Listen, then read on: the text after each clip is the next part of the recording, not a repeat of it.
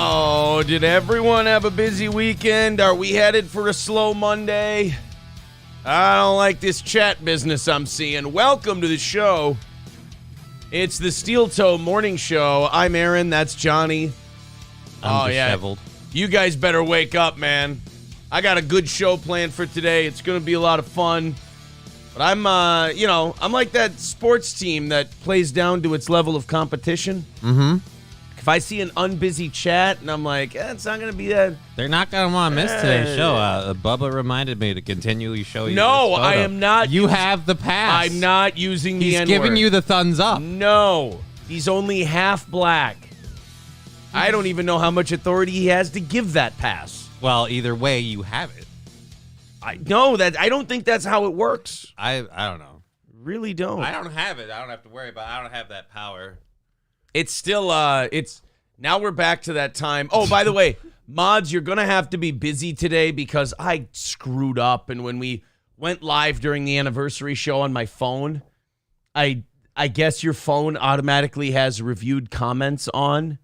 So if people have like a bad word in anything or anything like that, like it holds the comment for review. So mods, if you see comments held for review, just hit show.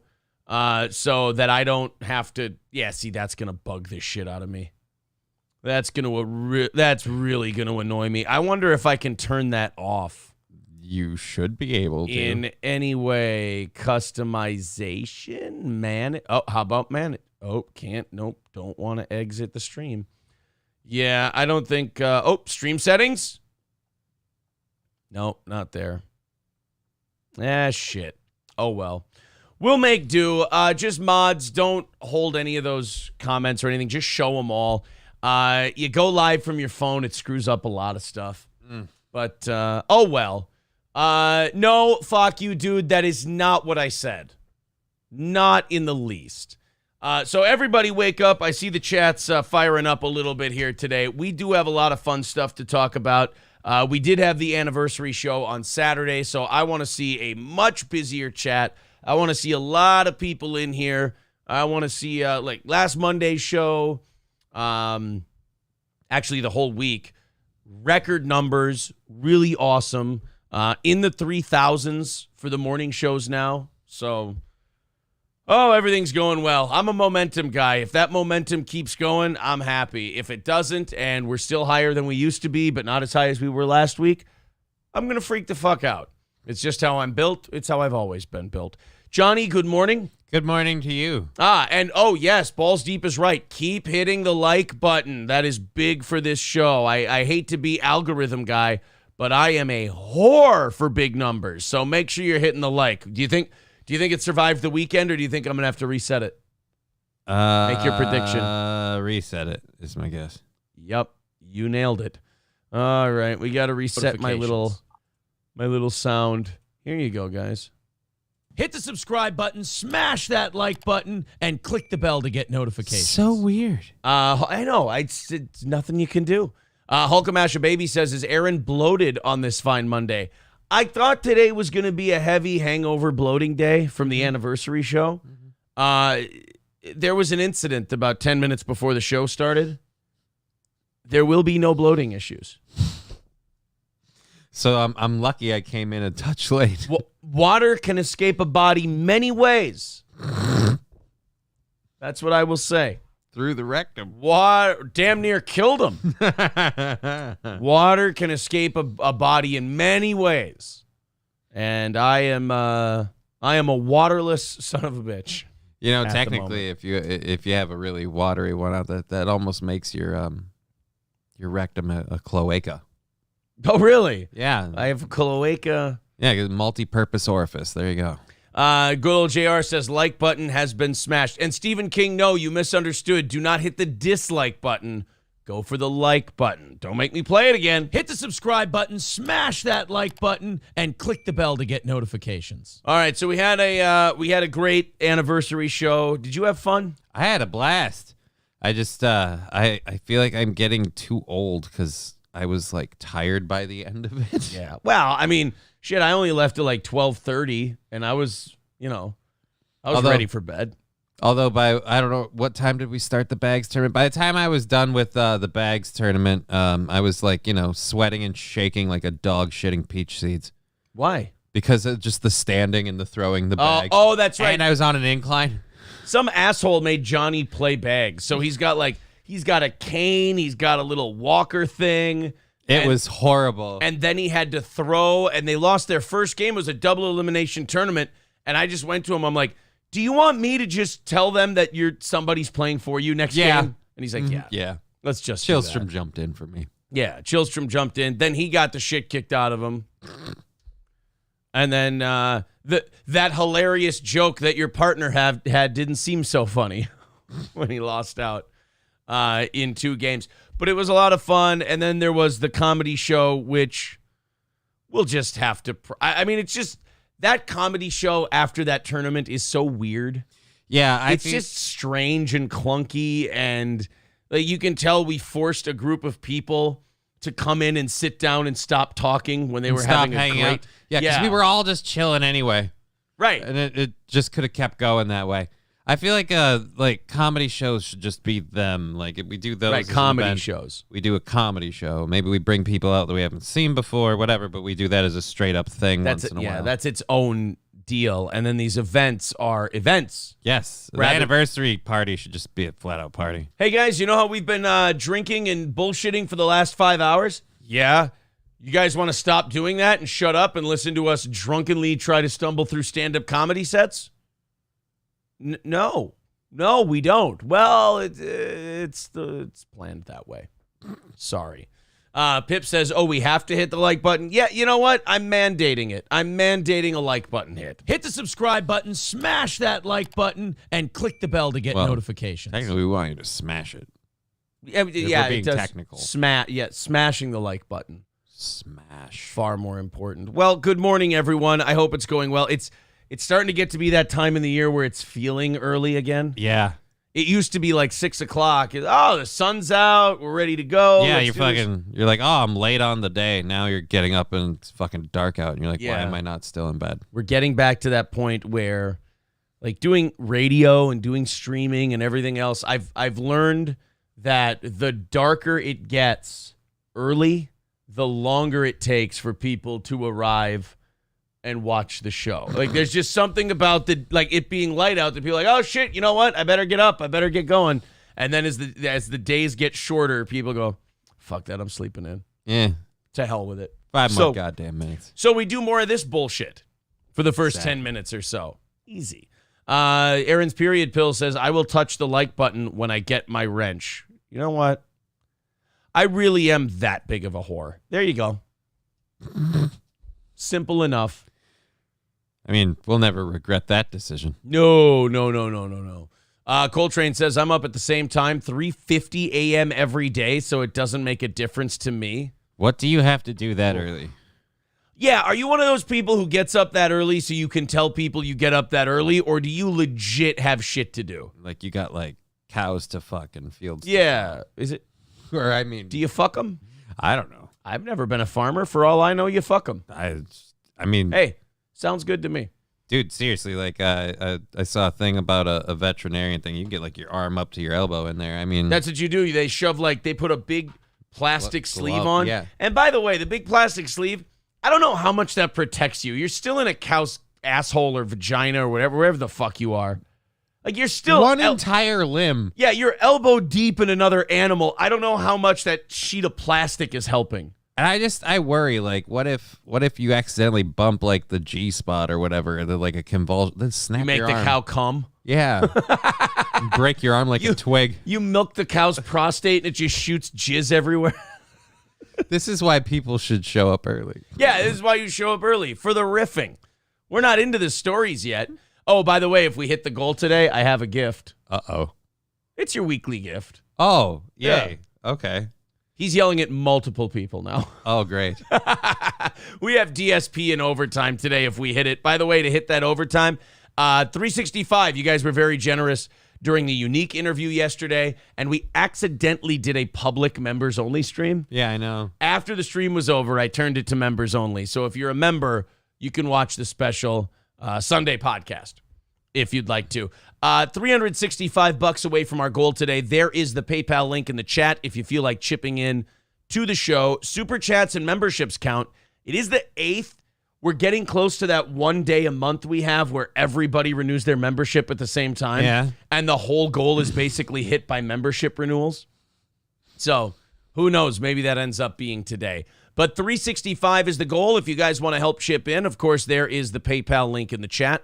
Super chats and memberships do count. The plastic is more for the lube to work, says TK. Okay. Terrible thing to say, because it should also be to protect your arm from cow cum and shit. Yeah. Don't say, I just stick my whole bare arm up the cow's cunt and ass, but I gotta have the lube working. That's not the way you were supposed to respond. The glove is really more for the cow's comfort. Like, hold on. See, and Kane B points out, I'm not sure cows can shoot jizz at all. All right. You're talking to people who don't work on farms. So to us, cow, bull, same thing. It's like Clippin' Magazine. You know what we mean. The bull will shoot jizz. It's like pledge and donate. They're interchangeable. Yeah, whatever shoots jizz, that's what we're talking about. Don't take that out of context, by the way. Welcome I do to think the it's show. got to be your bull. Wait, maybe it's got to be your bull. Get out. $360 away from our goal after good old JR renewed his membership for another month. Thank you very much, buddy. Appreciate all of the members. Okay, let's and Cody kicking off today. Thank you very much, Sir Schweinhund, with $15 on PayPal. So today is off to a hot start. 345 away from that goal. Thank you guys very much. People asking why we're fisting a bull. Like I said, you could probably talk us into a lot of crazy shit on the farm if it's like a ride-along kind of a day. Yeah, because, I don't know about me. I did grow up on a farm, sort of. Like, we raised goats, though. That's not a farm. Your parents were just hippies. There was like 50 of them. That's still. It's a lot of goats. They're like pets. I was at the county fair this weekend because, white. I was at the county fair weekend this weekend. April and I brought the kids and everything else. And there's like a petting zoo kind of a thing. Mm-hmm. I always like goats. And I even looked at April. I said, I'd get a goat. I would. They seem like nice. They're like giant dogs. No. They're not fun? They are the devil's lapdog animal. Really? They eat everything. Like literally everything. That sounds kind of fun, though. Yeah, until you find them chewing on like a metal fence. And just stuff that, shouldn't be digested. Don't get a metal fence. There, I solved that problem. What else you got for me? They shit everywhere. That's gonna get old. And their shit is like human feces, only in condensed rabbit turd form. Oh, so it's like a dehydrated. It's like a turd bomb that drops like a human loaf and then disseminates into little turdettes that can then just go everywhere. So it's like the mothership in Independence Day. It just kind of breaks off into large pieces, but smaller than the whole. Okay. So you have to go up there and take them down. Do your stuff. Thank you, G Million, for becoming a Yeehaw Club member, putting up a poll, renewing his membership as well. 335 away from that goal. You guys are consistently just knocking that thing down already this morning. Thank you for being generous on a Monday. If you value your life, never stick your arm in a bull. They're angry. Hey, sounds like a challenge to me. Wait a minute. If I ride him for 8 seconds, he better have to ride me for 12. That's right. You take that fist up your ass. So I think rodeo clowns should get to fist bulls. They should just sedate the bull and just let the rodeo clown go to town sadistically with a fist. But that's just me. Somebody says, we all know Aaron added farmers to his hate list last week. No. I've always hated farmers. Bumbaclo says, I want one of Owen Benjamin's goats. A weird request. Wagon Train says, when you gross 50 to 70 million annually, like Alex is lucky they haven't gotten more, it's probably coming.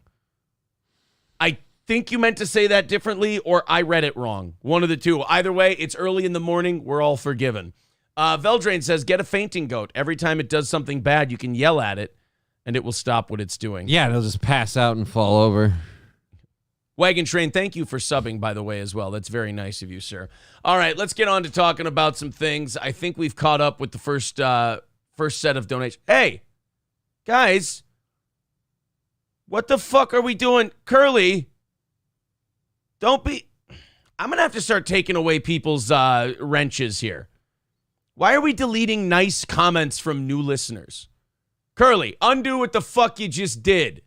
He says it was an accident. I'm getting tired of the accidents. I don't need new people coming in here and going, new sub, you guys rock, great together, keep it up. And then have the guy go, fuck that guy, deleted. No. Stop it. Fucking new fans. I was here before the show was cool. Fuck him. You know what's funny? Curly Adam did do that by accident, but at the same time, I would not put it past some of our fans to be that psychotic. I was here from the original. That guy can't be new. Aaron might like him better. Ah! And then delete it. A lot of fun stuff happening this weekend. We had the anniversary show. We can show you some clips of that during overtime, or maybe that's more of an evening show thing where we kind of slow down the pace a little bit. We can show you some of the Aaron Detires stuff. Ugh. That guy, I'm sure he's back in New York now. That was interesting. That guy, there is a guy we met while we were on Twitch.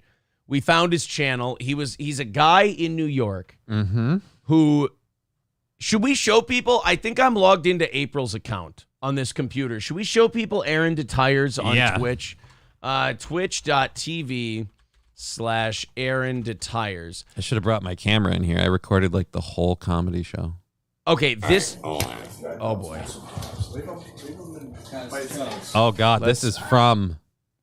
What is this? Oh, this is from... no. This is from the anniversary show? Yeah, dude, 14 hours ago. 14 hours ago would have been 4 o'clock yesterday afternoon. Yeah,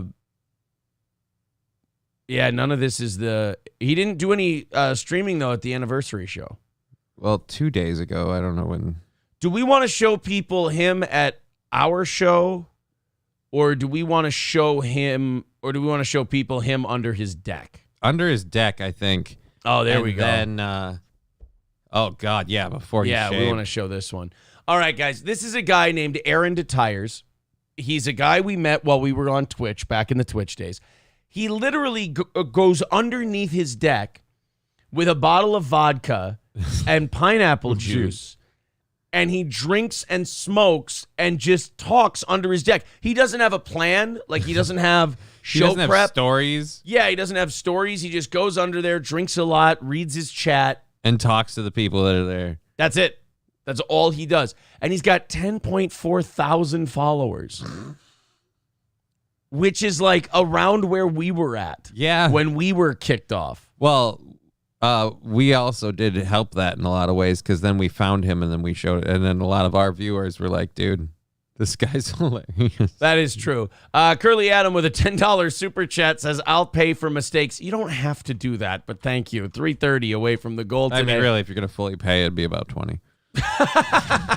All right, let's show everybody Aaron Detires. Does he deserve? He deserves full screen, right? Yeah, he deserves full screen. Oh Jesus! All right, guys, we're gonna introduce the YouTube audience to Aaron Detires. So again, this is a guy who drinks. Well, here you go. Carrot juice for better vision. Stop! I had a peanut butter sandwich. Ooh, that's kind of a light, cheap dinner. Jesus. Amy D in the house. What's up, Amy D? He is not drunk yet, though. No. We'll fast forward in the stream. So yeah. Now catch us on the back half. That I get to shoot fireworks off next to propane tanks. Boy, that's a great spot to jump to, huh? I get to shoot fireworks off next to propane tanks. Usually that's not a get to. No. Yeah, that's usually a dare. I hope he's not talking about what he and Deer Butch got up to when they got here. I really hope not, but I don't know. Because they did shoot off fireworks. So he's a guy he's right now, what you're watching is he's underneath his deck. Mm-hmm. He's drinking vodka and pineapple juice or carrot juice or whatever. And he's in upstate New York. He's just out in the wilderness. Well, he came to our anniversary show. He came all the way from New York up to Minnesota, and the guy's like 85 pounds. Yeah. He's scrawny. Dude. Like, I gave him a hug, and I felt like I was going to break him. He was like in Seven, the guy who's Sloth? Mm-hmm. He's Sloth from Seven. You know? Even if he could speak. Or no, even if his brain wasn't totally mush, which it is. He chewed off his tongue a long time ago. Yeah, he's like, this man would die from shock if I shined a flashlight in his eyes. But he was at the show and he got annihilated. I mean, he was stumble everywhere drunk and no volume control, nothing. Yeah, he was he was on his way to Into the Bag as he arrived like that. Yeah. And then someone gave him a flat of pineapple juice and a bottle of vodka and a bunch of little plastic shot glasses. And he went around with everyone just like putting out like, you gotta do a shot with me. You gotta do a shot with me. All right, well, here's an idea of how he streams. This is him, again, under his deck, and in the rafters of his deck here, he puts like weed paraphernalia and shit. Esther, how many people do you know that are allowed to do that?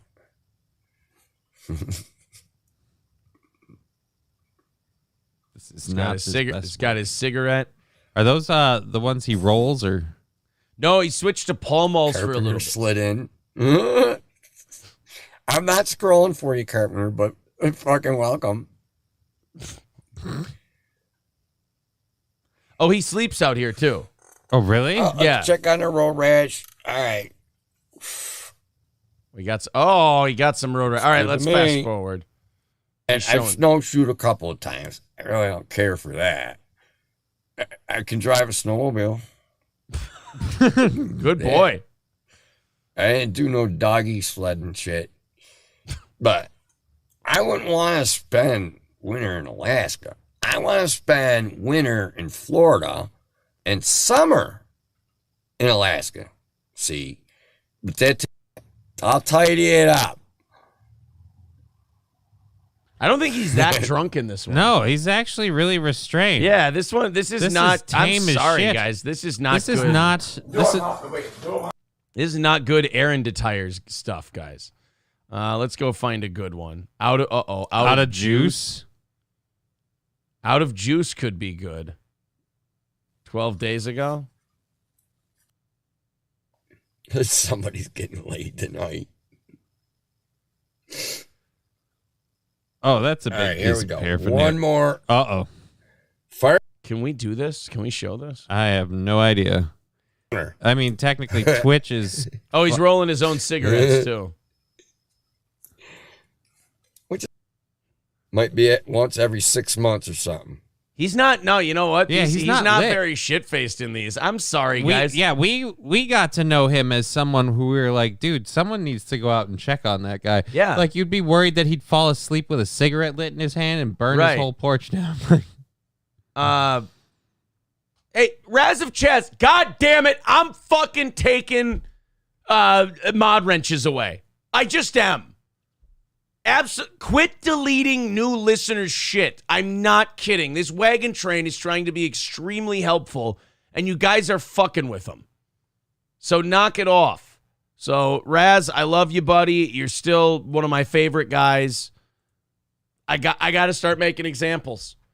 If you start fucking around and dicking with people in the chat, I got to take your wrench away. Even if you're just doing it by accident, I can't have it. Like, interacting with the chat is one of the things this show does that draws people to it. They like that part. So even if you're doing it by accident, I can't have people who are deleting people's shit or banning people by accident.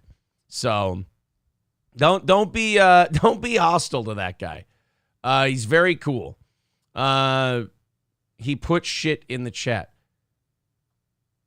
No, he didn't. No, he didn't. He was telling people to subscribe and like the channel. He was encouraging people to like us. He was telling people to hit like. He was being very, very cool. God damn it. Guys. He just some people are just so gun happy to like, oh, this is an ad for something, bang. God damn it. MN Viking says, this guy made my girlfriend uncomfortable. I get why people think he's funny, but honestly, I don't find the guy funny. I felt like he was that annoying, drunk, creepy guy at the party. That's his bit. Relax, buddy. He's literally from the Bring Back group, says Citizen M, but okay. Well, he's being very cool. Who cares if he's from I don't care where he comes from. He's being very cool about the show. Skeezy says, I'm with Raz. Nobody should like this channel. Oh, shit. All right, let's go ahead. We got to talk about Alex Jones today. I see some people in the chat getting very excited about Alex. People mentioning that Cowpote showed up. Yeah. At the anniversary show on Saturday. That was interesting. He made some women feel uncomfortable, too, and then left.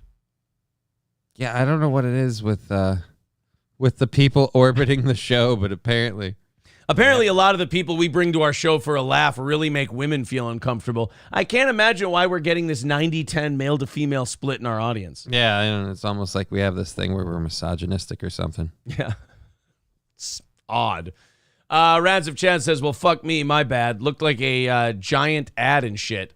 One of those sex ads. Yeah, that's where it pays to read. Yeah, it's almost like if you would have taken a second and read the damn thing, it might have been fine. All right, guys, I want to play something inspirational for you. Then I know people, like, our chat is getting really riled up and bitchy right now. The Alex Jones stuff, all of that. Guys, relax. We will get there. It will be fine.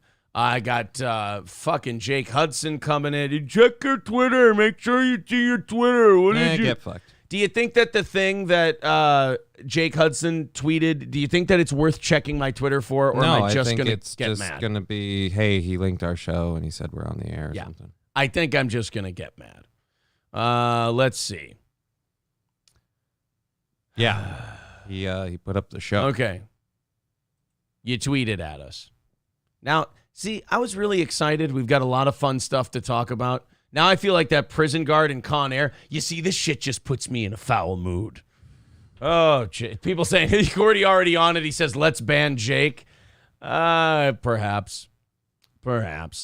Alex Jones is 10 times funnier than Bill Hicks ever thought about being, says Benton J.A.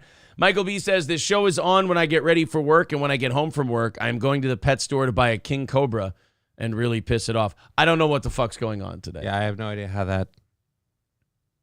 I have no idea what's going on. Is that like a suicide mission? You guys, like a cobra? You guys are starting to get a little far afield on me here.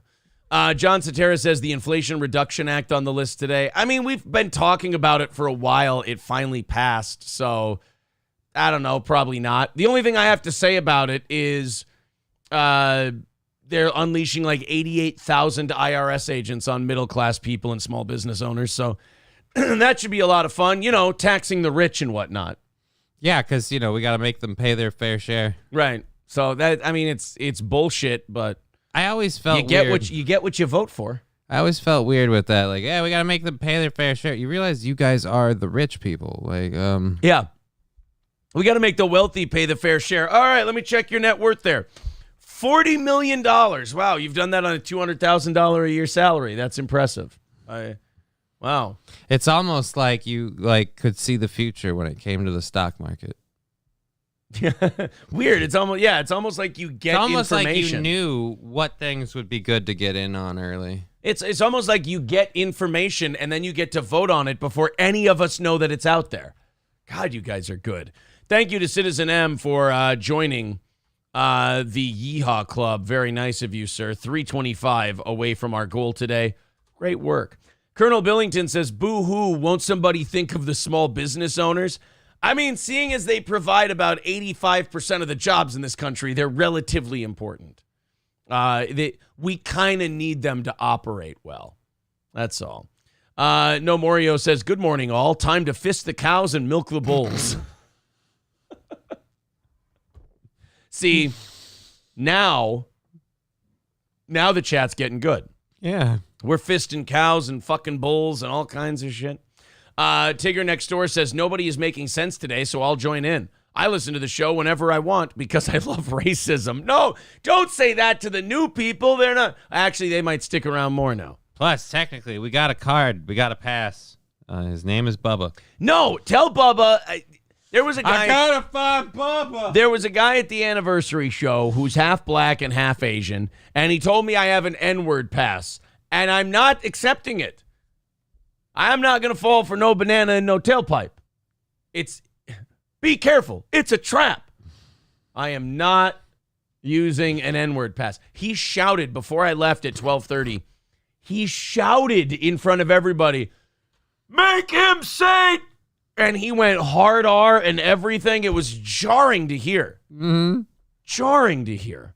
He was also laughing the hardest during the knock-knock jokes.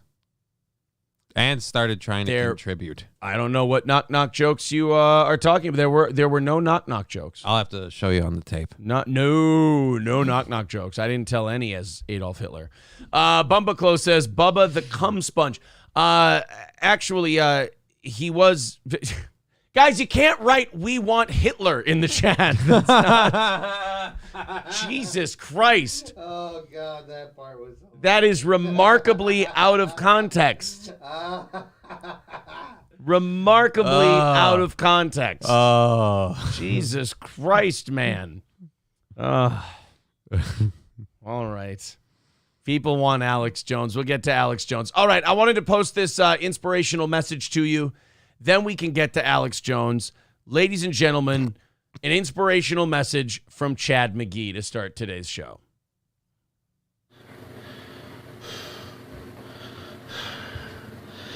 The struggle is real unless you let it defeat you.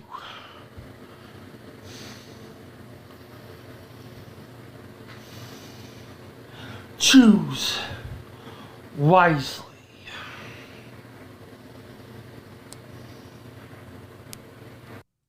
There you go. Do you feel properly motivated for the day? So Jake Hudson has relatives? Yes.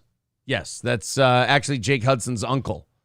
They don't speak anymore. Yeah, because there was an incident, but yeah, he flaunted his teeth. Yeah, see people saying they're motivated, they're inspired, they're excited now because Chad McGee let us know. People saying, why is he so sweaty? Well, you saw him; he was standing there.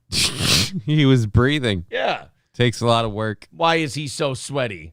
He was standing up. That's a lot of weight to lift. It took a lot of effort to move all the face.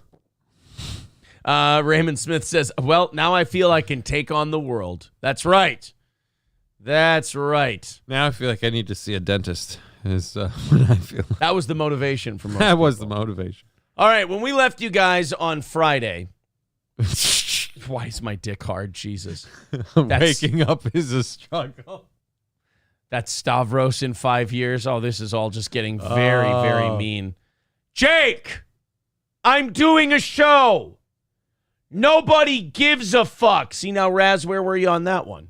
Oh, well, back when you had your wrench. Jake, hundreds of people, buddy. Don't care. Don't give a fuck. Let me do a show. You know what? This is one of those times. Now, Jake has upset me so much, I got to leave the chat and do my show. How's that? What's our goal at? Our goal's at 325 for today. You guys are doing great. If you feel like chipping in, there's the PayPal. We got to move on and actually do a little show today and not just sit here in our chat. All right. Alex Jones. When we last left you on Friday, Alex Jones owed a Sandy Hook parent $4 million. Right. By the time we went to bed on Friday, Alex Jones owed $50 million. Ooh. To the Sandy Hook parents. Alex Jones got absolutely bent over and butt fucked in court on Friday. He had to pay now an additional $45.2 million in punitive damages to the parents of the children killed at Sandy Hook Elementary School. So $4.1 million in compensatory damages, $45.2 million in punitive damages to the same parents. Let's, how long is this clip? That still picture, it looked like he was going to cry. This judge, by the way, and I know Alex got himself in a lot of this trouble on his own. I get that. Mm-hmm. But if you look at this judge, like she is textbook the judge you would get if you wanted to bend Alex Jones over and ream him. Well, they even pointed out about the jury, like the prosecuting attorneys even pointed out about the jury selection. The reason we selected you is every one of you here was comfortable with more than like 100,000 or whatever, or $1 million or whatever. Some sort of, they picked people that were comfortable with large money payouts. Like they not only picked a jury they thought would help them win. They were like, we want one that wants to go, yeah, and you're going to pay out the ass. Like they made no secret of the fact, like we're going to just totally this guy. Well, Alex... and the knives were out for him. And, Alex knows this stuff, so he should have been smarter. Alex fucked himself hard in this. I don't know how many of you guys know, how much you guys know about this case, but Alex basically stonewalled every square inch of this whole proceeding. So back, I think last year sometime, they were going, Alex, you got to file this, you got to file that, you have to respond to this, you have to respond to that, you have to provide this, you have to provide that. And he was basically just telling them to go fuck themselves. And he wasn't cooperating. He wasn't doing anything. So instead of having these proceedings so that they could have a trial and they could figure out if this guy was guilty of defamation or not, they judged him like guilty in absentia or something like that. I could be wrong. Like if you don't respond to them, they're going, all right, fine, fuck you, you're guilty. Yeah. So he kept not responding. He kept not cooperating. He kept not showing up for shit. And they went, fine, you're guilty of defamation. So this trial they were having the last couple of weeks was just to determine how much he's going to pay and how much he's responsible for damages. He went in guilty. Yeah, he went into this guilty. And I like Alex. I really do. I know we're going to have people in our chat defending him, but this is just a case of a guy who should have known better fucking up. You can't say the shit he said and be protected from a lawsuit. Here's how defamation works. If I say something, and defamation is usually private citizens, but it can be public figures. It's just, if you're a public figure, it's the burden of proof for you to prove you were defamed is a lot higher. But if you're a private citizen... prove you were famous first. Yeah. If you're a private citizen, and Alex Jones goes on his show, and he says, your children didn't really die, you're a crisis actor, there was no school shooting, it was staged by the government to this, that, and the other thing. If you say those things as fact and someone decides, well, you're defaming my character, I'm going to sue you. Now you have to back up what you said. You have to be able to prove it to people. He obviously couldn't prove that Sandy Hook was a hoax because it wasn't a hoax. Those kids are dead. Their parents have dead kids, so on and so forth. So Alex stepped in shit. Someone finally sued him.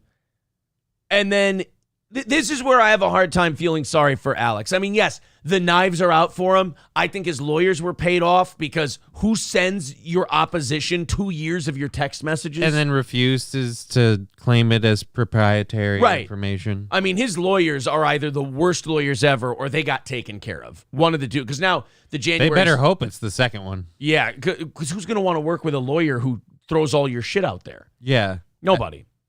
So now the January 6th people want Alex Jones's text messages, and that prosecuting attorney's going to give it to them. So they're going to have all his texts. Those are going to be everywhere in no time, if they're not already. So too bad we can't do the same thing with Hunter Biden. Right? Wouldn't that be nice? I wish Hunter Biden's shit was as easy to get as Alex Jones's. Oh no, it's as easy to get. I just wish we'd do something with it, like hold him accountable. Or like let people know it's there. He doesn't even hide it half the time. Like he does weird stuff like bragging about weighing out crack. Yeah, weighing crack while he talks about his dad's business dealings he's involved with. So Alex fucked himself really hard. And then the knives, it was a combination of Alex fucking himself and then them wanting to go get Alex. And those two things combined. And now it's like $50 million he's going to have to pay. Now I'm sure he'll appeal it. But $50 million, I think he's worth 20. So basically the profits of InfoWars, I think, are going to be garnished for a long-ass time to pay the $50 million tab.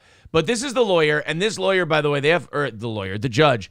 This judge has pictures of her like wearing multicolored wigs, supporting different causes on her Facebook profile pictures, like get vaccinated as many times as you can. Love is love and a rainbow wig and everything. Like she's textbook down the line. Oh, vote all Democrats was another one she had. Oh. So To say she might have been biased against Alex Jones. That's an understatement. I honestly feel like if you're that public about your opinions, you are kind of how are you not biased as a judge? That would be kind of my thought as well. Well, let's see what she says to Alex here. This is him getting ordered to I'd pay. love to see her handling a case with a pedophile. But, Your Honor, I just agree with you. Love is love. I celebrate Pride Month, too. Here's me teaching a youngster how to pole dance at a Pride parade. We're friends on Facebook. I like your posts. I have monkeypox. I mean, how are you we introduced us. Here's the judge talking to Alex Jones on Friday. Thank you. Thank you. Obviously, this verdict is unanimous, as that's what's required. And I will read the answers.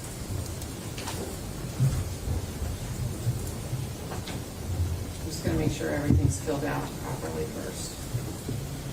All right, I don't want to watch her fumble and fuck it up for a minute and a half. All right. This is why they don't get paid as much as male This judges. question is addressed to my jury. Is this your verdict? So say each and all of you. Yes. Thank you very much. Would the attorneys like to examine the verdict? No, Your All right. No, Your Honor. We feel we've already done our client in well enough. We're pretty sure we know how this is going to go. No, Your Honor, we worked pretty hard to F this guy. We know it's coming. We're good. Then I'm going to accept this as a verdict of the jury and order that the clerk enter it upon the minutes of the court. All right. At this time, I am required by the rules of the Supreme Court of Texas to give you one more of the many, many instructions I have given you over the past 2 weeks.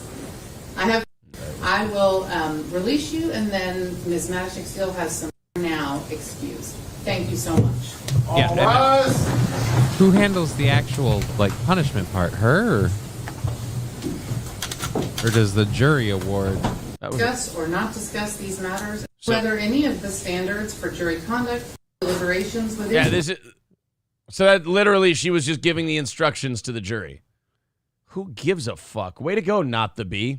Way to pick out a great clip. They usually do a good job too. That's too bad. All right, thank you very much to Leprechaun Blood for renewing their membership. Very, very cool. $320 away from our goal this morning.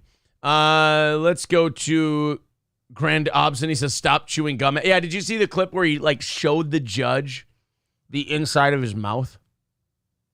Because she said, are you chewing gum? And he goes, no, I had a tooth pulled and I had some gauze in there and I'm chewing on I'm tonguing the area where the tooth was pulled. Yeah, you want to see my mouth? He went like that to the judge. I ain't got any gum in there. He was like Vincent D'Onofrio in Men in Black going, hey, is that better? Alex, Sugar and water. Like I said, Alex didn't do himself any favors in this whole thing. He didn't do himself any favors. No. Curly Adams says, clearly you did a lot of show prep. Well, I mean, in fairness, Not the Bee usually just has really good stuff and really relevant clips. They just drop the ball on And I always, when I'm doing stuff for a show, try not to get, I don't want to read too much or see too much of it. I don't want to know what's coming. I want to be able to have more of an honest reaction. Exactly. All right, let's move on to, there's not much to say about the Alex Jones thing other than, you don't hear a lot of people saying a lot about it because it is kind of just cut and dry. Mm-hmm. He fucked up. Somebody sued him. He fucked himself by not playing ball with the proceedings and basically made himself guilty. And now it's going to cost him a fortune. You just, man, if you talk into these for a living, and especially the bigger audience you have, you got to be careful how you say shit. I mean, you can say what Alex Jones said. You just have to say it in a way that is not actionable so that people can't go, oh, yeah, you fat fuck, prove it. And it also would help if, your viewers and your fans didn't take your information and then act on it as if it were gospel and then, tell these people, you're a crisis actor and this is fake. Yeah. That's the other part, too, is it wasn't just that Alex Jones was saying this shit. It's that people were watching his show And then they'd go up to these people, how do you live with yourself perpetuating this? Like, I mean, that's got to be horrible. Yeah. There was one parent that I think has moved 7 times because people were threatening them. So, yeah, he did. I mean, it just, and that's where a lot of, like, the knives coming out came from, is the fact that, like, that kept going. He doubled down. Yeah, you kind of dug the hole, my friend. I mean, that's why... You know, I was watching the Royce and Murr show. I was watching the ROTC guys, and are we the only ones sticking up for Alex Jones? I'm like, yeah, because there's nothing to stick up for. Like, I've been doing this long enough to know that what he did was textbook defamation of character, and you can get sued for that. I mean, do I wish we lived in a world where, I don't know, you could just say whatever you want? Maybe. I mean, I suppose. But then again, if you do trash parents and say their kids didn't really die and then they start getting threatened and shit like that, I mean, don't they have a recourse? Yeah, of some shouldn't sort? they get, again, these people didn't ask for any of this. No. It's all a false flag anyway. John Sotera says that amount of money is bullshit. The parents don't need $50 million. That judge is just trying to bankrupt him. Well, now... In fairness, the jury chose the $50 million. Yeah. Not the judge. It was the jury that awarded the $45 million in punitive damages and the $4.1 million in compensatory damages. So, and again, the guy that moved 7 times, yeah. Does he maybe need something? Might need a little something, for the effort.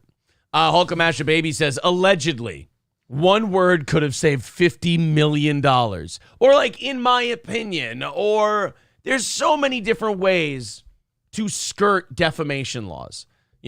Hey, I've seen a lot of, I've studied false flags my entire life, and this has a lot of the hallmarks of those false flags. Saying that totally avoids defamation. There's a lot of strange coincidences. Right. Well, we all said it about Uvalde. We were like, God, if you were to allow a school shooting, like plan it so you could use it to enact gun control laws. This is kind of how you This would be a pretty good way to do it. Like, just make the cops stay outside forever. Right? You're not saying it was that. You're not saying that's what happened. But you're saying that, something looks off here. Yeah, exactly. Sean Raz says, but they are trying to bankrupt him. I mean, that's like saying you handed someone a gun and then you said, like, you gave your enemy a gun and then said, hey, they're trying to kill me. It's like, yeah, maybe giving them that gun was a bad idea. Again, he also could have made things easier on himself by cooperating with the trials and stuff. Yeah. Could have maybe toned down some of his responsibility. Yeah, perhaps. And then he talked about it on his show quite a few times. Yeah. Skeezy says Alex Jones should have demanded trial by combat. He would have taken those wimpy parents. I got trial by combat, and I'm going to have myself, I'm declaring a champion for myself. Roger Stone is going to fight in my stead.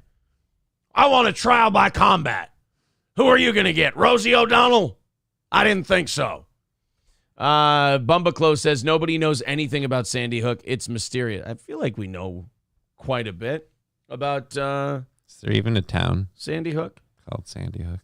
Well, it's Sandy Hook Elementary. I think it was in so there is Bridgeport, Connecticut. So the answer is no. Where is Sandy Hook? Sandy Hook Elementary, Newtown. That's what it was. Newtown, Connecticut is where Sandy Hook was.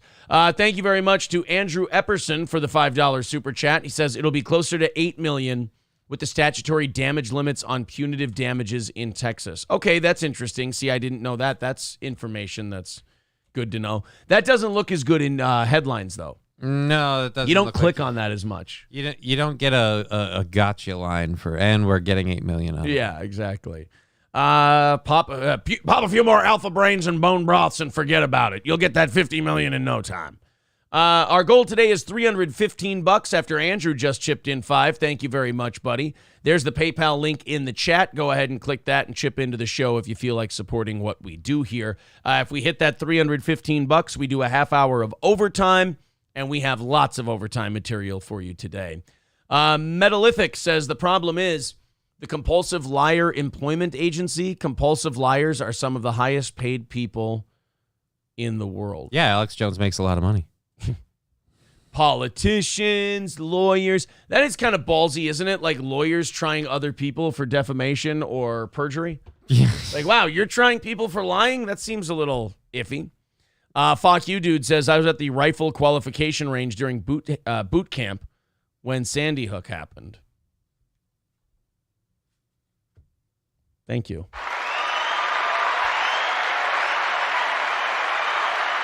Boy, some Mondays, man, you just go in the chat and you're like, I want to know, where were you? I like keeping up with the audience. I do. But some days you're like, God damn it. My whole show is fucking derailed and I got to pick it back up again.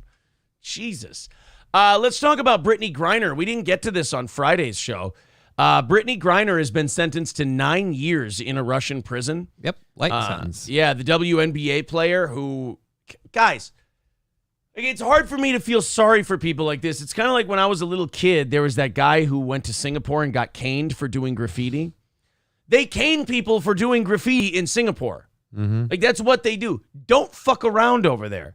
It's like, the casino in the movie Casino, where he goes, tell your friends you don't fuck around in here. That's what they do. It's not like you went to Russia thinking weed was legal. No. In Russia and Ukraine and a lot of Eastern European countries, they throw the book at you for weed and they send you to prison for a long time. There's an American school teacher, I think, he's serving we talk about this today. Yeah, he's serving like 14 years. Yeah. Nobody talks about him. He didn't get a campaign for, free teacher guy, and nobody's like, oh, we got to do something. We got to send some. We're not talking about, letting spies and things go in order to trade for that person, but Right. Yeah, we're offering Russia, well, the rumor is we're offering Russia like a major arms dealer. Yeah. They call him like oh God, he has not Merchant of Death. He's got like one of those cool I sell bombs to Lord people of nicknames, War. Lord of War, shit like that.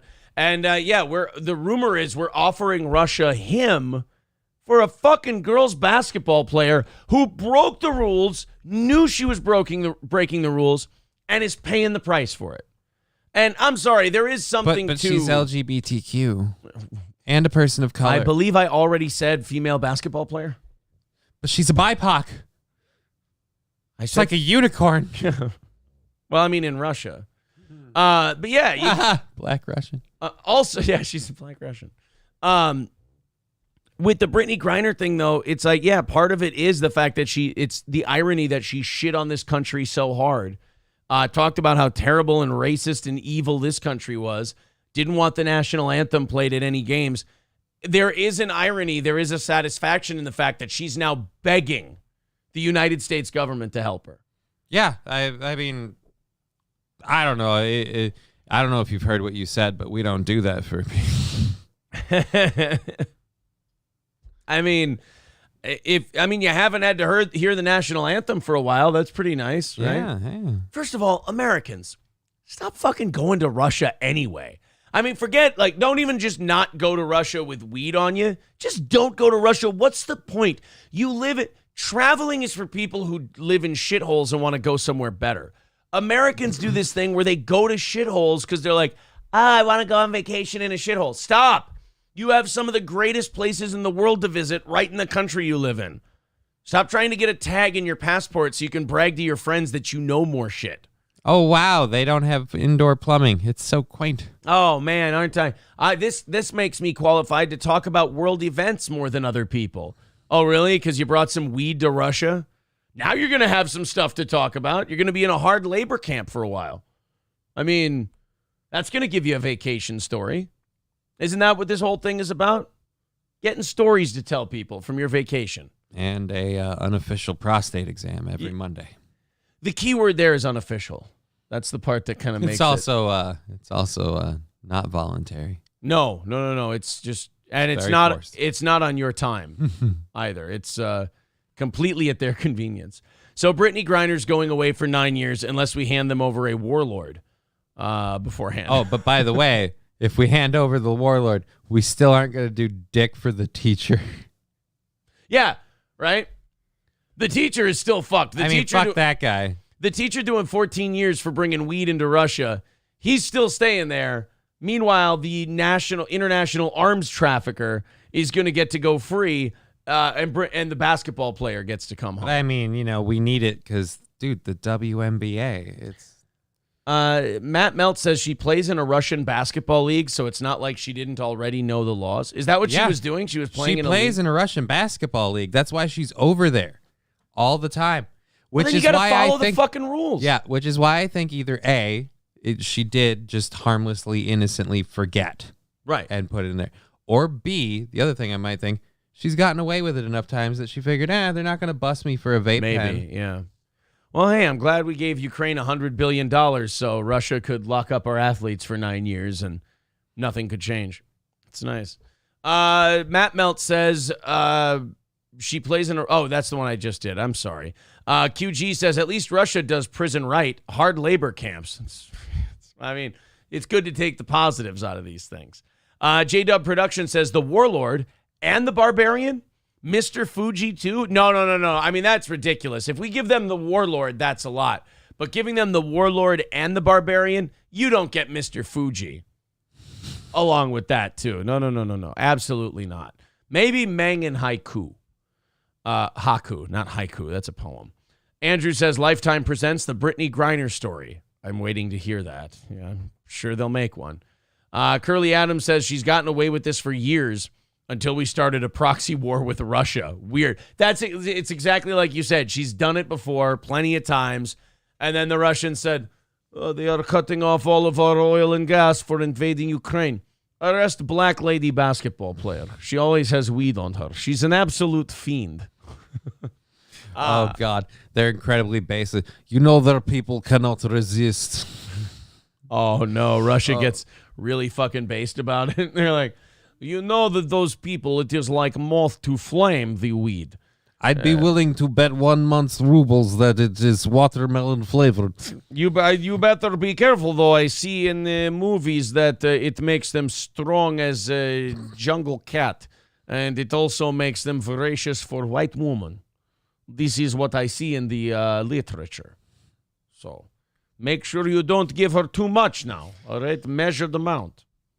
Plant it on her if you need to. When she goes through withdrawal, she may have Hulk-like strength and she will shit herself. I mean, this is what I read from, what is this? Reefer Madness. This is what I see. Moesha could play her, says Michael B. Not bad. Raz of Chaz says Russia should make her play basketball for them in the Olympics. Yeah, she could be like, remember what the aliens wanted to do to Michael Jordan and Bugs Bunny if they lost the game against the Monstars in Space Jam? That's what the Russians are going for with Brittany Griner.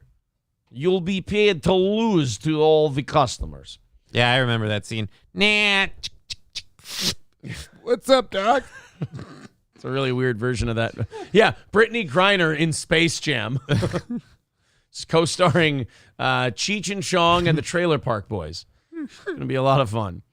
Age Zicky says someone broke the law and got punished. I'm sure. Yeah. Well, that's the whole deal with Russia. And I agree with you. She's done this before. It was only after the proxy war started that they decided to nail her to the cross for it. Mm-hmm. But at the same time, you knew the rules in Russia. And like I said, other people have broken these rules and gotten harsher sentences too. Right. And then when you point that out, oh, what are you, racist? It's like, I'm not just. But that's not the point. Stop listing my benefits. The point is, but the point in general is just like, yeah, other people have gotten punished worse for this than her, and we're throwing out everything we can to help her, and it's a big news story. We have to ask her wife about, well, have you heard from Joe Biden yet? Meanwhile, nobody even wants to talk about, other people like the fucking teacher. Yeah. Has Joe Biden spoken to you yet? It's like, no. But I hear they're going to trade an international arms dealer for me. So, that's the most valuable a WNBA player's ever been, if you think about it. That's the highest value a WNBA player's received in a trade in the history of the league. And again, we're getting ruined. No, we're not getting anything back. We're not getting a fair shake on Great, a pass to prime small forward. That's awesome. Let's watch this clip from do another layup. Cool. Let's watch this from the NFL Network. Speaking of Brittany Griner, this is a guy named James Palmer who works for NFL Network, and they were doing some reports from different training camps throughout the league. And, oh, boy. You know, in sports, you're not supposed to be funny. You're just supposed to talk about the sports and the X's and O's and what's going on with this team and the scouting reports you're hearing from this camp. James Palmer decided to be a sports dipshit, empty-headed jock guy who also was going to show you he had a personality and a sense of humor. Oh, fuck. You think he's going to make his co-host here really uncomfortable? Yes. So Dumbo Ears and Tiny Guy here are going to have this guy talk. And if I'm just looking at his face. Right, doesn't he just look like a big dipshit? Yeah. Like this guy's going to, you look at this guy and you go, he's going to open his mouth and something really retarded is going to tumble out of it. This is going to be incredibly stupid, whatever it is. Well, guys, here's James Palmer saying something remarkably stupid. And then I feel bad for that guy because he hears it more than everyone else. Right, and they're turned inward so it funnels the sound in better. Oh, my God. And this guy, he's not going to get it. It'll go right over his head. Sorry. If we ever, like, society crumbles and we need a primitive communication system, he can be a listening device. He's our new fucking radar. That guy. So let's watch this. And I also want you to notice how little the other two are able to ad-lib over a quasi-offensive joke. Here you go. Ian, are you okay? You were tackled? Are you okay? I've been through a lot worse. Listen, if Ian... I've been bullied all the time in school. I've been through a lot worse. I don't mean to brag, but this body fits into a locker. I've been through a lot worse. I, in fact, still to this day, cut my underwear before I go to work, so when they give me a wedgie, it rips easier. I've been through a lot worse. 2 bites. Oh, God. Pickle fucker. I've been through a lot worse, man. Believe you me, I'll tell you this. You ever had a no-flush swirly? Oh. Just wondering. High school was hard. And it was after Taco Bell. Yeah. You ever had your high school prom date only bring you so she could use the top of your head as a cup holder? That's embarrassing. Bro, you ever had your shit pushed in? I had my shit pushed in big time, bro. All right, let's watch this. Sorry. Are you okay? I've been through a lot worse. Listen, if Ian thinks he can survive in a Russian prison, which apparently he believes, a tackle from Nathaniel Hackett is the least of his problems. That was not really for air, but sure. So apparently these two must have had a conversation off the air. Oh, Jesus. Which dumb fuck here who's now smirking off to the side thinking he nailed it like he's doing Dennis Miller in Monday Night Football. This asshole had a private conversation with Frodo Baggins over here. And the guy's like, I think I could survive in a Russian prison. I think I could make it. And then he makes that joke in the middle of the Brittany Griner shit, which in sports is like the big no-no right now. And then he's like, yeah, fucking nailed it. And the other guy's like, yeah, we weren't supposed to talk about that publicly, you giant Wasn't dipshit, really for air, but, you know, sure. And by the way, let's go back and watch this. He interrupted this guy because he wanted to drop that gem in there. Yeah, because he realized I've got, you know, such a beautiful line. Yeah, you can tell they both hate him, by the way, by their reaction. Like, this isn't the first time they're like, oh, this fucking douchebag. I've been through a lot worse. Listen, if Ian thinks he can survive in a Russian prison, which apparently he believes, a tackle from Nathaniel Hackett is the least of his problems. That was not really for air, but sure. I would say that's true. James Palmer, just pull back the curtain on the conversation we had off the air during the commercial. We're happy Ian, happy to report that he is okay. So they hate him. They had that conversation and yeah. Thanks for pulling back the curtain on a conversation we had off air. Shit for fuck. Well, you want to be able to trust the guys you go on TV with that you can say fucked up shit around them and they won't rat you out on TV. Speaking of which, that joke you had about the... Oh. Yeah. Well, thanks for pulling back the curtain on a private conversation there. Oh, no problem. And yeah, you're right. They do get barbecue sauce on their SATs. James, we're not... That was a private. We were telling jokes. Yeah, but 3 if you slice them thin enough. Am I right, Ian? James, what the fuck, man? You put Velcro on the ceiling. Am I right, Dave? Oh, boy, guys. I tell you, the stuff you guys miss during commercials. It's, woo, is it for? Why isn't anybody here? Where'd everybody go? Ian, 6 million, 6 million. Am I right? You hear me?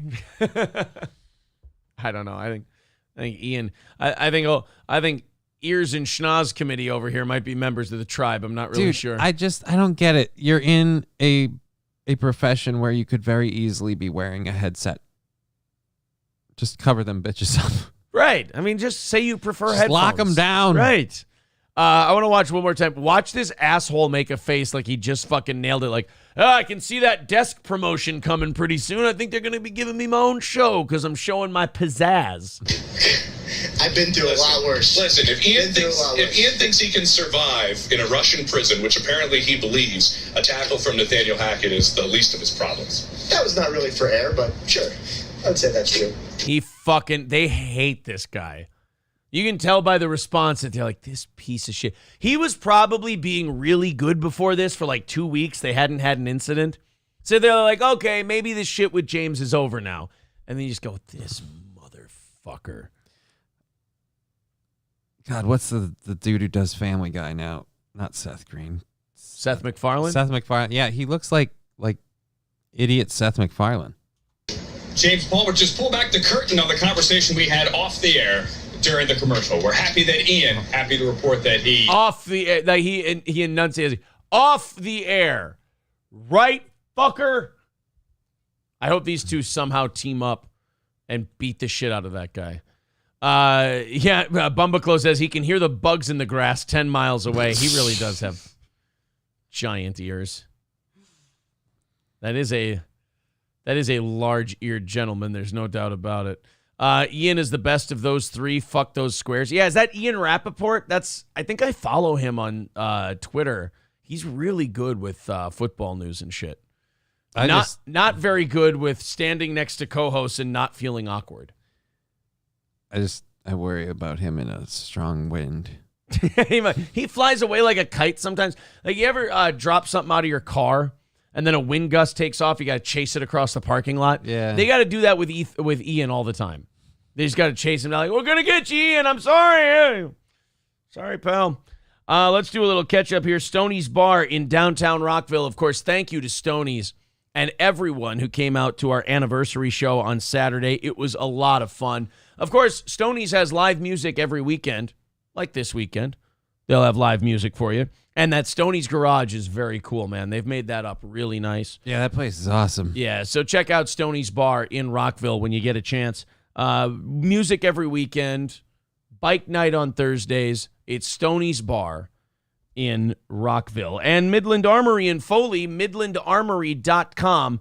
Midland Armory with a great selection of firearms, shotguns, rifles, handguns. But they also have lower receivers, magazines, optics, knives, parts and gear, and so much more. A lot of that stuff you can order right here online at midlandarmory.com, link in the chat, and they'll deliver it right to your door. Or if you want to buy, like, say, that Colt Python that they have right there featured at the top of the page, they'll send that to an FFL dealer near you, and then you just go pick it up, you have the checks run, and you take it home. That's Midland Armory in downtown Foley. Order it online with the promo code SteelToe, and you'll get big savings on whatever you buy. That's Midland Armory in downtown Foley, Minnesota, or midlandarmory.com. Of course, Midland Armory with all of those great selection of firearms and stuff. Uh-oh, I lost all my links. My chat froze up. I hate when that happens.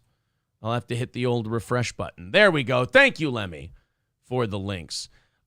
Jesus, some of these things in the chat. All right, we'll move on. Let's talk about this gentleman in Salt Lake City, Utah. Do you remember Killdozer?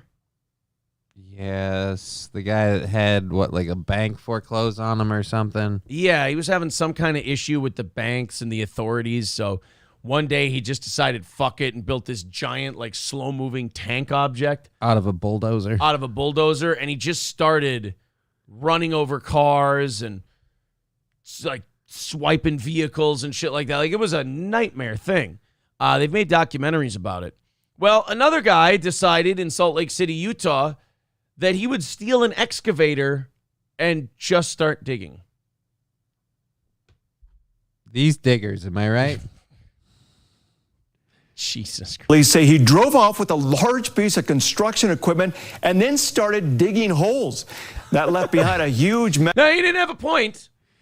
He wasn't like aiming for anything. Yeah, it wasn't like he needed it for a project he was doing, so he stole one and like dug a pool for himself. He's after Curly's gold. Yeah, he just started digging. Just like real autistic shit here. This is what happens when you go to Diggerland and you have too much fun and you realize you need this every day. You just can't. Everywhere can be Diggerland if you try hard enough. Mess and major utility work. Michael Locklear joins us live in Salt Lake with how this all played out and the aftermath. Michael. Kind of a crazy story. Well, that equipment has been moved out in just the past few hours, and right now, oh my you God, can see the sidewalk and the earth are still uprooted. This is the look at behind here. Yeah, he just dug up the road and the sidewalk, just stole an excavator and started digging into the street. Going in. He's lucky he didn't hit a gas line. Right. Well, he tore into utilities, so he wrecked something. Cable. Ugh. I don't know what he fucked up, but he fucked up some stuff. The entrance to the Smiths on the west side off 900 West. This entrance is still closed down tonight. Quite the scene earlier today for both drivers and shoppers. On this rainy Saturday in Salt Lake, one driver heading to the grocery store caught a lot of attention. Police say a man commandeered this excavator and drove it down the road for a whole mile. But this isn't your typical emergency. The machine. Oh, really? You don't have a lot of people on a regular basis stealing giant excavators and digging holes in the street? Took the excavator again. Clark, we said stop leaving the keys in it.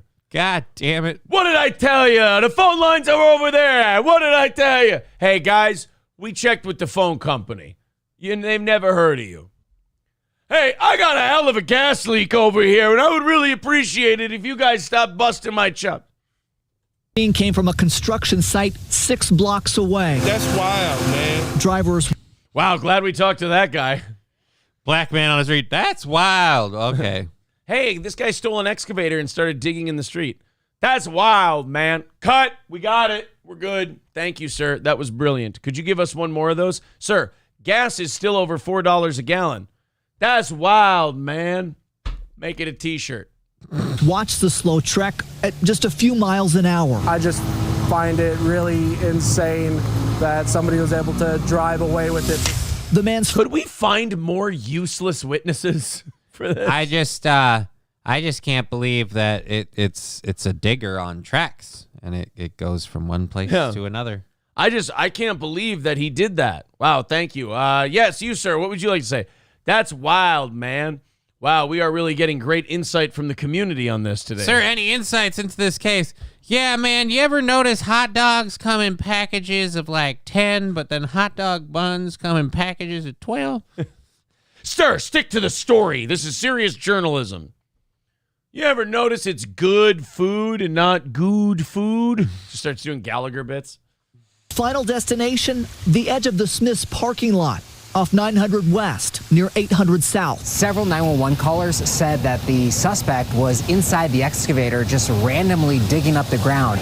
Some of the community members had actually surrounded him to prevent him from leaving before our officers got on scene. That's a good idea. You should stand in front of a giant excavator. I mean to brag, but I eat a lot of McDonald's. I think I can hold it back.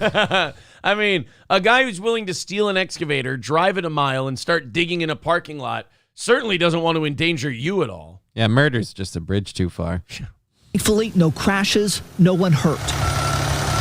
But utility crews have been busy. There's a significant amount of damage. The damage includes a water pipe that was hit, so there was a lot of flooding earlier on in the day. Also, natural gas and fiber optic lines. The mess, it's nothing like I've ever seen before.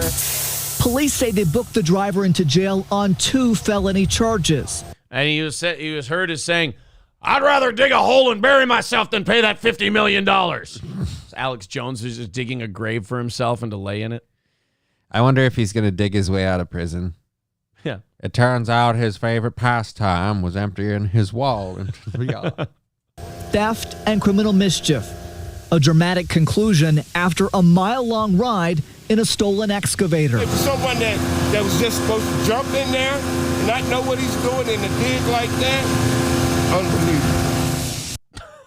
They just stick a microphone in front of someone's face and just put anything they say on the news. God, I almost want to like start chasing down stories like these so I can be the random person they interview, because it's like, Right. God, I can be stupid. Yeah, right. I can say something that adds nothing to the story. And Great googly moogly. Yeah. I can't believe he got across at that humdinger of a thing. Yeah.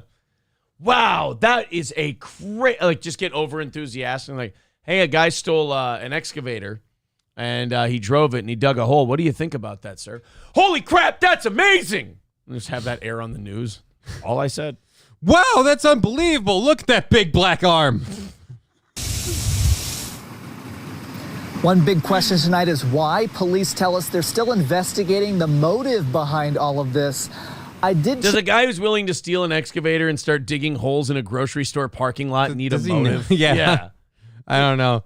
And Michael, you're not fooling anyone with that facial hair. You still look like a prepubescent child. It's, check in with the construction. It's not working. I mean, it's really weird and splotchy. Just stop. Construction company that owns that excavator.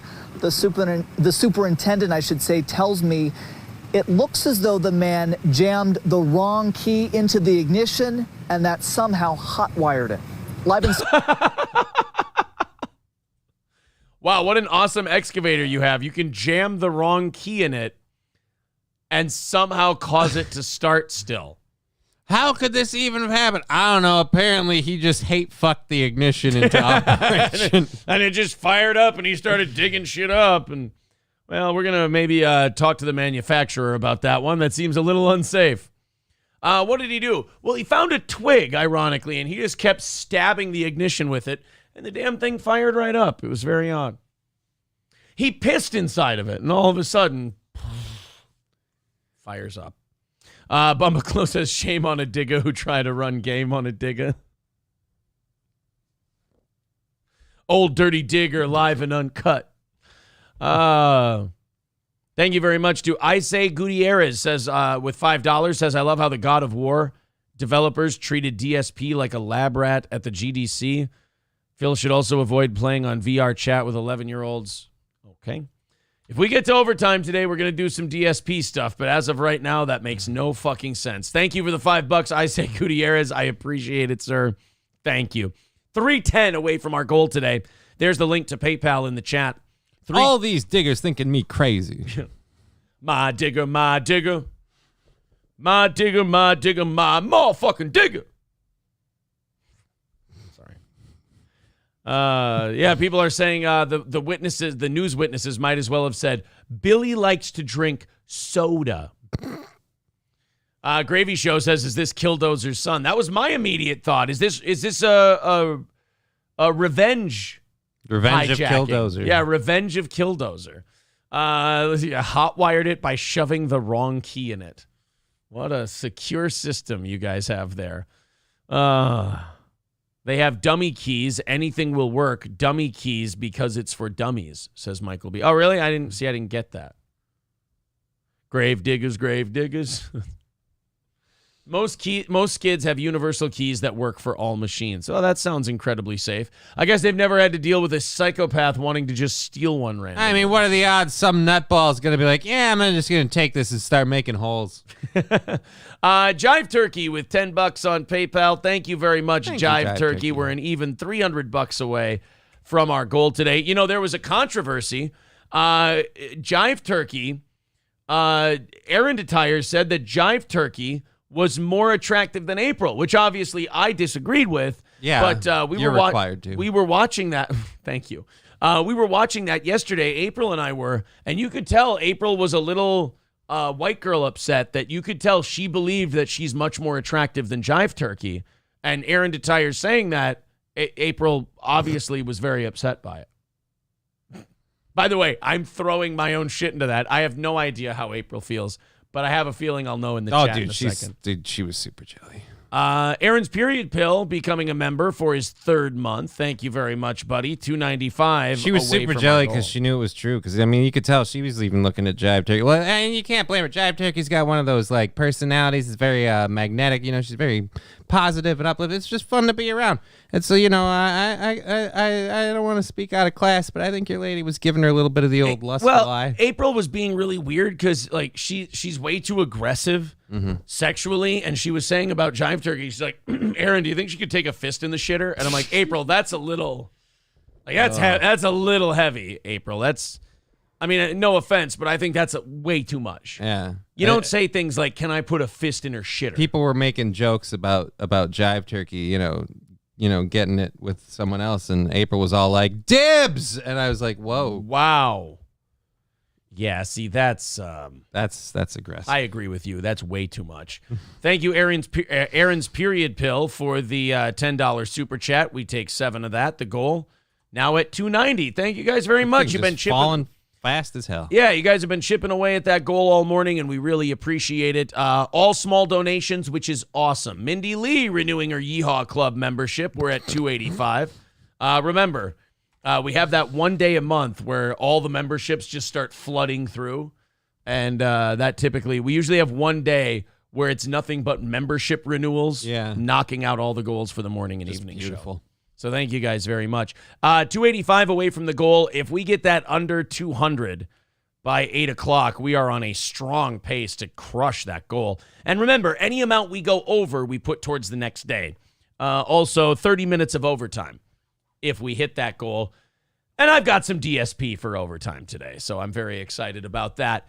More stuff to talk about as we continue on with the show here. Oh, this lunatic.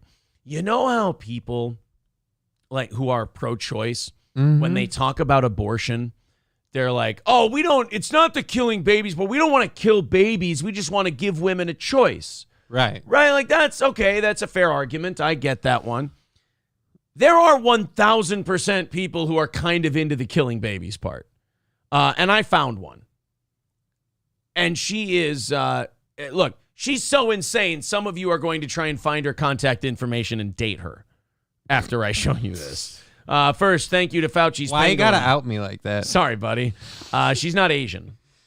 I mean, it's not a hard requirement. All right. It's just a bonus. Yeah. All right. Thank you to Fauci's Pangolin for the $5, 280 away from our goal. Brittany Boo says, oh, you really want to get me going this morning. I mean, I didn't really give a shit, but sure, now that you mention it.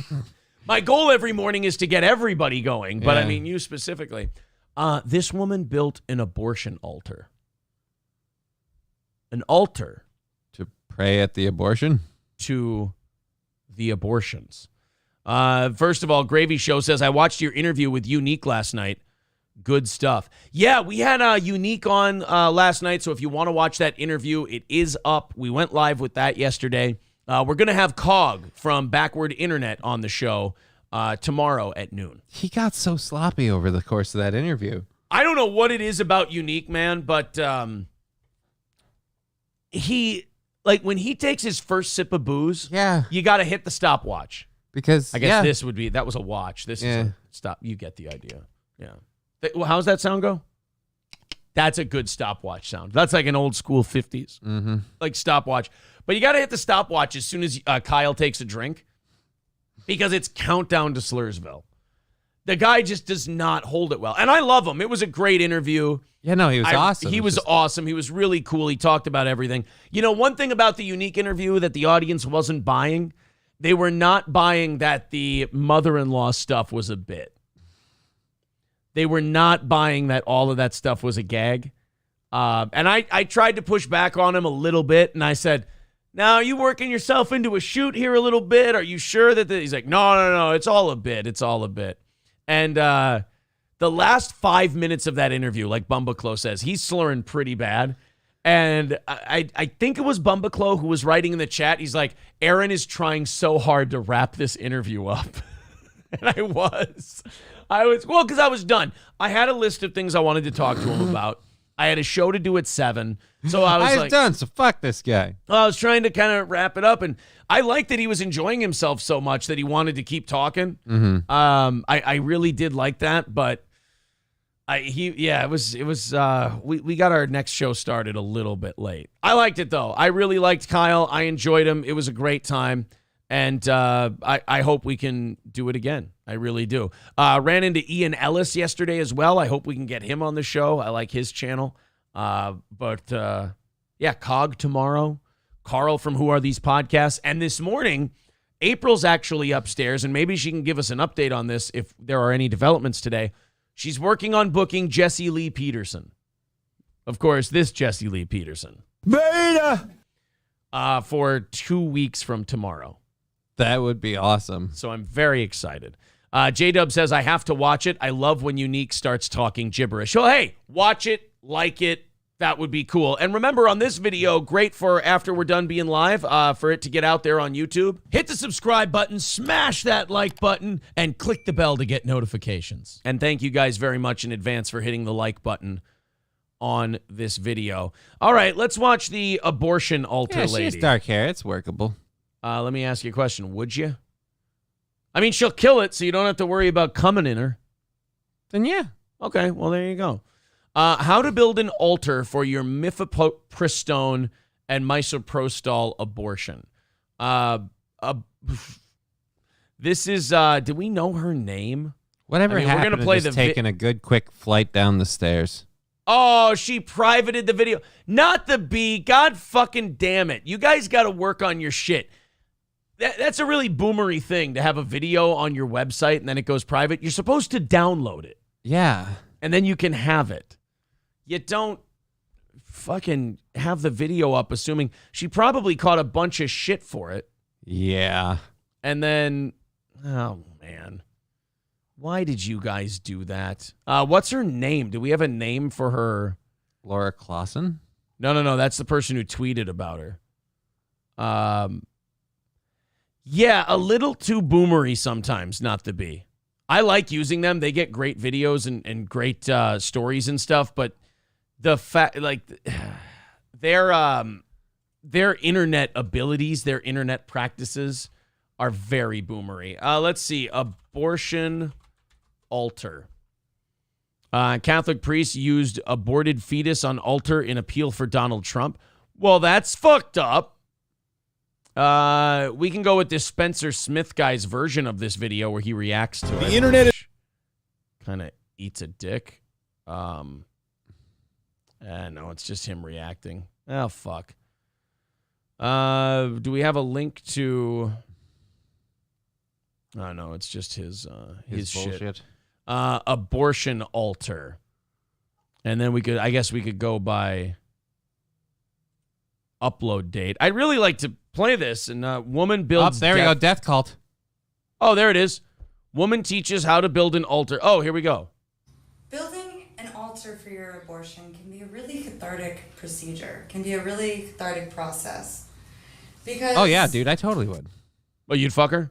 Yeah. Would you fuck her? Yeah, she seems open-minded. Yeah. She'll take a shot in the snatch and murder your kid. What's not to love? I mean, plus, she's gotten like an abortion altar. Not only do I know she puts out, I know she doesn't keep up. Like, right, exactly. She's not going to rope you in. Like, what a sweet lady. Yeah. Oh, I just, all I want is your seed, and then I want to rack up a body count. That's all I want to do. She just wants the endorphins, not a lifetime commitment. I can get that. She's got big, heavy tits. She's got weird tits, though.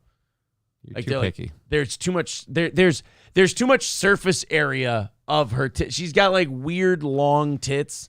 I don't like weird long heavy tits. They're like flat and wide. It's like a literal pancake on there. Like, no, you need some more. They need to come out further. They've got too much width here and then droop here. Like it's a weird tit. They're popping out on the tank top over by the armpit there. You got pit tit. And but then they don't pop out very much here. Yeah. It's like the tits heavier up here. You know what? Her tits are like, you ever go to like a Menards or a hardware store and you've got to buy like gravel or sand, and the bag isn't filled all the way, so it's got those weird oblong spots, but then the really thin ones. And if you try carry to it carry flops it over over one man. Yeah. You know exactly what I'm talking about.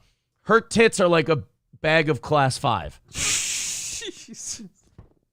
That's what So we can use her to weigh down the back of the truck in the winter. Or fill a fire pit. Yeah, you know, there you go. all kinds of shit. She's got very useful tits.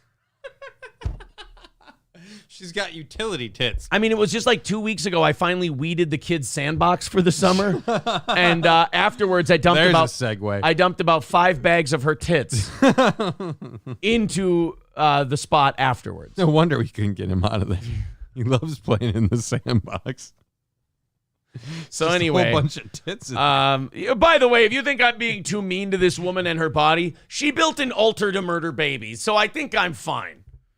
She's objectifying corpses. We're objectifying her body. It's right. the same. That's how this works. By the way, not a spot, not a drip drop of cum on her body. It's all inside the old gravy hole. I gotta say, the abortion altar is not as red as I thought it would be. Yeah, you would think you have the abortion on it, but not the case. It just creates a space for your sacred container where you can return to whenever you... If the container was that sacred, why are you flushing it out like bad Coke? Your sacred container. That's a weird thing to call. Like, do you just have like a jar you just keep them all in? Like a sacred container? Or is that just like, you know, your sacred container full of spaghetti sauce that you're going to dump all over this altar? Your sacred container. She's a super huge nerd. Hers is a freaking trap from Ghostbusters. It just opens up and sucks it right Hit out. the trap. Oh. Kid killer. Who are you going to call? Not the father. Oh. If there's something weird living in your womb, who you gonna call? Kid killer. Dun, dun, dun, dun. If you need to make a secret baby tomb, who you gonna call? Crazy white bitch. Dun, dun, dun, dun, dun, dun, dun, dun. I ain't afraid of no test. Dun, dun, dun, dun. You want to meditate. I already killed the rest. Oh. If you got some cum living in your snatch, who you gonna call? Kid killer. Dun, dun, dun, dun. Want to think deeply or contemplate any aspect of your abortion. It's a really beautiful way to just give reverence to the experience. Yeah, reverence to the experience. Right. Not the life that you ended, but the experience. Right. It's a time for you to reflect on your abortion, meaning if you go to your abortion altar, think about it real hard, and still decide to kill the kid, congratulations, you are a full-blown sociopath. Cool. Hey, look. If you get an abortion and you're like, I feel terrible about this, but it's a bad time in my life, I can't support this child. All right, look. Am I for abortion? No. But I get instances where women would want to have one, and fine, go ahead. But I mean, if you sit there and meditate over it and then go, yep, still want to off this fucker, like that's a little weird. You're taking a little too much. You're like Dexter setting up a kill room, you know? Yeah, more importantly, if you want to build an altar to the act of the abortion so you can, you know, sit there and contemplate it. I mean, that's just really, well, this is where I go to have deep thoughts about my abortion. Like, I don't know, you should have had that before the abortion. When you wrap your legs tight around his hips, who you gonna call? Kid killer. When he pulls it out and it starts to drip, who you gonna call? Oh. When he pulls it out, but you lust for cum. Oh, God. Who you gonna call? Experience in a really sacred way. Really just cleaning the space. What the Yep, clean that space. Yeah, that's right. Clean that space. That space is extra dirty from the sounds of things. You fan that twat. That's right. You keep that embryo cool while you plot its demise. Oh, what's that medicine coming in? Is it a Tylenol, mommy? Oh. You sage that cervix, you weird Wiccan. Why am I breaking apart like Spider-Man at the end of Infinity War? Oh, God, guys, I smell an abortion. I don't want to go. I don't want to go. I don't want to go. Dude, not ready yet. Dude, honestly, that part of Infinity War, that will fuck you up, though. Oh, dude, yeah, the Spider-Man, Iron Man part.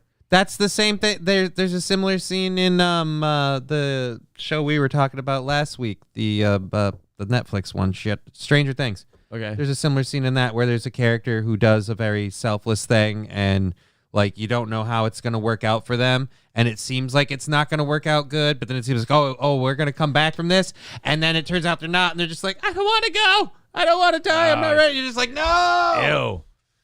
Ew. Yeah. No. You know what? I will admit to crying during certain movies. Endgame got me a couple times. What was I think having kids, well, you know this, that fucks you up. Yeah. In movies. Like oh man, I think I'll probably gay up and cry if I even reference the damn thing. I'm gonna get you as many cheeseburgers as you want, kid. That fucked me up hard. Yeah, dude. Iron Man in the hologram thing doing the I love you 3000 thing. That part's the worst for me just because like I have a daughter, so it's just like, no. Yeah, that's really fucked up.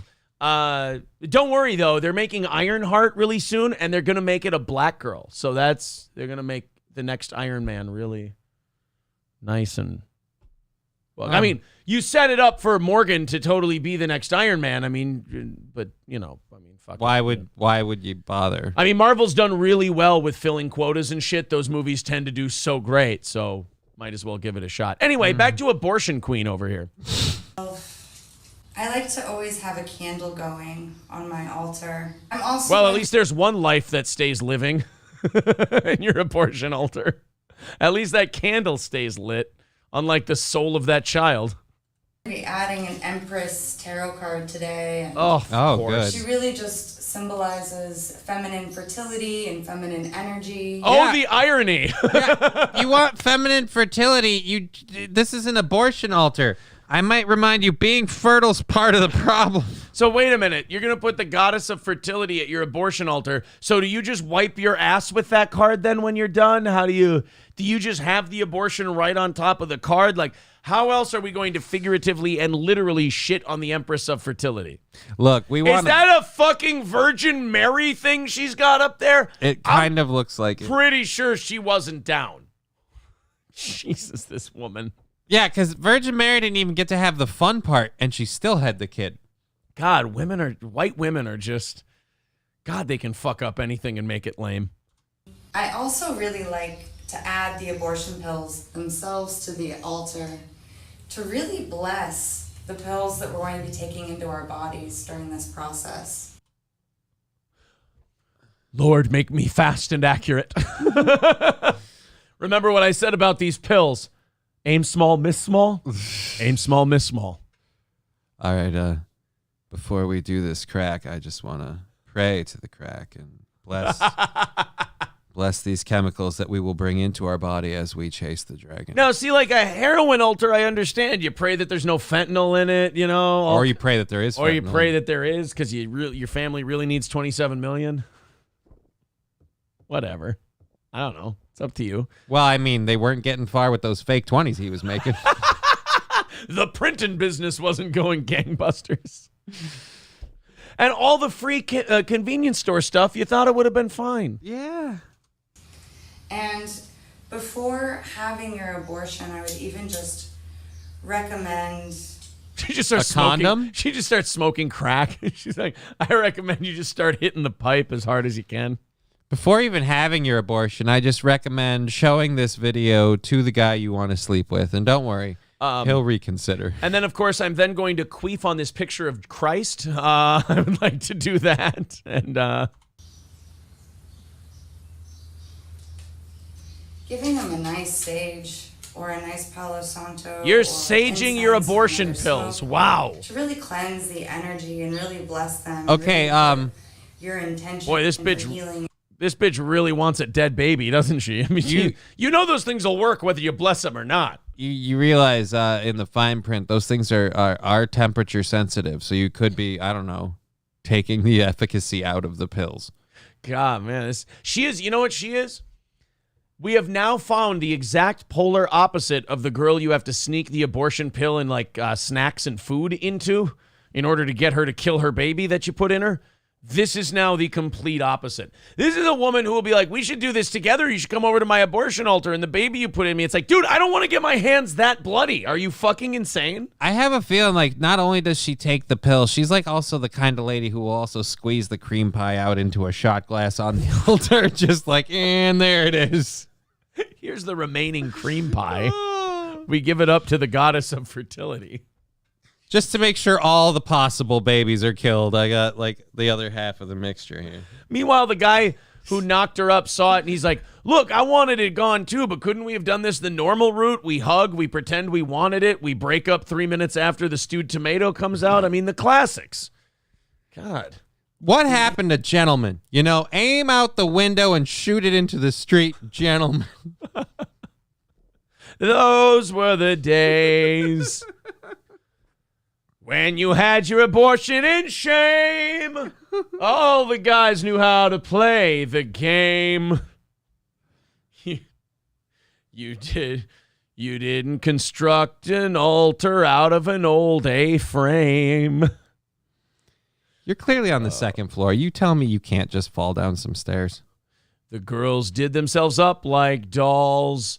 They didn't celebrate their misoprostol. Oh, they didn't build a shrine to watch their fetus fall. Those were the days.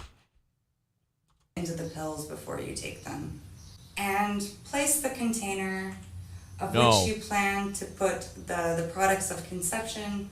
I wasn't wrong. We didn't want to be right. We were kidding. Yeah, we were joking. You're going to leak your aborted fetus into a beaker.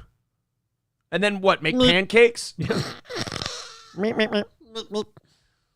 First we take this abortion. Abort.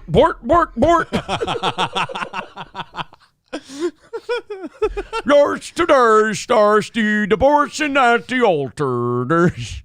First starts to take the abortion, there starts the mixing cup. There star the turkey baster the good words. Oh, I came too soon to boo a morning after. Oh, come.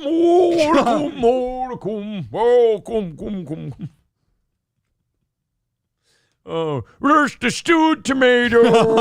There's the Pyrex bowl. Whisk it up, whisk. Then just pour it over a pizza crust. I mean, Jesus. There's the mariner. There's the...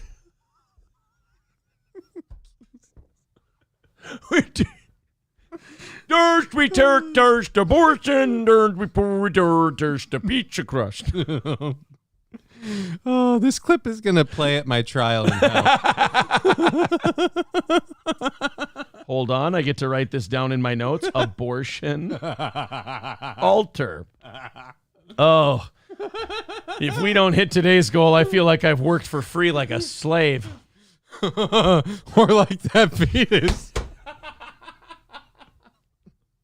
Or the fetal remains within, to catch that after you've passed it and save it for later when we find a way to bury or otherwise you got a toilet, don't you? Find a way to properly dispose of the fetal remains in a way. I mean, you have a sink, right? I mean, if you turn on the hot water and you turn on the spray function, those chunks will go down. It's called a garbage disposal. I love how she'll build an altar and be like, now I'm going to slaughter this child, but I should be sensitive about how I dispose of it. You know, we really want to be respectful to the life that we didn't consider a possibility of keeping. There's today where's to make the homemade spaghetti and the homemade sauce. So let me get this straight. You're willing to put all this prep into your abortion altar, but an extra 5 minutes to go, hey, how about you put on a bag? That's a bit much. Yeah, right. You'll build this giant altar to the load you took, but you won't limit the ability to let said load go in. And by the way, if you put this much effort into being a parent, you could keep that kid and be a really good mom. I don't know about that. She might sage the shit out of it. That's true. Too much sage. Why does your child smell like patchouli? and support to this sacred abortion experience. Ah, sacred abortion. Sacred, yeah. After you finished building your altar, She goes hard in the paint. She's like, you smoke a shitload of crack cocaine to forget about what you've done. And you put it in the warehouse next to the 800 other altars you've currently constructed. and just give it one more Good wafting. cleanse. White women in their sage. Really bring Oh, this get space fucked. in as your own. And once your altar is complete, go ahead and just sit in front of it and the start of the sacred container.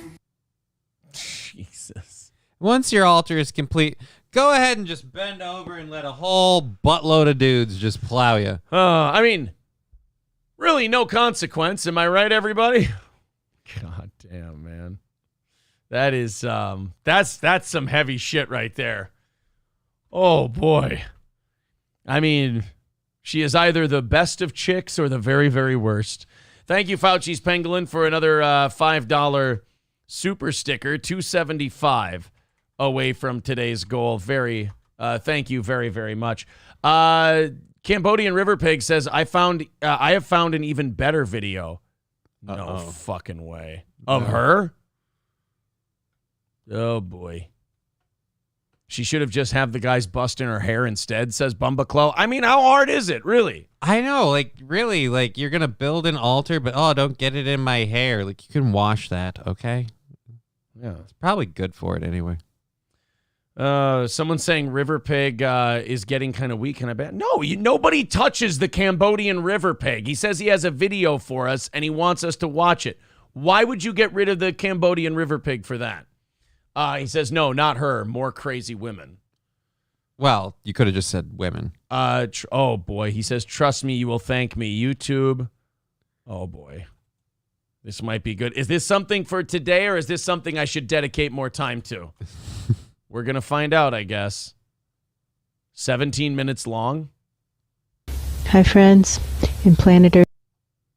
Oh, boy. Oh, no. You know what? This might be something I have to take a look at later. And this might be something we do. We got crazy white ladies. Let's pick a random spot and decide if I'm going to do this tonight or tomorrow. With parasitism all around us, we become inured to parasitism and can no longer tell what the hell is she doing? When it steps into our presence. And this is So she's been infected with the Walking Dead virus. Or she's churning butter. And she's trying to teach us how we can control the walkers and make them and reintegrate them into society. Oh, Carol. Is what I'm to understand. Yeah, Carol, come on. Presences in less dense dimensions that are supposed to be controlling the rain. You keep fisting often that can't sky. really tell if the rain is made. No, she's just Thanos with the Infinity Gauntlet. And what the fuck are you doing? Well, you obviously don't understand how to meditate. That's how you fist fuck the sky. You get what you want. He says, just play the beginning. All right, we'll play the beginning. Hi, friends. In Planet Earth Dating, it's Tuesday, May 1st, 2018. Happy May Day. In both the Lynn Life and the Jamie Body Mind, the authorized souls remain only child souls from the deeper, denser dimensions, and all other souls from all other dimensions, as long as they are already living by the Search for Truth rules given to the Search for Truth community. You know what she hears a lot? Yeah, sure. Oh, absolutely, yeah. She gets that response a lot. She needs a lot more of, dude, you're fucking nuts. By wiser minds above all of us. And those rules include contributing more to the Search for Truth assignments, to completing these assignments, than we take or use or borrow in Search for Truth resources. Okay, hold on a sec. Would you? Maybe. Okay. I'm in a dry spell. It's really hard to but I guess the question I should be asking is, would you? Again, maybe. No, do we have a bag? This bitch has the plastic bag. This bitch has the driest fucking hair I've ever seen in my life. I feel like if I clang two rocks together, I'm gonna start a brush fire. I hear from a lot of women how things were so horrible for us. There were times where they would put us in asylums and blah blah. I feel like some of you guys still need to be there. I mean, no offense. We gave you all these rights, and, like, what have you done to prove us wrong? I feel like us letting you do shit was only, like, it was a spite move. Yeah. Like, you're like, here, go ahead, watch. And, like, $30 trillion in debt later after letting them vote. You're like, see? I fucking a toe-to-so. I fucking a toe-to-so. Hillary Clinton. Yeah. Exactly. You all, what the best white bitches all know, the only way you can contact the spirit realm is in Adirondack chairs. They conduct the energy that you need. It's true. As always, our foundational intention remains to do what is ours to do right she's just now here to stretch in all for her dimensions, to create worlds that work in all dimensions and for all categories of sentience. The data very clearly showing that it's impossible for us to have an impact in... God, how many minutes do you need to say you were molested? Oh, boy. You would think... This is the problem with the internet, is people who don't get anyone to listen to them just start talking into the camera. Right. And they need to stop. Is what it is. Thank you, River Pig. I appreciate that. Small Egg Picker says create worlds in the metaverse, basically. She won't be a creator, though. I mean, if you understood it, thank you. I appreciate you understanding them, at least. SC Motorsport says, can we get them on the show? I mean, how could we not? Is that not the better question? How could we not get those two on the show? We just have to make sure that the what is it, the younger one, that whatever we do for an interview, she has to be doing this motion the whole time. Yeah, if you don't do that motion, you can't contact the spirit realm. Yeah, we can't have you on the show unless you're reaching for whatever. Yeah, you gotta look. I'm not going to be a dick and disrespect the whole process. 275 away from our goal today. If you feel like chipping in, please do. We do appreciate the PayPal, the memberships, the super chats, all of it. You guys are a very generous audience, keeping us going as long as you have.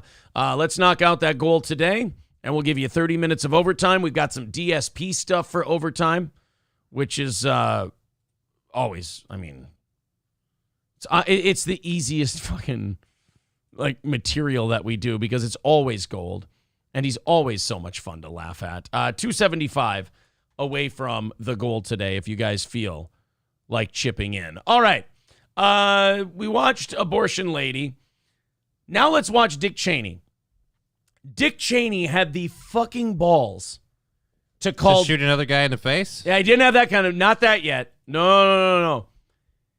He called Trump the biggest danger in American history in a campaign video for his daughter, Liz.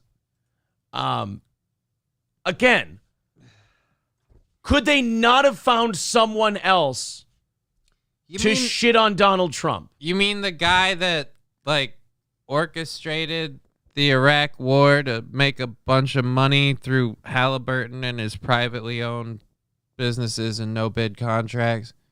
Starting wars all over the entire world, trying to, rebuild the Middle East in your Christian image. By the way, Dick Cheney of the 2000 Bush-Cheney campaign is also going to criticize Trump for, get this, stealing an election.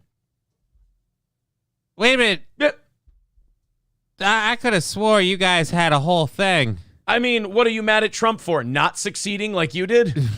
I mean, what? Let's watch this video. This is, I don't think I've seen balls like this ever before in my life. Well, I will say, as someone who's been a huge danger to the world, he certainly recognizes. That's true, yeah. I just want to say, game recognized game. And this guy's dangerous. Let's watch Dick Cheney. I just want to take him quail shooting with me. Yeah. And honestly, he looks more evil the older he gets. Yeah, dude. This is like Palpatine doing a video telling you how dangerous Luke Skywalker is. After you realize that we kept Palpatine alive with a heart transplant, we totally didn't need to. We didn't. It would have been better for everyone if we hadn't. All right, here's Dick Cheney talking about Donald Trump. In our nation's 246-year history, there has never been an individual who is a greater threat to our republic than you? Than Donald Trump. He tried to... Whoa!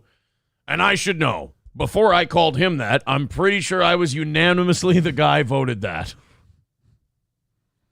Dick Cheney is going to call someone else you mean the same Donald Trump who negotiated a plan to end your war from 20 years ago? That's why he's the biggest. He's threatening his bank accounts. That's true. I've seen my Halliburton stock take a real dog shit nosedive. I've been profiteering off of war for the better part of 2 decades, and that came to an end under Donald Trump. He is the greatest threat to this country. Thank God Joe Biden's here now, and he can sell arms again because we're giving a bunch of money to the Ukrainians. So my buddies can make lots of money. That's why you guys, like, parties are stupid. Like, being a Republican or being a Democrat is stupid. This guy likes Joe Biden way more than he would like maybe even a DeSantis as a Republican president. These guys are about the established order of things and their place in it. So, like, yeah, a Republican like Donald Trump who would, get out of Afghanistan, not start any new wars, not help out Cheney's buddies, he would actually prefer a Biden who, yeah, he's fucking the country, but he's getting arms contracts, he's, sending weapons to places. But he's not fucking Dick Cheney. That's all that matters. That's true. To our republic than Donald Trump. He tried to steal the last election. That's right. I succeeded. He tried to steal the last election, and the dumb son of a bitch didn't even rely on family members within the government. Right. Like we had Bush's brother cover that one for us. Yeah, if only he would have had a family member as governor of a couple of the states, he could have pulled it off like we did. If he could steal an election like I could, and quite frankly, if we stole one like Donald Trump, he would have had that, what do you call them, them queer-eyed, just say homos. Yeah. By the way, your Dick Cheney veers off into Carl from Caddyshack a little bit. Can't. Big hitter, Donald Trump. He said, gunga la gunga. Did nobody who made this, because Dick Cheney will sit in front of a camera and spew anything, so I don't blame him. But did anybody who made this take a look at the script or take a look at this in editing and go, guys, we can't release this? Why? Because the fucking balls on us to have him say shit like this. The first 2 things he said, he's clearly more guilty of than Donald Trump. Well, fuck it. Use him. You know what? Fuck that I voted sticker. He should have a little pin that says I did that to Biden. Yeah. Using lies and violence to keep himself in power after the voters had rejected him. He is a coward. How'd you guys do in the popular vote in 2000 again? I forgot. How did that work? Because I forgot how the... And how was the vote going to go before all of the rah-rah 9/11, let's get together and fight for America stuff? And also, allowing 9/11 to happen on your watch, fucking up the 2 wars that you started because of 9/11, the next president having to get bin Laden. Again, explain all this to me again, Dick. Again, I'm not even a Trump guy, but I hate Trump way less than I hate Dick Cheney.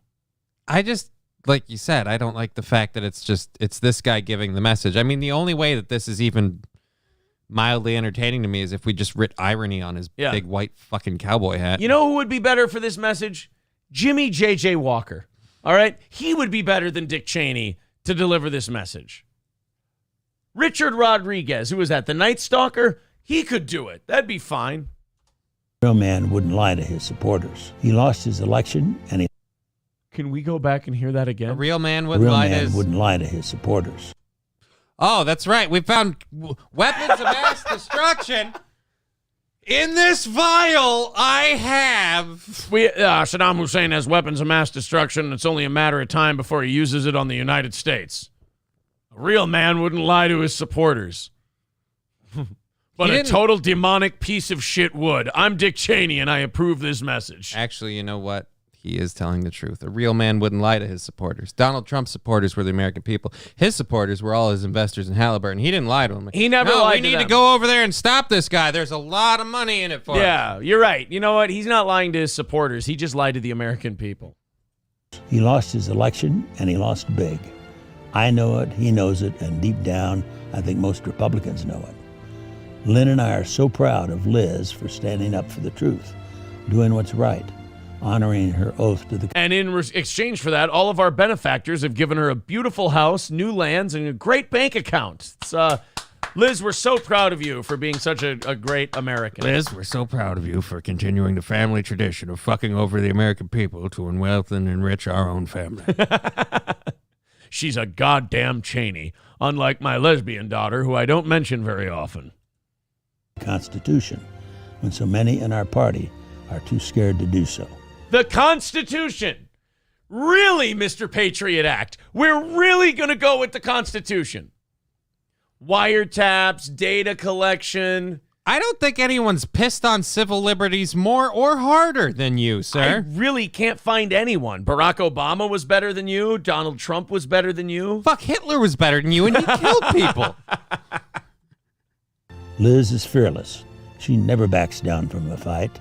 There is nothing more important she will ever do than lead the effort to make sure Donald Trump is never again near the Oval Office. Hey, I got it. Liz never backs down from a fight. Jake Paul? Get it. Wait a minute. As a congresswoman, though, that's not your fucking job. No. Your job is not to make sure that at any means necessary you prevent someone from becoming president. It's actually kind of the opposite of what we're supposed to be doing here, Dick. Yeah, but that's also the same message the Republicans have been pushing forever. I mean, back when Barack Obama got elected, you had fucking Myrtle Turtle Johnson. Myrtle Turtle Johnson. Oh, yes. Who can forget Senator Myrtle Turtle Johnson? Yeah, but, you know. Mitch McConnell? Yeah. Oh, okay. Just who, by the way, in this show from now on will never be referred to as Mitch McConnell again. Myrtle Turtle Johnson. He is going to be Senator Myrtle Turtle Johnson. But my point is, you just our objectives are clear to make sure that we prevent this president from accomplishing anything. Like, no, that's just a blanket. He can't get anything done. Forget whether it's good or bad. But then, fuck all these people, because Democrats and Republicans say that same shit depending on who's president. Yeah. And then when their guy's president, they're like, why are you obstructing everything? Yeah. Like, because that's your... It's again, like we should take them all out back and bait them. It's the biggest threat to America, except for a third Bush administration. And she will succeed. I am Dick Cheney. I proudly voted for my daughter. I hope you will too. I'm Liz Cheney, and I approve this message. Oh, God, no. God, he still looks like a Sith Lord. I mean, that's the most amazing thing. And the best part of that is he really should have ended that the right way. I'm Dick Cheney, and I shot a guy in the face and suffered. I shot a guy in the face and got a public apology. That's how you know he's evil. I'm Dick Cheney, and if you vote this guy in, you'll fucking regret it for the rest of your life. I swear to God. I'll take you hunting. Guys, thank you very much for your support. $275 away from our goal today. There is the link to PayPal in the chat if you'd like to chip in. If you want to become, we haven't told you about being a Steel Toe VIP if you want to do that. $250 in 1 week gets you all of our merch, the 3 t-shirts, the hoodie, the 5.5-inch vinyl stickers, 2 tickets to every live event that we do, including the anniversary show that we just had on Saturday. Also, you get entered in a $100 drawing every single month during our prize shows. And when we come out with new merch, it comes right to your door free of charge. That's becoming a Steel Toe VIP. Right now, we are $275 away from our goal, and we're halfway through the show. Balls Deep says, wait, are the gray shirts part of the VIP? Yeah. Yes, they are. The gray shirts are part of the VIP. In fact, if you're a VIP and you haven't gotten your gray shirt, all you have to do is claim it. For VIPs, when new merch comes out, you reach out to us, tell us you want it, we send it out to you. The only reason we do that is because there are some VIPs that may not listen anymore, and we don't want to just send shit to people who aren't fans of the show. So we just have you claim it. That's all. And there's no expiration date on that. You can claim it a year from now if you want to. DFG says only if she goes on a... Oh, my God. I certainly can't read that. Some people are saying in the chat that they're definitely going to vote Myrtle Turtle Johnson in 2024, which I think is a good. I think it's a good move. I think Myrtle Turtle Johnson is definitely the guy. Andrew with another $5 on PayPal. Thank you very much, buddy. $270 away from the goal. $270 away from overtime. We do have DSP for overtime today, so I'm very excited about that.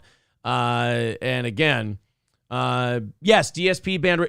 Andrew, we're going to get to all of that stuff in overtime if we hit our goal today. So if we hit the goal, we do overtime. We got some DSP stuff and some other things to watch during today's show. Oh, no. What? I saw that message. Which one? Jake Hudson asking to be a mod. Oh, did he? Oh, God. No, Jake. And why does he link? He links the troll account for my Twitter account. The one that fucking that's Dave. not you? That's not me. Just Kidding LLC is not me. That's a fucking troll Dave account.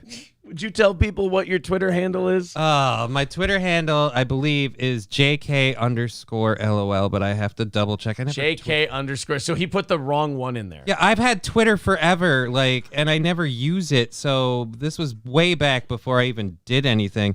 Yeah, it's at Johnny_JK. And guys, remember to like the video if you could. Hit the subscribe button, smash that like button, and click the bell to get notifications. Hitting the like button really helps this video get out there to people after the show's over. So that's better reach for followers. us. You have 28 followers. Yeah, I'm big dick swinging over there on the Twitter. The Fallen One says, your show is helping me smile after my business was broken into and robbed yesterday. Keep up the jokes. It's helping. Oh, man, that sucks. I'm sorry. Hopefully you got that good insurance. Or they just stole all the bad shit. Yeah, and you just over-report it and commit insurance fraud. Wait, what? No! Absolutely not. No, it was totally stolen. Yeah. The one that I'm selling over there just looks the same. Right.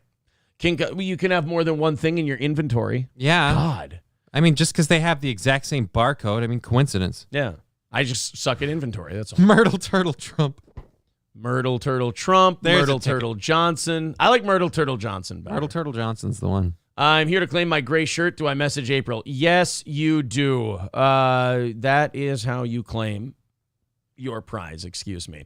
All right, so $270 away from the goal. Let's throw into PayPal. Let's do some super chats, some memberships, whatever you feel like doing. If you're a fan of the show and you feel like chipping in, $10 a month is a good place. A good place to go. That's cool for us.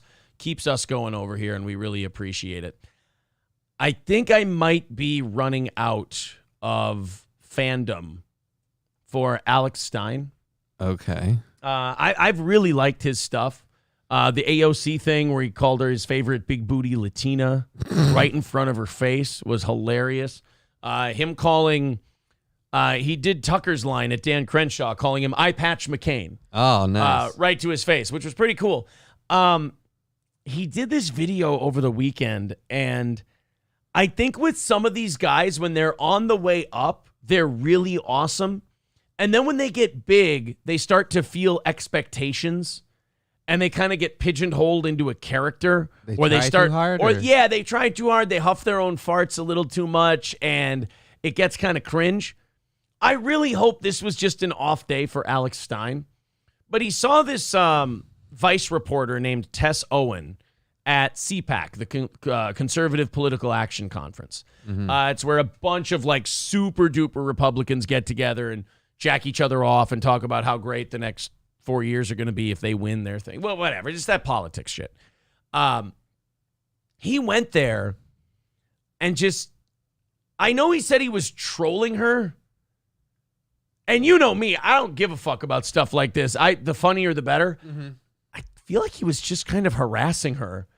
And yeah, Vice is cringe and Vice is like super lefty and it's awful and whatever, but the woman is there just doing her job. Right. And this guy really was kind of a prick about it. I like Alex Stein. I think he's funny. I don't think this one's very funny. I don't think there was any sort of a mask mandate or thing in effect. So I don't know. She's wearing a mask. I'm sorry. I'm at the point now where if you wear a mask or bought into the COVID bullshit and you haven't woken up by now, I'm just like, all right, you're one of the dumb ones. I'm moving on. Well, let's play this clip. We've got, again, Alex Stein talking to this woman from CPAC. Well, not even. She's at CPAC covering it for Vice. He's not talking to her. It's just, well, here, watch. I've seen people on Twitter. I tweeted this yesterday. It got mixed reviews. Some people were like, "This is fine. He's just giving them a taste of their own medicine." My thing was, I feel like he's kind of just harassing a chick at a action conference. You guys tell me what you think. I think it's some of his most cringe work, and I like him. In a mask here. So how are you doing? Just doing my job. She's here trolling everybody here. So she's the only one here in a mask, and she's just saying negative stuff. I can't believe they let you in here. Do you feel like you're lying or sheep in the lion's den? I have credentials to be here. So. Yeah, so do I. What I'm saying, see, this is Vice, guys. This person, she's trying to troll this event. She thinks all of you guys are losers. So that's what she posts on the internet. She posts the most out of context stuff. See, Vice is the worst media. I will say this, one thing I don't like about him, he's got that way too hyped up energy. You can tell he's nervous. And like these confrontations do kind of make him a little... That big smile, that's an adrenaline smile. That's like when you get I'm going to punched shit my pants if I don't do this. Right. And then he's talking really fast and everything else. This is there's a discomfort. There's in that overcoming vibe. a personal hurdle to do this. And again, what is she doing that's trolling? Like, again, I made the mask comment and the mask thing being dumb, and I hate that he immediately pointed out the same thing. Like I said, I hate Vice, but I feel like she's being relatively respectful. I mean, yeah, she works for a left-wing organization, but CPAC credentialed her. They let her in. So more obviously, importantly, who talks to a Vice reporter and thinks, oh, as a right-wing person, a Vice reporter is going to give me a fair shake? Yeah, right. Media company there is. They're all liars. So what do you think about your crappy media company? Just do my job, and if you have a problem with me being here, you can take it up with CPAC. I know, but don't you think Vice is a bunch of liars?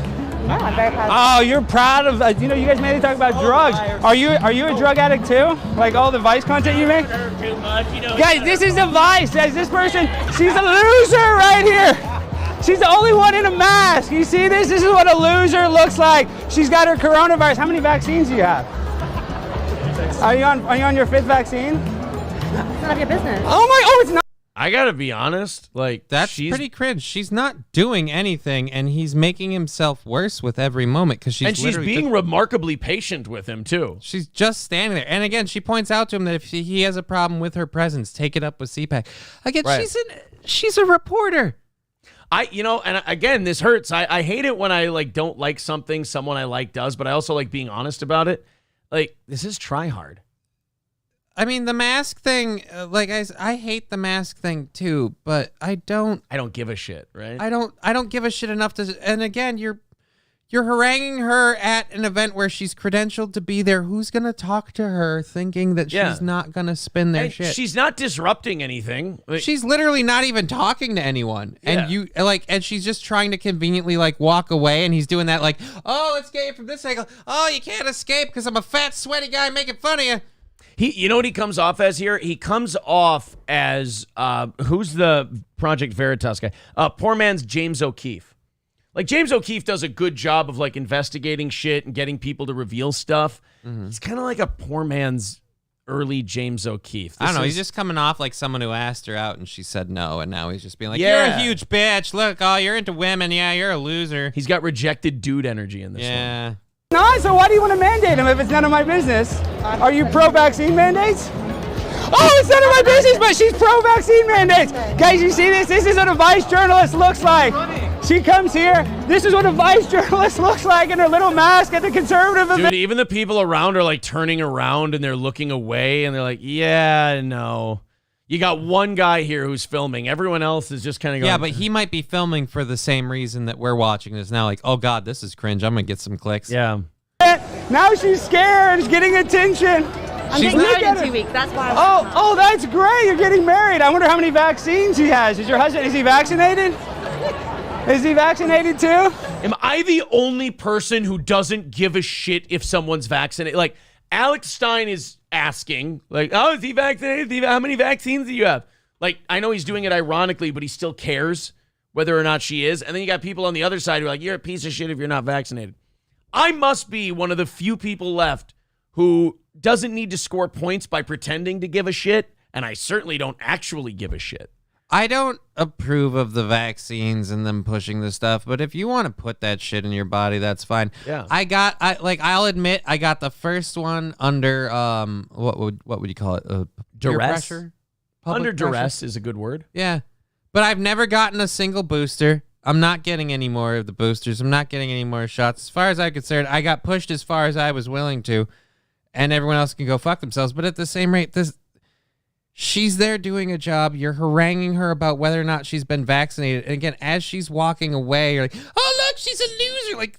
Yeah, he's not really doing anything. You're not exposing her. Yeah, you're kind of just being a cunt, and it's hard to watch because, like I said, I usually enjoy your stuff. And this one, I hate this idea that people have when they get too political, where they go, this is what got said to me yesterday. Oh, well, they do it all the time. They troll people. I'm like, yeah, and don't you say that they're cringe lord pieces of shit when they do that? So then when you do it back to them, you're just being a cringe lord piece of shit. It's the same thing. I hate that excuse when people go, well, they do it.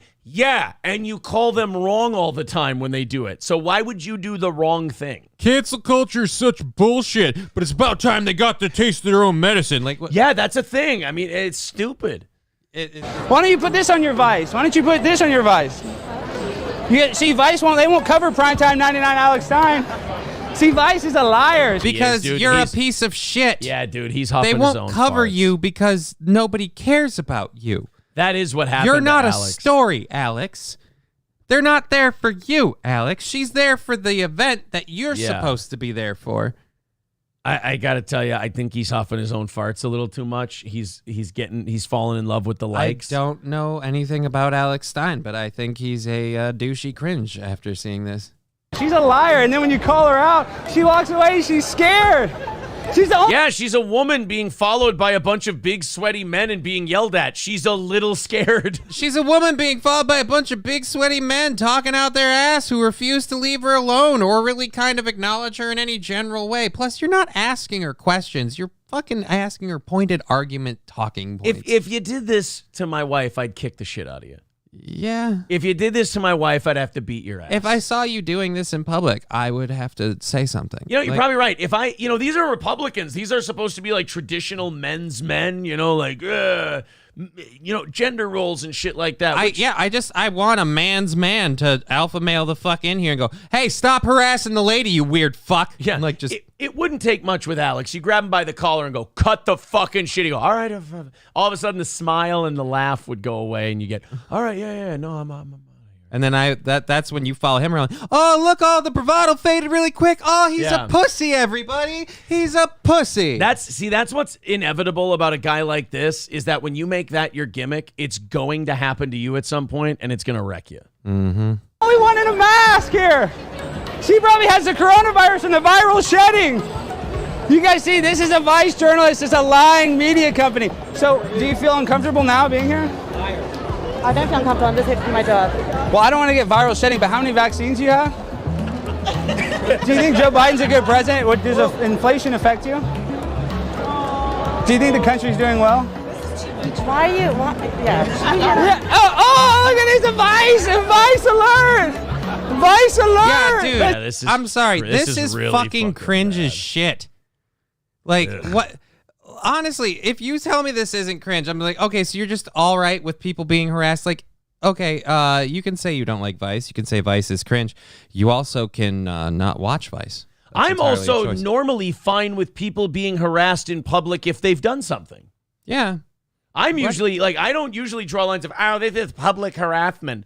If you've done something to deserve being called out for being a piece of shit, but he's harassing her over everything that he has a problem with Vice with. Yeah. And it's just like, I'm sorry, that's a group of people. Yeah. Let's get a photo. Yeah, I'm Primetime 99. The Vice is a lying media company. They lie. So am I. By the way, that is nervous energy coming off of him. Vice is a lying media company. They lie. Oh, yeah. So do you, ass fuck. See, I'm a credential reporter. Oh, you see? Yeah, I'm a credential reporter too. Oh, so you're just... I'm a liar. Huh? Yeah. These guys are cowards and liars. This is just... Okay, this is... Oof. I'm sorry. This is the fucking Tom McDonald shit, and it pisses me off. Uh-oh. This is the guy that fucking takes a viewpoint that everyone already has, and he spoon feeds it to you and goes, look, I believe the same thing you do. Eat it. And you go, he's my hero. You know what? There is a lot of that, too. That's all that is. That's what the crowd kept getting bigger, and he kept getting worse. Look, she's a lying media reporter. Yeah, people are saying he's grifting. Yeah, he's fucking cringe as shit. Yeah. I want to do a couple of thank yous here before we catch up in the chat, because I am curious to what the audience thinks about this one. Because people do like him, and I like him, but I also have the ability to turn on people really quickly if they do something just weak. Yeah, I know. Thank you very much to Nicholas and Brandon for a combined 15 Still got bucks. the shovel. Still, it's in here somewhere. Still got the shovel. There you go. 255 away from our goal today. 255. There's the PayPal link in the chat.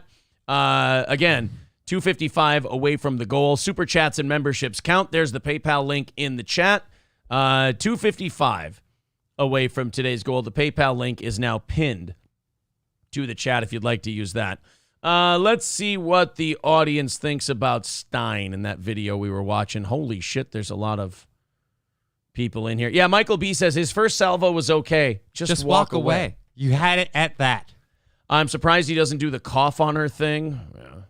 Spicy Peach says he's funny as fuck. I usually like him, but that one was, I don't know. I can't defend that one. I haven't seen any of his other stuff. I don't like that. He's the guy, you've never seen the ones where he goes to the city council meetings and does like really shitty raps? Like on purpose? Oh, okay. Balls Deep says, I only know one reason why I'd want to know if someone is mRNA'd, but I read. Okay.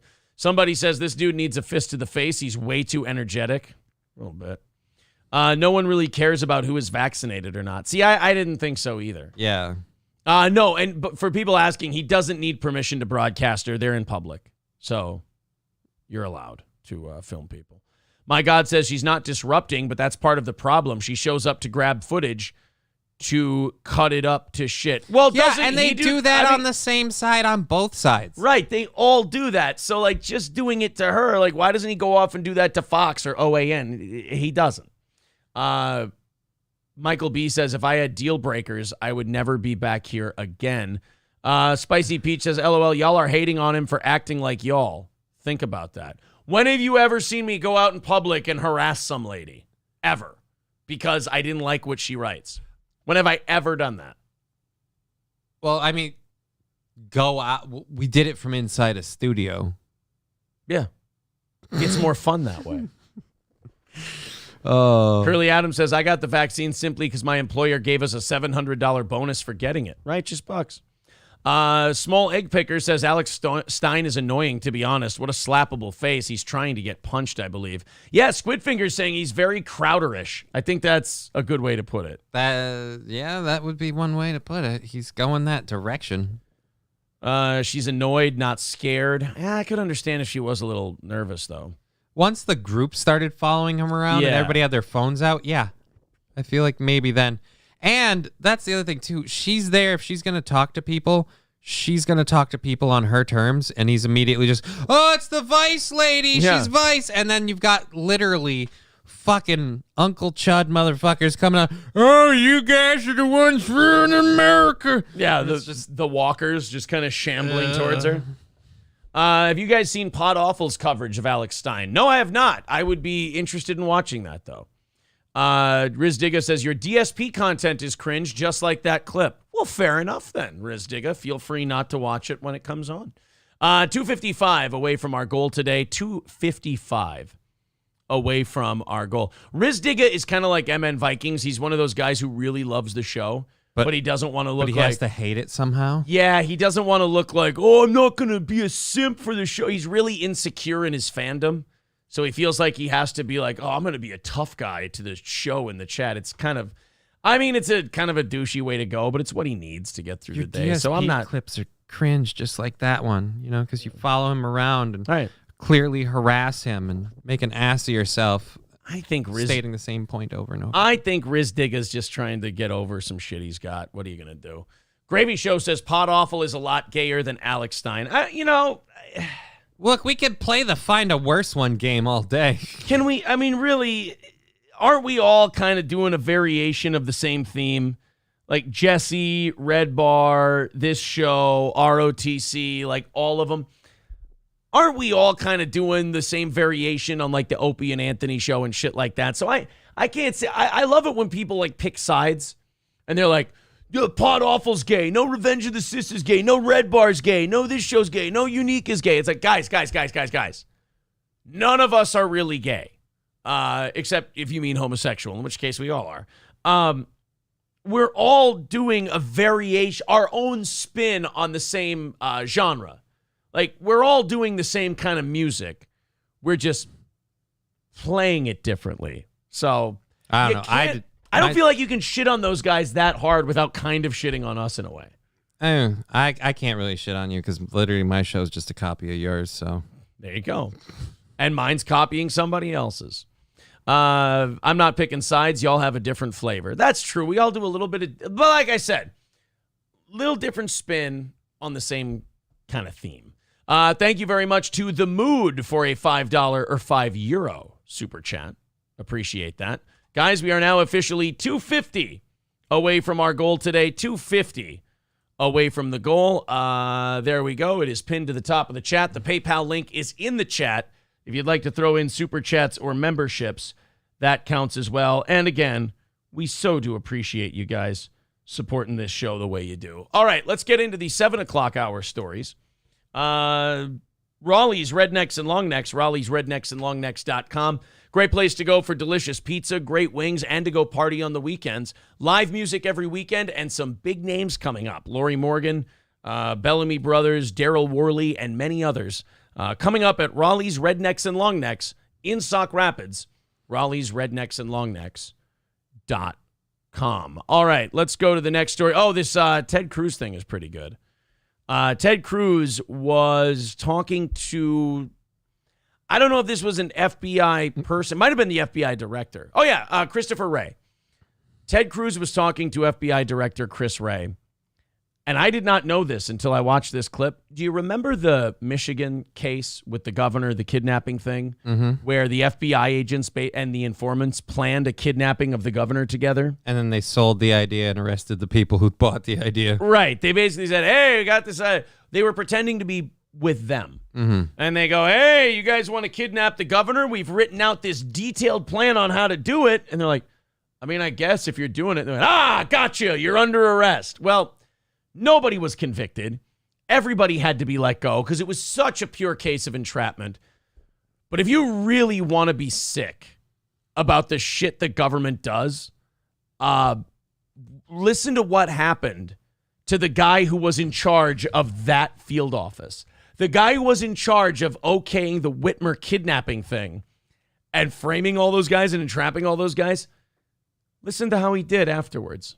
In Michigan.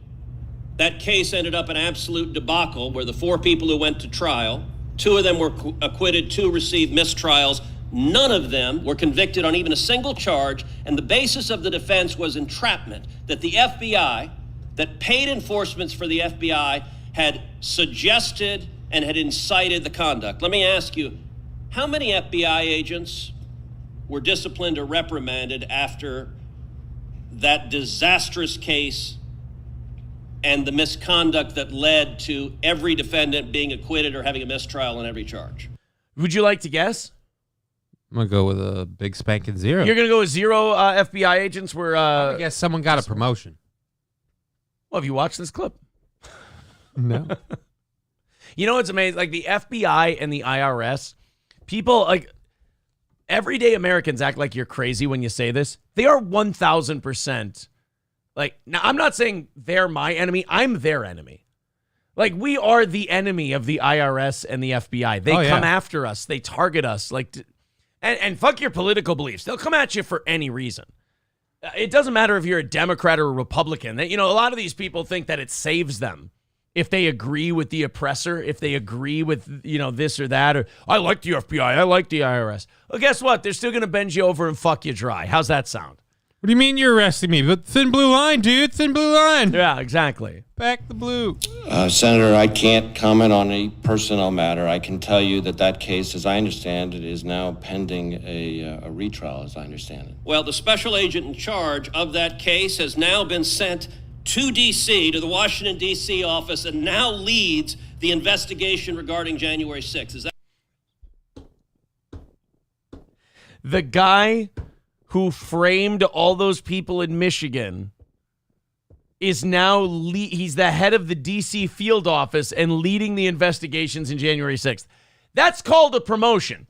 If you don't think that the FBI has you in its crosshairs as your enemy, look at the fact that when this guy, which should be considered a fuck-up, framed a bunch of Americans for a kidnapping plot that they themselves planned, he got a promotion and got more responsibility.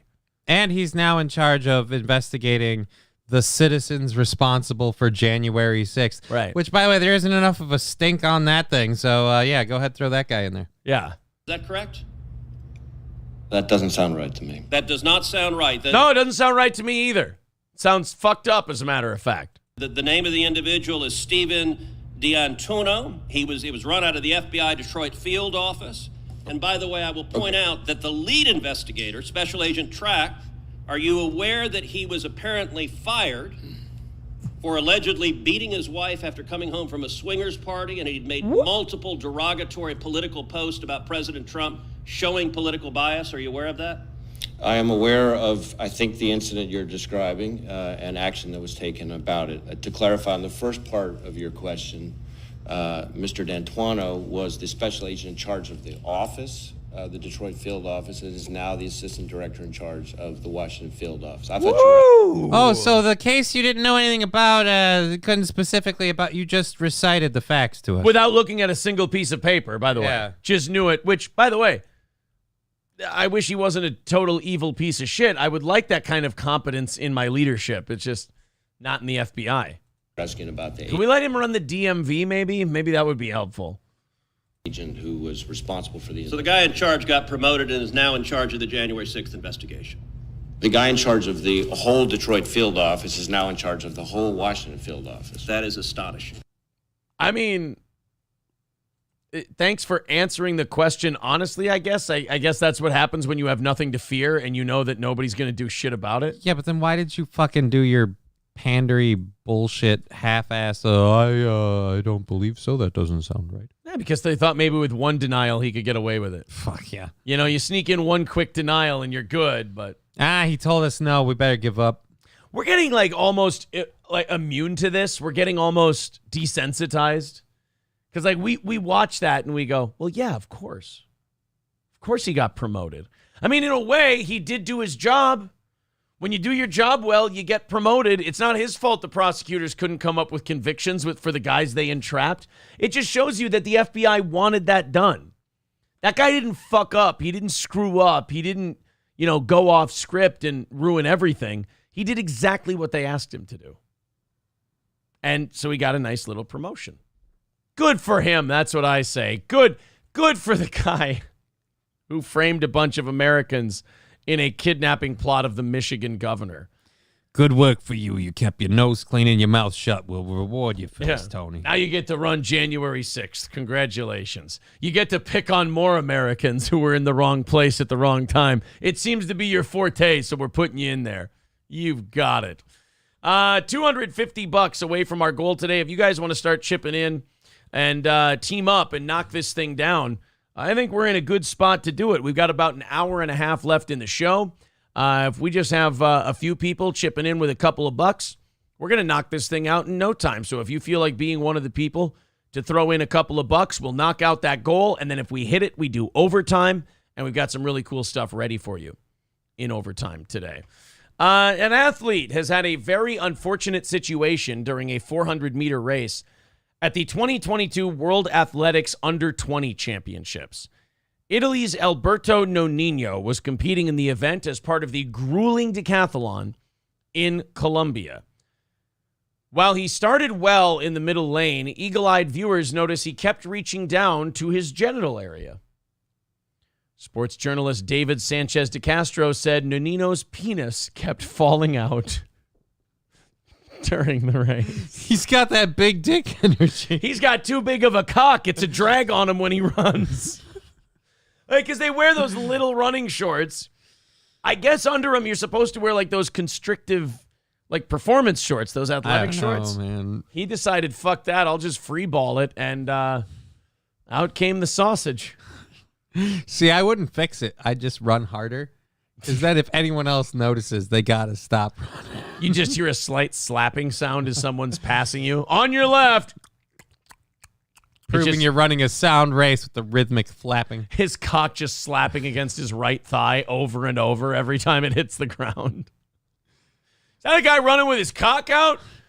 I don't know. I'd have to stop to watch. Would have come in first if that bastard hadn't winked at me. Perhaps I've explained myself poorly.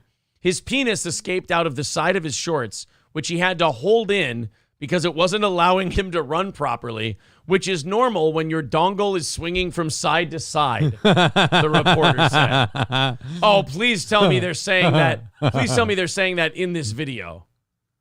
Or is this just, okay, we have a 30-second ad they have to play here before we watch this video, but please tell me this video is the reporter saying dongle. Please tell me we can hear thwap, thwap, thwap. Yeah. He tried desperately to rectify the issue as his legs pounded the pavement.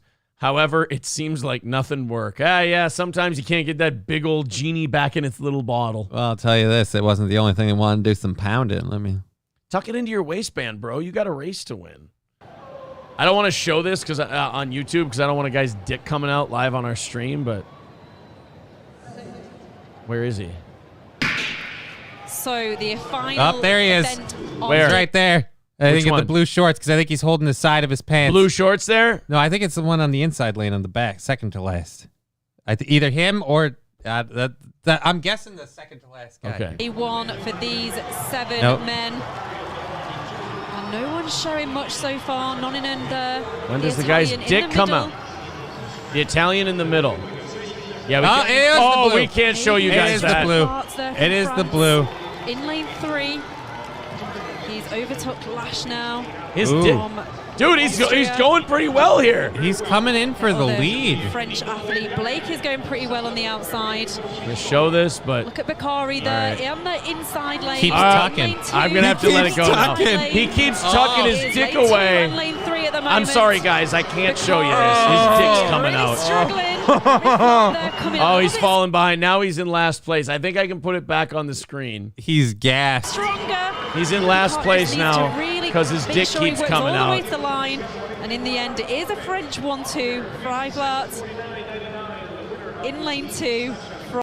Oh, he pushed himself really hard to get out front to burst through the pack, and his dick burst through, and it cost him all of that. Ultimately, he ended up getting the shaft. Despite being close to the front of the pack at the beginning of the race, he fell to the back by the time the running group rounded the final corner. While it might not be the moment he hoped to attract headlines for, he's choosing to look on the bright side. I've got a lot of DMs from cute chicks, he said. No, he says, I just want to talk to you a little bit about the rumpus there's been on blogs and social media in general, he said. I'm conscious it was obviously an accident, and I'd like to tell you I'm aware of the reaction, and you don't need to send me the links to the blogs out there. Oh, boy. He's been getting links. People have been sending him the link to his cock. Oh, coming sure. out. Take the picture wearing the track pants. Pussy. Yeah. He says, I'm trying to laugh about it now, but immediately afterwards I felt terrible, and I'm thankful to my friends and family for helping me get over what happened a few hours later. The 18-year-old said it's lucky he's a resilient person, as this type of incident could be devastating to someone else. What he's trying to say humbly is, I'm glad I have a big cock. I'm glad There's my dick's worse nice things and big. than the fact that my dick kept jumping out of my pants. Yeah. I mean, at least my dick is nice and solid, so I don't have anything to worry about, which is nice. You came in last. I usually do. Guy Sartell says, this is why I wear my shorts past my knees. Oh, is that it? Is that why? This is why Aaron will always win a foot race. Small dong. Oh, that's a cheap shot because you felt you could take it. That's all it is. I mean, facts are facts, but why? I mean, why list it? Why be hurtful? $250 away from our goal today. $250 away from the goal. There's the PayPal link in the chat. If you want to throw into PayPal, please do. Mods, if you see that show and hide shit, just make sure you hit show. I fucked up by going live from my phone during the anniversary show, so now they hold some comments. It is obnoxious. It is irritating, but I'll fix it for tonight's show. I promise. $250 away from the goal. Let's knock it out. Let's do overtime. We got about an hour and 20 left in today's show. Moving on, we're breezing through these kind of quick. We got an old lady. Okay. I always like old lady stories. We've got a 107-year-old celebrating her birthday who retired at 100. Now, most of us... she's going back to the workforce? Yeah. I didn't think I'd have this. I didn't think I'd have to make the money last this long. The reverse mortgage is due, and I got to pay my bills. Thank you, Fauci's Pangolin, for the $5 super chat. Appreciate that. 2:45 away from our goal today. Spicy Peach says, why do y'all think studio grifting is better than boots on the ground grifting? I don't know. Why don't we try grifting harder? I guess doing a show and then asking for listener donations on a show run by listener donations is grifting.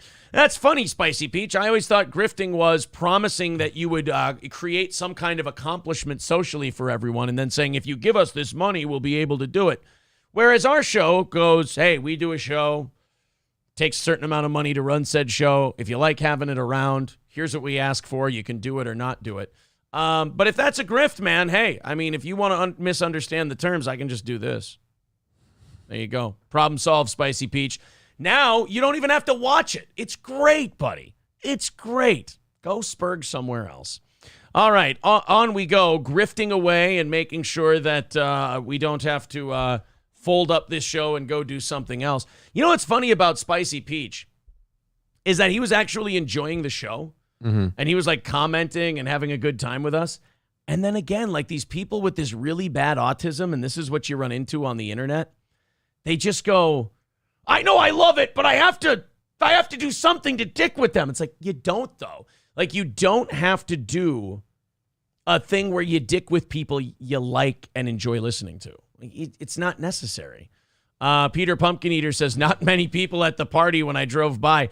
I guess say that to the full house and say that to the full tournament we had. Again, Peter Pumpkin Eater, you're a big fan of the show. You're trying really hard to be like a guy who's above it, and you're failing at it. What do? You need more hats like DSP, man. I think that's what it is. Mm-hmm. Shut the F up, Karen says. It's like every day somebody has to come here and wonder why you ask for money. I'm pretty sure you're not the only show that does this. I wouldn't know because I don't watch anything else. It is weird that people, they come in, they're like, you ask for money? Yeah, like everybody else does. I'm sorry that offends you. We're fine with it. You don't seem okay with it. I think the correct answer is here for you to go ahead and move on.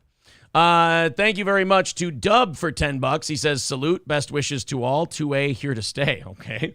And Curly Adams says they have to grift because the hundreds of people watching for free won't give a measly $10 a month. I mean, that's a good point, too. But thank you very much. Fauci's Pangolin with $5 as well. That's, I think $20 knocked off the goal. $225 away, and look at how quickly we're chipping away at that. Hey, Spicy Peach, I really appreciate that. You made us some money. You caused a rally. Our goal had kind of frozen a little bit. And now look at us, 225 away from the goal. Hey, let's try to get under 200 by 9 o'clock here in the next 20 minutes, and then we're in good shape. Small Egg Picker gets it. He says a lot less asking than commercials on TV every 6 minutes. Yeah, I mean, we do a 20-second ask, and we put a link up every 25, 30 minutes or so. Hell, shit, go watch someone on Twitch unsubscribe. You got to watch an ad every fucking 5 minutes. Oh, Jesus, it's fucking terrible over there. New Boot Goofing with $5 grift bits. Oh, thank you for the grift bits. Awesome, very good, thank you. Adam Goldstein TV says, love your Stuttering John coverage. You know, I'm glad you liked the couple of Stuttering John videos we've done. I'll say this. We're going to have Carl on from Who Are These Podcasts in 2 weeks. Mm-hmm. And 1 week. No, a week from tomorrow. I think he does such a good job with the Stuttering John stuff that we don't really do a lot of it. But I'm glad you like what we have done. I do appreciate that. Pro Farah says, here's some monies. Excuse me. Tips. Thank you very much. 215 away from said... God, that just... or the slow one. There you go. There's the slow one for you. It just sounds like someone passing it in a porta potty that just isn't good. It's just, it's very hollow and echoey. So thank you, everybody, for chipping in. Look at that. 215 away from the goal. Mike D says, do you follow any sports? Oh, God, I'm a massive football, baseball, boxing, MMA fan. We just don't really talk about it that much on the show, and you know why? People tend not to give a fuck. I'm into Buzkashi. Yeah, Johnny's a big Buzkashi fan. I just love it because they kill goats.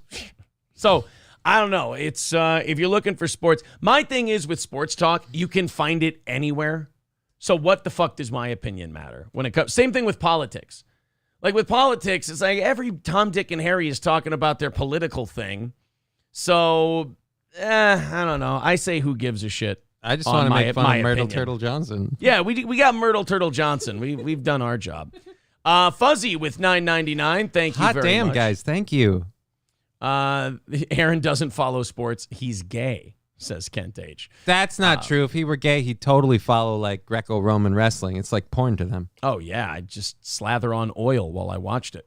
Excuse us while we do 50-year-old gay stereotypes on the show today. $210 away from our goal. Thank you guys very much. 210 away. Super chats. PayPal link is there in the chat. Go bananas. You guys have been very awesome, as usual. They get defensive of their show. When some guy comes in being cunty, they're like, oh, yeah, fuck that guy. Watch this. I can't pretend I don't like it. I love it. All right, let's talk about this old broad. Retired at 100. Now celebrating her 107th birthday. I feel like this bitch is kind of showing off. I feel like we could find a more up-to-date photo. Yeah, I mean, don't give me the one where she was slightly fuckable. Thing is, in the 40s, they all had fucked up teeth. Yeah. So, like, hot chicks in the 40s, you had to kind of grade on a curve because they were going to have a ratchet set of chompers. I mean, no matter what, they all looked like they were a horse. You know, just from the front end, just. Oh, man. And you know what? There were no tit jobs back then. And they didn't have the steroids in the milk like they do now. So you didn't have those nice, big, fat, meaty tits. You just everybody had A cups back then. Back then, you had to go down on her just so you wouldn't have to look her in the face. Oh, but they all had bushes. They all had big, hairy I got pussies. lost in bush country. You just had big, hairy bushes, and then the more body hair. Those were the days. Those were the days. Like, and the more hair you have on your body, like the more that particular area garners smell, right? So you're going to stink. Technically, yes. Their pussies reeked back then. It was the 40s. They had hair all over their twats. It stunk like shit. And you had just kind of weird tits and bad teeth. God, thank God we didn't fuck in the 40s. I'd have forced, like back then, I don't get this. You could force women to not vote back in the 40s. Oh, no, they could vote by then. You could force women not to go to work in the 40s. You could make them stay at home, whatever. In a lot of places, you could still beat your wife under certain circumstances. But you couldn't force them to shave their pussies? What kind of men were we? I'm not saying, you know what? All these we were gay. That's what happened. We just became bunch of moes. I don't like all these old guys telling millennials that we're old or that we're spoiled or we're weak or this and that. At least we can get our women to shave their fucking pussies. Huh? Not you guys with your disgusting, grown-over shrub snatch that you fucked around with. You fucking betas. By the way, is there a giant behind these two? Before you find the twat, you got to get through the wig. And the cock. It's really weird. Is there a giant man behind these two? I don't know. Look at this. That is a man in a suit. But she ain't got no legs.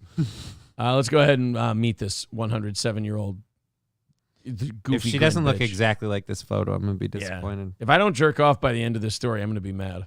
Old age, but I think it's what you make out of it yourself. Okay, good. I'd still fuck her. A Cape Girardeau woman just celebrated her 107th birthday. Velma Finger, known to her friends and family. Oh, Velma Finger. She was popular back in the day. She was part of Scoop and the gang?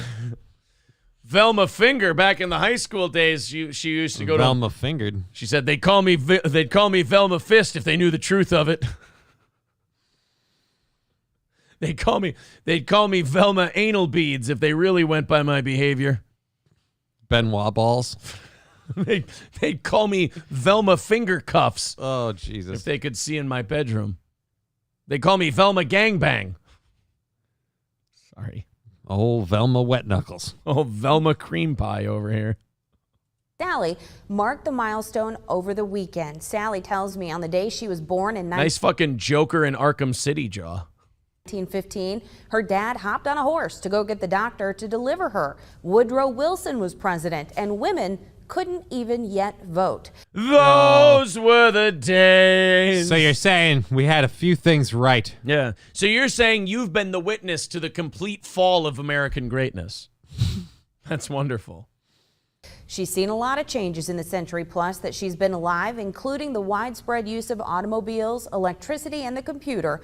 She worked as a manager at her housing complex up until 7 years ago when she finally retired at the early... They were tired of all the pipes leaking and nothing getting fixed because her old decrepit ass couldn't get up the stairs. You got to call the manager and you got to wait a month for her to walk. Yeah. Age of 100. But Sally says looking back, what she's most proud of is her family. If you ask me what I'm most proud, I'd say my granddaughter. I'm very proud of her. She should have retired from boxing a few years before she did. Really fucked up her speech. Man, Al Pacino is not looking good. God, this sequel to The Irishman fucking sucks. Yeah. Had my great-grandchildren. They're two great kids. So that's the greatest thing I know. I feel like when I leave this world, I want to leave the world a better place for my children. Ma'am, your children are dead. You're 107. They died at 82. I'm sorry. They didn't make it. Terrible thing. They left all their money to you. I feel bad for those kids now, the great grandkids. It's not their fault that, I mean, seriously, like a heavy downpour and she's just going to dissolve. Yeah. Had my grandchildren. Sally says she doesn't have any real secret to longevity, but she did tell me. It'd be funny if they go, what's your secret to longevity? Miles and miles of dick. I have to get plunged out at least twice a day, and if I don't, I start to feel the cold grip of death grasp my shoulders. Hell, 15 minutes before you came here, I had Julio doing his weekly run. I've never tried the colored ones before, but they're a nice change. There's an elderly one. There's an orderly here named Gonzalez who doesn't mind a good snowballing, so I like to take a walk on the wild side from time to time. Oh, and then there's another fella. His name is Jenkins, and when Gonzalez is done, he likes to eat the cream pie. He says, waste not, want not. I can understand. The secret to keeping my neck skin tight is a good pearl necklace, and you just rub it in and let it dry. I like to rub the cum right into my neck and tell my partner, my, what a good boy you are. And then I give him a Werther's with my cum-soaked hand. I reach into a little candy dish next to my bed. Stick it in his mouth. And I pop it right into his mouth while he licks me fingers clean. I gave the housing directing manager a hand job in the back closet the other day. Oh, did he think I was a real spitfire? He goes, now I know why they call you fingers. Let me tell you, as a manager, I was getting plumbed more than my complex was. I sucked off the delivery fella a couple weeks ago because he said he'd give me all the tapioca snack packs. He doesn't know I would have done it for free. I love taking out my chompers and going to town. I love kids these days. None of them understand the value of a good gummer. We're completely defiling someone's great grandmother right now. There's like 10-year-olds going, what the fuck? That's Graham. Meemaw, no. Meemaw likes it in both holes at the same time. Meemaw's a DP fan, and I don't mean baseball. Oh. Hey, kids, you ever heard of what a bukkake is? Oh, it's her nap time. She's going to go to bed. Oh, the only thing that puts me to sleep is that big package between your legs. Come over here, Luthor. I don't know if it's age or just my kind of libido, but let's face it, I'm a squirter. They say it's piss, but why does it feel so good? She's just walking around the game table to the other orderlies. She's like, hey, Steven, if you pull out this time, I'm calling your family and telling them what a homo you are. Jesus. She ate a lot of vegetables with olive... Especially eggplant. We didn't even intend that. Eggplant, cucumbers, and a solid carrot when I'm feeling tight. Oh, boy. I like the cucumber sauce, if you catch my drift. I eat a lot of vegetables because I love a good salad toss. I ate a lot of vegetables, and I don't mean when I sucked off Mr. Wilkins in 4A when he went into rigor. I didn't know you could come after you're dead, but I sucked that shit out of there like I was looking for the serum. I ate a lot of vegetables, and I don't mean the food. I mean our wing was right next to the mentally handicapped. It was a fucking field day. They always wondered why I went without my dentures into the tard wing, as I called it. Oh. Let me tell you, they got tiny brains, small skulls, and giant cocks. It's Granny's paradise in there, for fuck's sake. I trade him some of my medications for a solid deep dickin'. All right. Of oil and some peanuts. Fuck off.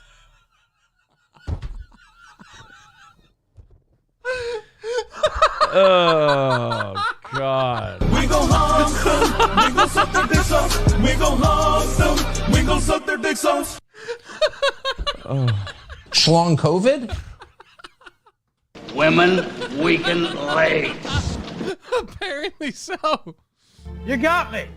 Hand in a cookie jar. Oh, that's what she called it. And she gave up meat for several years.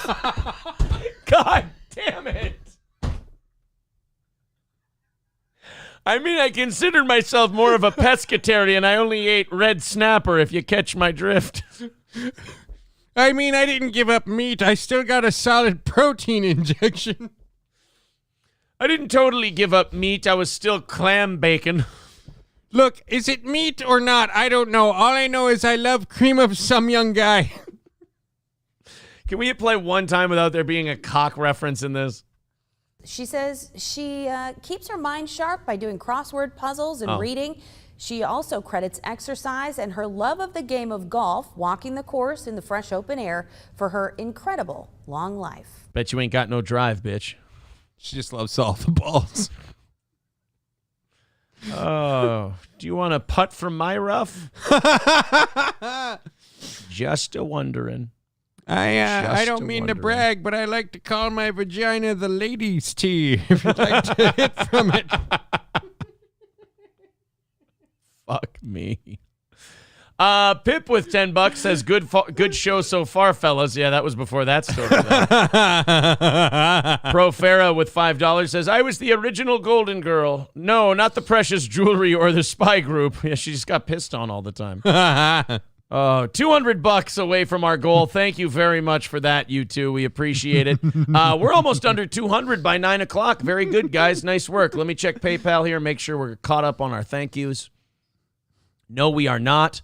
Thank you very much to Lip Ripper for $20 and 1-2 Skip to My Lou with $20. So we are now. Damn, thank you guys. Very nice, guys. 160 away from our goal today. 160 away from overtime, and an hour and 5 minutes left in the show. So you guys have a lot of time to knock out that last hour 15. You want to scroll up in the chat and see what they've got for us? Yeah, I think I saw a couple that win.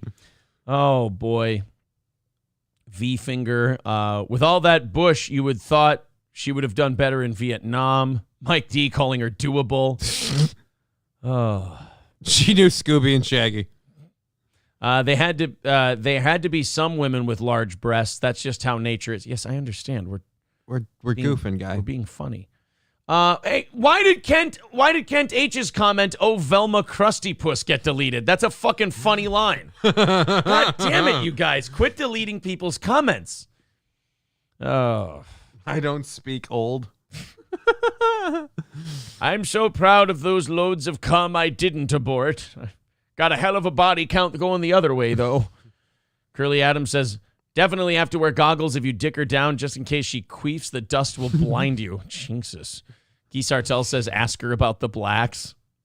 Yeah, like even her most conversational, polite take on black people because she's 107 is going to come off really offensive. Just think, she was alive to see women get the right to have abortions if they want to and then lose it. That's great. What an amazing life she's lived. Mike D says, I hope I live to 130. No, fuck that. No, thank you, sir. SC Motorsports says, getting a rim job once a day keeps me alive. I'm like an old wind-up toy. The secret is where you stick the crank. Rusty Grammer says, that snatch probably smells like the Great Depression. Oh. If it looks like we were scared to death. She's so old, her vagina is now the Dust Bowl. All right, I'm writing that one down, too. I'm just writing down old lady for that clip. QG says, dying laughing and can't even tell the people at work why. Why not? Come on. Tell them why. Tell them we're talking about an old crusty bitch. It's YouTube. You can rewind it and you can go back and the whole deal. Show them the whole thing. Hulka Masha Baby quoting Johnny's line, I haven't rolled Molly in a coon's age. Oh, that was a good line. Jesus. Oh, Tardwing, she sucked off Jake. Someone's. Patrick says, come on down to the cellar for a popsicle. Yeah, Trident writes, it just gets worse. Did they say penis or peanuts? Oh, God. Oh, they're saying Christopher Walken says, I'll be damned if you're not in the middle. I showed April Envy yesterday. She's almost done with it. Enjoys it. I like Envy. Good for you. J-Man's one of my favorite characters. You know, I was a limo driver once. Damn good at it, too. I just couldn't wear the hat. Hats make my head itch. Let's continue on here. She's skilled in the long irons. Her ass has more dimples than the golf ball. Well, now that's just hurtful. Why would you say something like that to such a nice old lady who sucks so much dick? Cash45 with $8.99 says, this is my first time watching your show, and you guys are great. So funny. I'm going to subscribe. Sending you some support from New Zealand. Wow. Awesome. Thank you, buddy. Very Love cool. having Kiwis. 155 away from the goal today. I got Thank some you. friends out in Christchurch, so. How are they doing? I don't know. They're all Haven't right. talked to them in a couple of years? No. Did they survived the it's a shooting joke. Mr. Approachable says, with $10, says, I would like to start a fund to get Raz his mod back. The guy made an honest mistake and honestly admitted it when he realized he screwed up. If 9 more people give $10, will you give his mod status back? If we hit the goal today, I will give Raz of Chaz his mod status back and we'll do overtime. How's that? 150 away from today's goal. We're pretty close to it. We got an hour left in the show. If we hit the goal, either PayPal, Super Chats, doesn't matter. We'll do 30 minutes of overtime, and I'll give Raz of Chaz his mod back. How's that? That'll be tied. He'll lose to the it goal. tomorrow. Yeah, and he'll fuck it up and give it to somebody else. Did you see this video of the? You were a hockey player. Yes, I was. It's sad how often this happens. Really? So the whole trying to blade someone in the face? Trying to blade someone in the face, yeah. If you're on the ground and a scuffle's happened and people are real pissed, oh yeah. This is a hockey game out in Who Gives a Shit. Let's be honest. I'm not going to do this like a professional newsman. We don't really give a shit where this happened. Looks like it's juniors hockey, and there was a bit of a scuffle here. Actually, this could be amateur. These could be grown-ups. There was a bit of a scuffle, and one guy decided he was going to try and blade another dude right in the face in the middle. Those can fuck you up, can't they? If they're really sharp and you catch it right, yeah. Can't you? If you catch one right here, that can split you, can it? It depends, because hockey players have rounded edges on the fronts of theirs, so you got to catch them with the bottom of the blade and the edge, and it has to be sharp, but they dull pretty quick on the ice, so it's going to hurt no matter what. Now, if it were a goaltender in there, you got a point on the end of them bitches. Now you got trouble. So how often do you have to sharpen your skates? Every game? Pretty much every other game. You want to get them touched up a little bit if you want them to be. It depends. It's harder for me because I was a goaltender, so I spend all my time sliding back and forth. So I start just wearing down my edges a lot more. Okay, let's see this. Sorry guys, there's no sound on this one. I just want to see. Give your balls a tug. Where's the blade attempt? Oh, there it is. Was that? Oh, did he get him? That was a kick with the foot. Ooh. Oh, he connected to the face. He got. Oh, fuck, God. He got so him. whether or not he got cut, that's going to hurt like a motherfucker. Well, it's a big, heavy metal blade on a heavy ass and shoe. it's melted it's melted to plastic, and so you, like, as the person kicking, you can't even feel it connect until like you're halfway through. Yeah, it's got to push the whole shoe up. Yeah. Oh, right in the face. I think that might have been the chin area. The chin or the jaw. He's holding his face. If there's any blood, then we know he's got him. Dude, in a game like that, like your own teammates should be jumping on you and beating the shit out of you for that one. I mean, kind of. Because you're going to get one of them hurt now. Because you're going to get kicked out of the game. Oh, yeah. And I now, guarantee you that other team's checking hard. Yeah. The rest of the game. And they're going to make somebody else pay for that one. Oof. Oh, yeah, dude. The goaltender came flying up. You do not want to piss off the goaltender. Damn. So that happens more than we think? Yep. Just guys. I mean, like I said, it's honestly the biggest problem is that the blades are on your feet. So it's really whenever the fight goes to the ground, you're hoping you're face to face. Because if you guys get separated with feet in your face, somebody's gonna try it. Someone's gonna try it, yeah. Dude.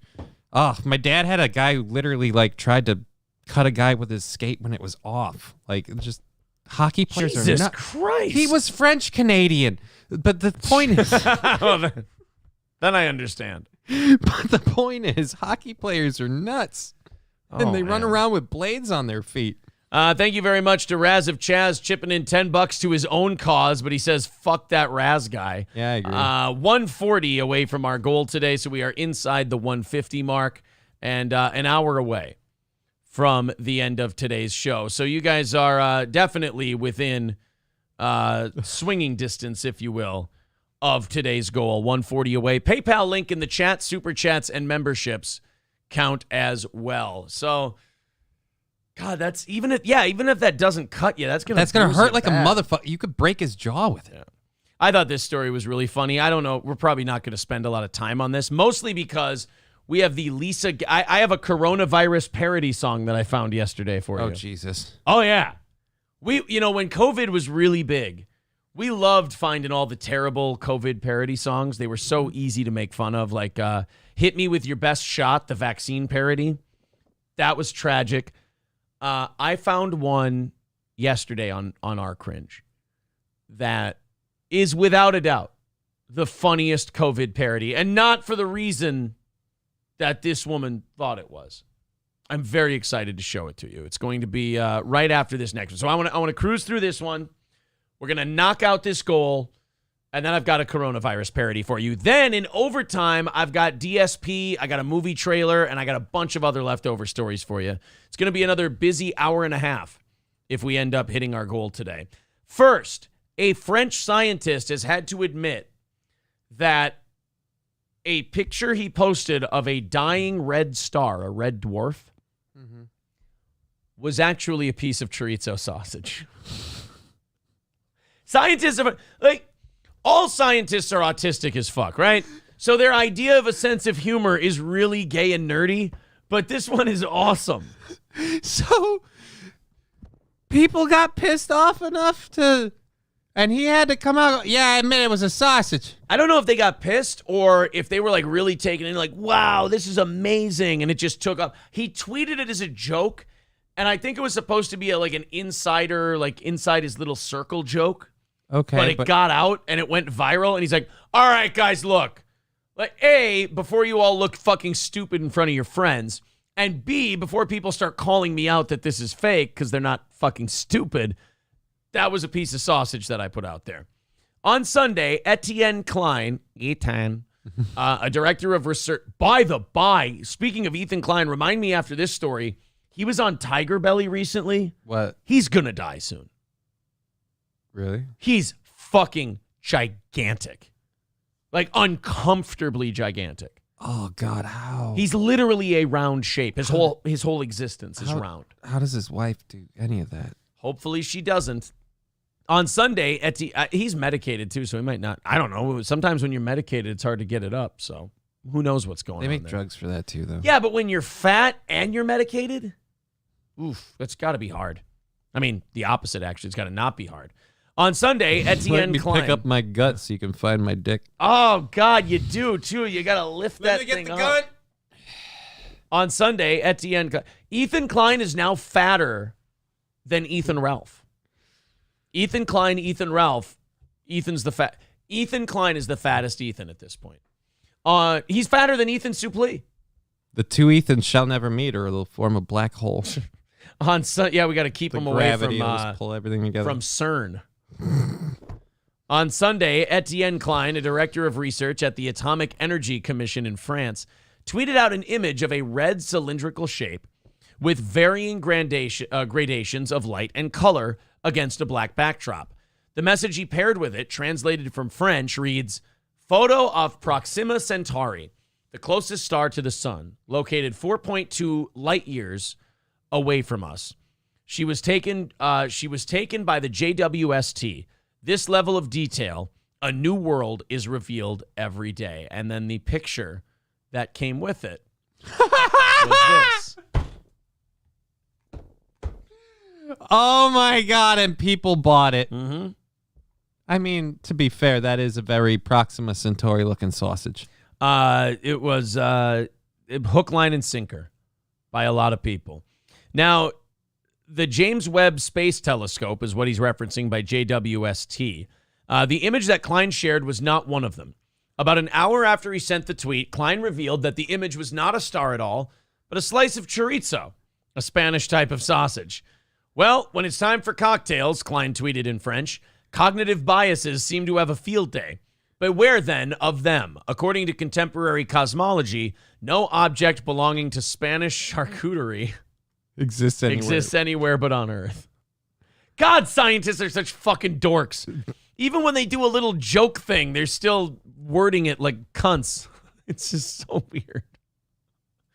I mean, I gotta give it to him though. Look, man, he got a kick out of it.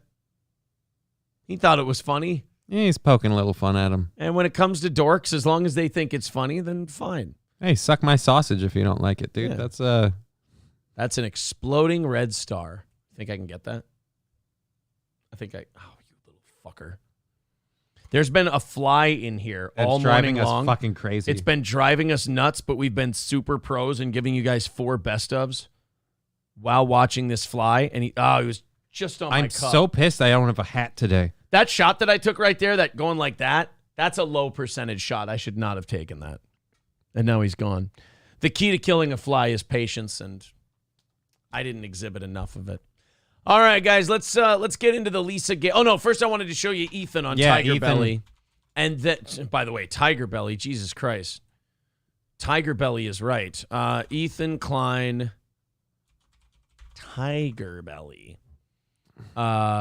Yeah, this is, let's see if we can get a shot of just him. Can we get a shot of just him on the couch, or do they start with the 4 shot? Okay.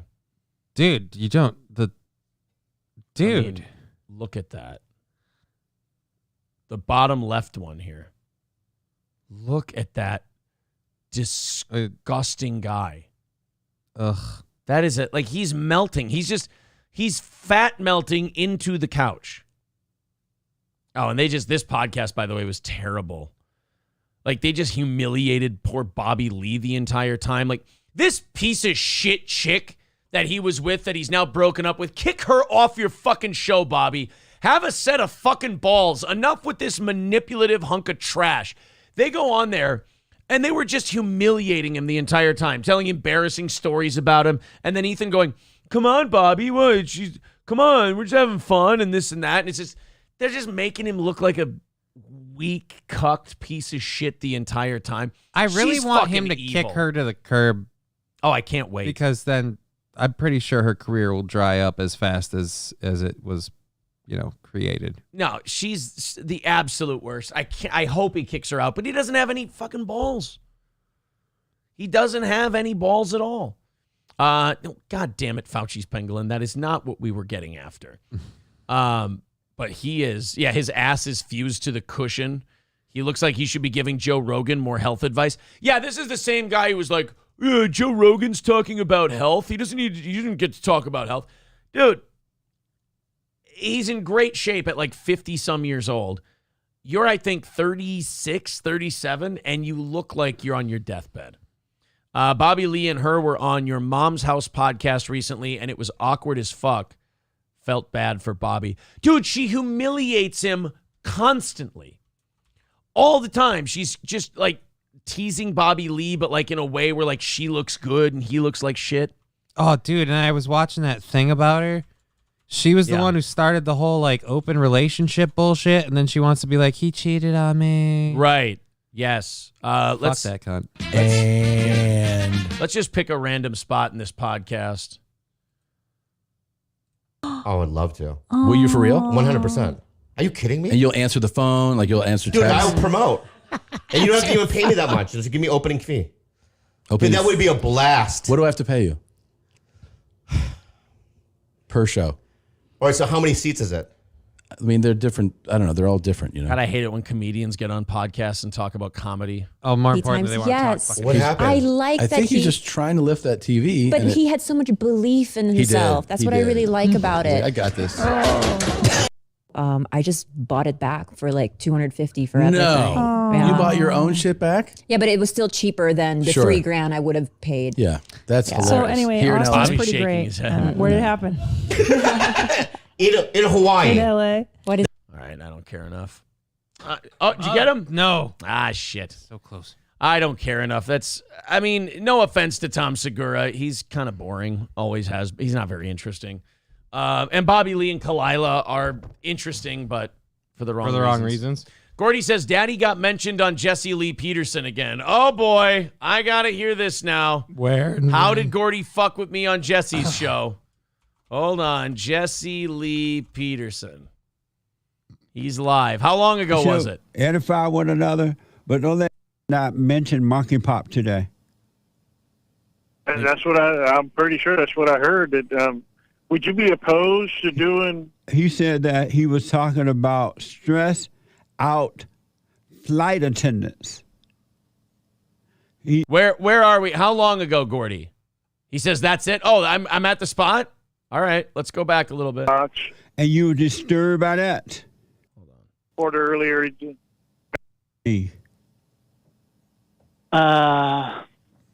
Total P. Amazing. Well, I appreciate that, TJ. Thanks for that man history moment. I totally appreciate it, man. Thank you for the opportunity. Yes, sir. Thank you so much. Thank you, Jesse. You're welcome. Man History Month, there's a line open, 888-77-53773. 888-77-JESSE. What did you guys say? Let me go to Jesse, a first-time caller out of Georgia. Georgia on my mind. Jesse, welcome to the show. You're on the air. Yes, sir. Yes, sir. How are you? All is well.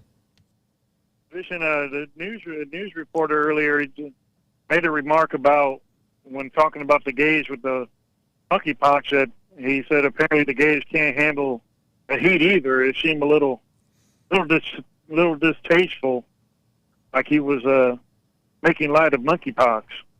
I was just a little disturbed by that. Who did that? The news reporter during the news break. I don't think this is the call you're talking about. Oh, you mean Gordy? Where are we? Gordy says he cut me short. My apologies. Where is it? Are we on it right now? The hate news? Yes, sir. You said you were disturbed about what? No, I didn't hear that. He kind of made light of monkeypox, referring to that apparently the gay people can't handle heat either. Because of the climate change that they were stating is happening. It just sounded like he was making light of monkeypox. And you were disturbed by that? Yes, sir. We all have relatives that are, not all, but a lot of us have relatives that it could be of that. I don't know one person who has monkeypox. Of that sexual orientation, and I took offense by that. They have monkey pop? Monkey pop? Perhaps, yes, sir. And so Hank is telling me that he did not mention monkey pop today. And that's what I'm pretty sure that's what I heard. What the fuck is would this? Would you be opposed to doing? He said that he was talking about stress out flight attendants. He didn't mention Monk and Pops today. Monk and Pops. But I do have a cousin who does a YouTube show. Would you be opposed to him doing an interview with you? Let me give you to Nick and give him that information. Don't fuck me over like this. I'm trying to get the guy on the show. Monkey Pop.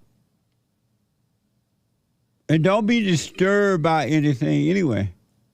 If he did, was that it? He didn't mention it today. He was talking about. I'm guessing so. Gordy, you fucked that one up, buddy. No offense, but you fucked that one up. Oh shit! Yeah, that wasn't good. It's a letdown. Too long of an intro. I'd say the payoff was also kind of the problem. Yeah, the setup and he cut you off because you asked you tried to make a booking on his show. When someone's doing like live call-ins, they don't do bookings during the show. So yeah, Gordy, you kind of fucked that one up, bud. It happens. Oh well. It kind of brought the rest of the show down a little. Had a little bit of a roll, I thought. $140 away from our goal today. PayPal, Super Chats, memberships, they all count. And by the way, it's been everybody chipping in like between $5 and $10. So that's very cool. That's very sustainable when we can do it that way. So 40 minutes left in the show, $140 left in the goal.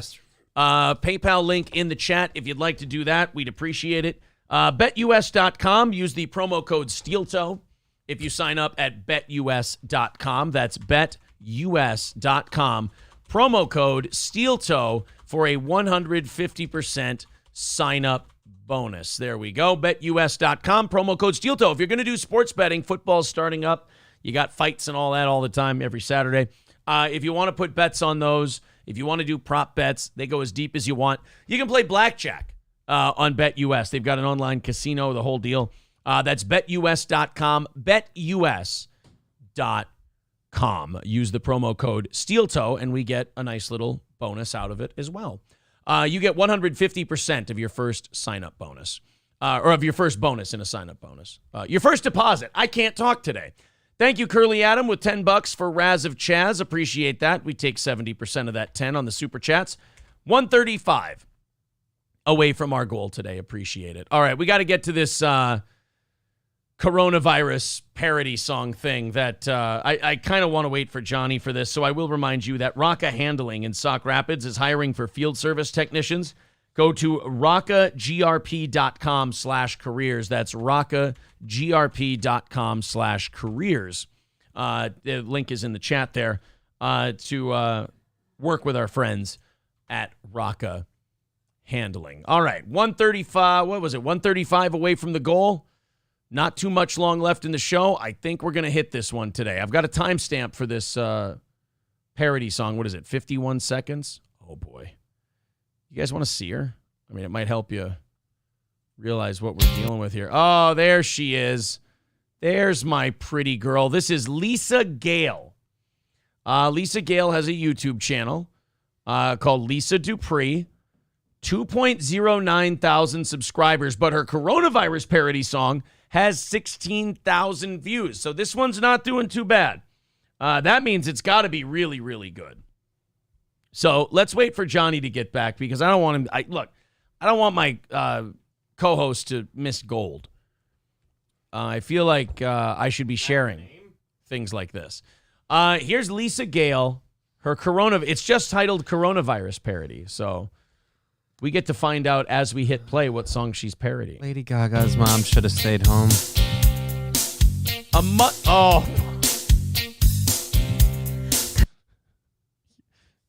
How do you feel about this so far? Do you have faith that it's going to be good?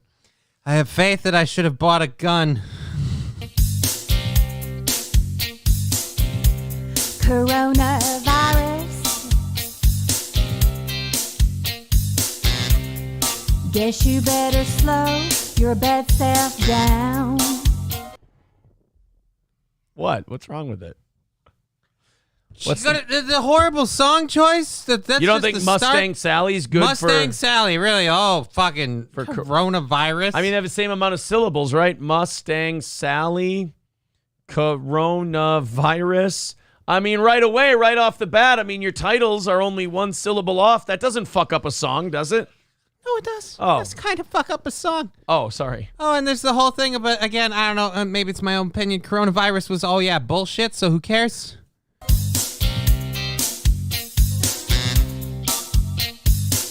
Stop. Coronavirus now, baby. Think she's going to give us something new in this? Guess you better slow your badass down. Whoa, with the language. Shit. Salty language for a middle-aged American there. Stop. Why does she look like trans Elsa? I think this whole video was just about her making, like, sexy love faces at the camera, because if she does it at real people, they regurgitate. Yeah, they start puking. You've been running all over town. Ooh, I guess you gotta put your badass on the ground. What does this have to do with the actual virus, though? Like, I don't understand. Oh, by the way, 5 minutes long. She did the whole fucking song. No, she did not. In my opinion, a good song parody does like verse, chorus, done.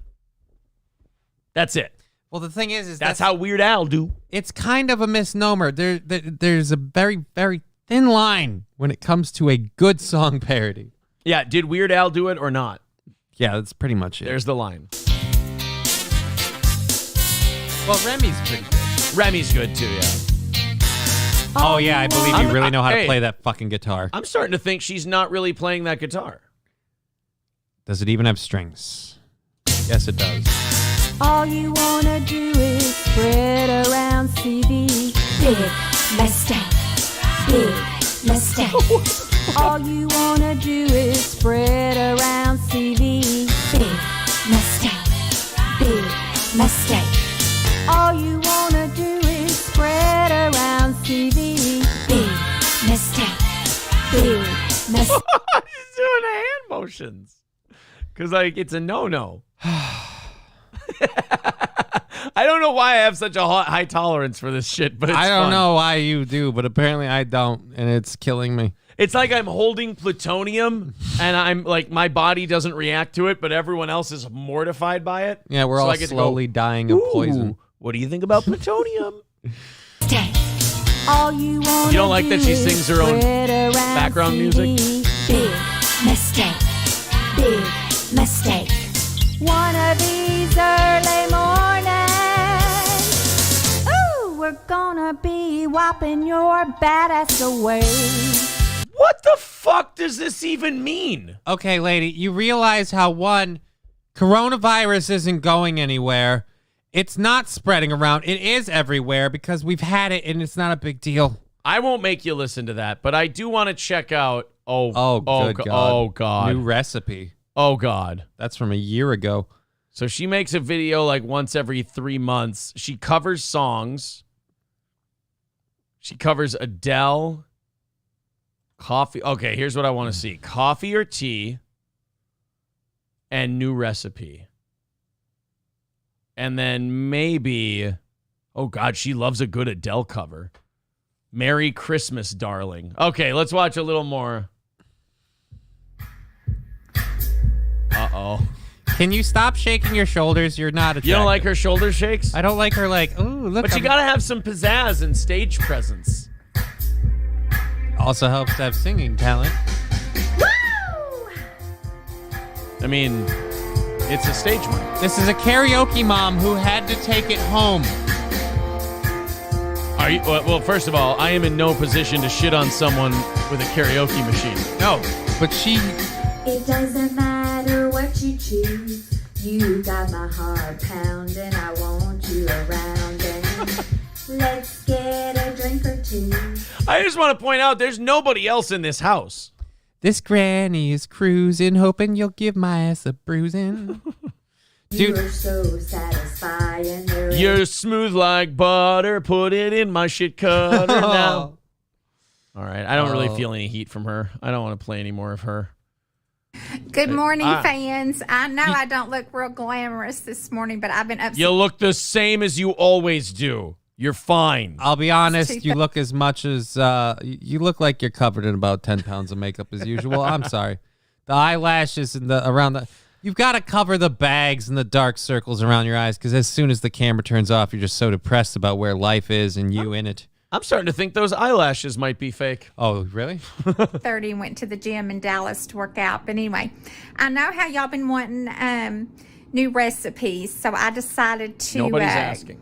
To fill you in on a new one. This is called Ritz Cracker Pie. What I did was I took 3 egg whites and beat them until they were stiff, and then I added a cup of sugar and 21 crushed Ritz crackers. I'll show you what it looks like. It looks like cum. It looks like cement cum. Ritz Cracker Pie. I'm not even mad at her for making these videos. I'm mad at whoever she claims wrote to her and asked her to do them. Those are the people I'm upset with. All right, I've been getting your messages, so now here's the link to my OnlyFans. Yes. 1:35 away from our goal. We are a half hour away from the end of today's show. Let's see if we can knock out that goal. I promise I won't play any more of her. 1:30. Oh, never mind. 1:30 away. Veldrain with $5 says, heaven doesn't make mistakes, they say. I say that is BS. Heaven is a repeat offender.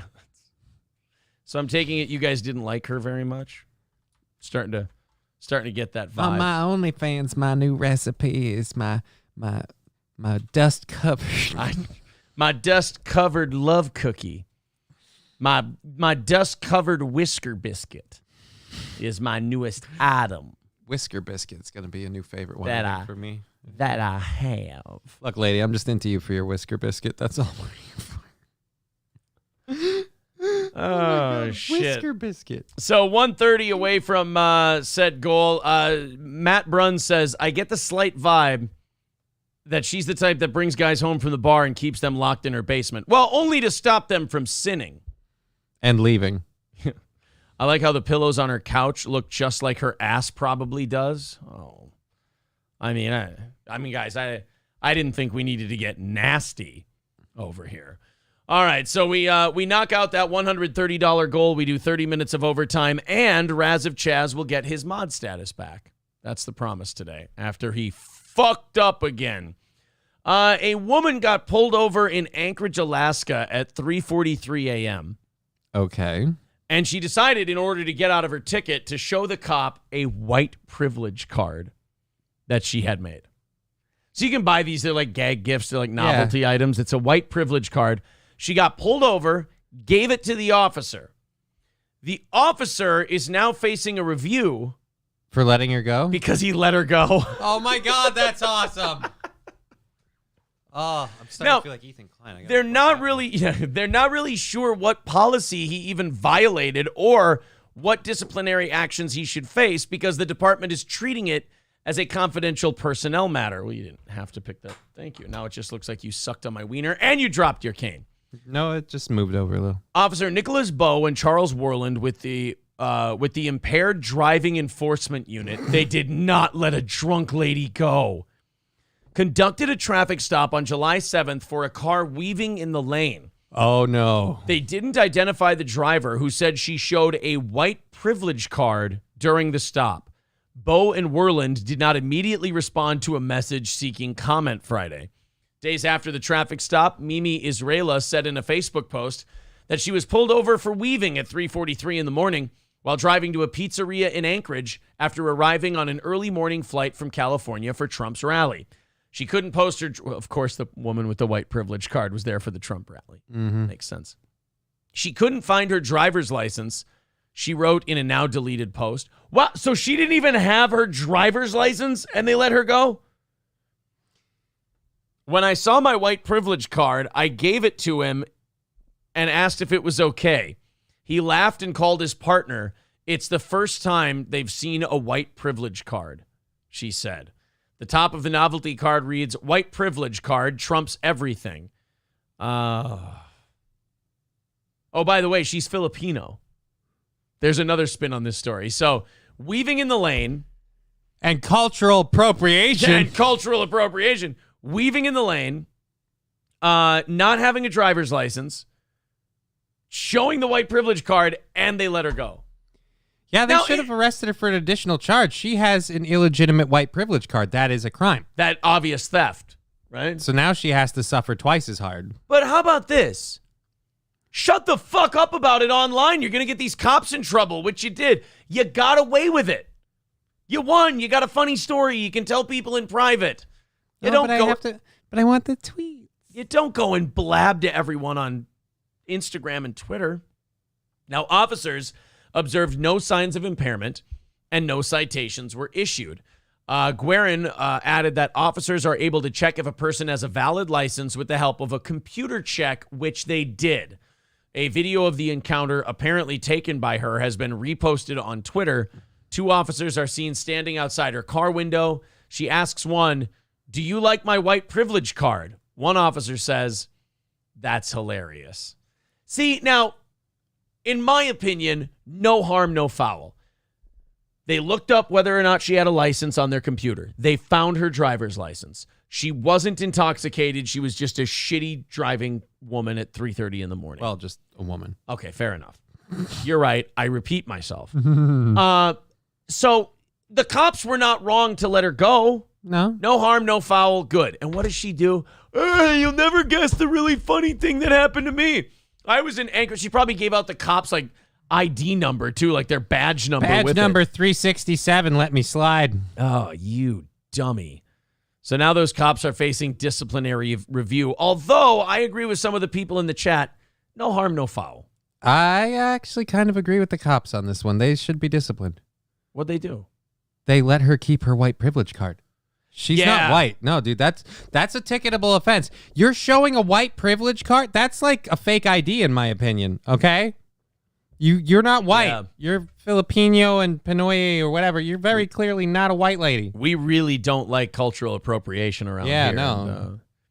And, it's remarkably offensive, if you ask me. Something definitely needs to be done. Tree of Liberty needs to be refreshed from Whoa, time to time. I wasn't going full Jefferson on it, but With the bodies of, whoa. Jesus Christ. I got some Ron DeSantis. I got Sacramento. You know, California's finally starting to do something about the shitty laws they've been implementing city to city that's increased like crime and homelessness and all that. The problem is They're doubling down. Well, no, they can't turn around and just abandon everything they've done. They'd look like idiots. So they're like slowly doing it. And the slow step-by-step climb out of hell is so agonizing to watch for California. We've got a story about Sacramento coming up in a little bit. And by the way, Need Trump, we did talk about the Ron DeSantis email to the View last week as well. Yeah, that was very funny. But first, before we get into any of that, we are 1:30 away from our goal today. 1:30 away from our goal. There's the PayPal link in the chat. Of course, memberships and super chats count. So we are very, very close. 1:30, not very far away. In about 20 minutes, we will fire up that can rattling hype train if we must. That little fun thing we do to see if we can knock down the rest of the goal. I do have some DSP scheduled for today for overtime if we end up hitting it. Otherwise, we can probably do that tonight. Also, Small Egg Picker says she probably has an OnlyFans. God, I hope not. A Trump supporter who carries a white privilege card. I can't imagine they're under 160. Skeezy says, what do you get when you cross a Mexican and an Asian? A Filipino. Why, sir? Some of us aren't geneticists. I don't know how those lines are crossed. I don't understand. Putting DSP behind donation goals. Genius, says Small Egg Pecker. Well, no, it's literally because I know that like the main thrust of the audience, not everyone wants to see it. And there are another part of the audience that really loves it.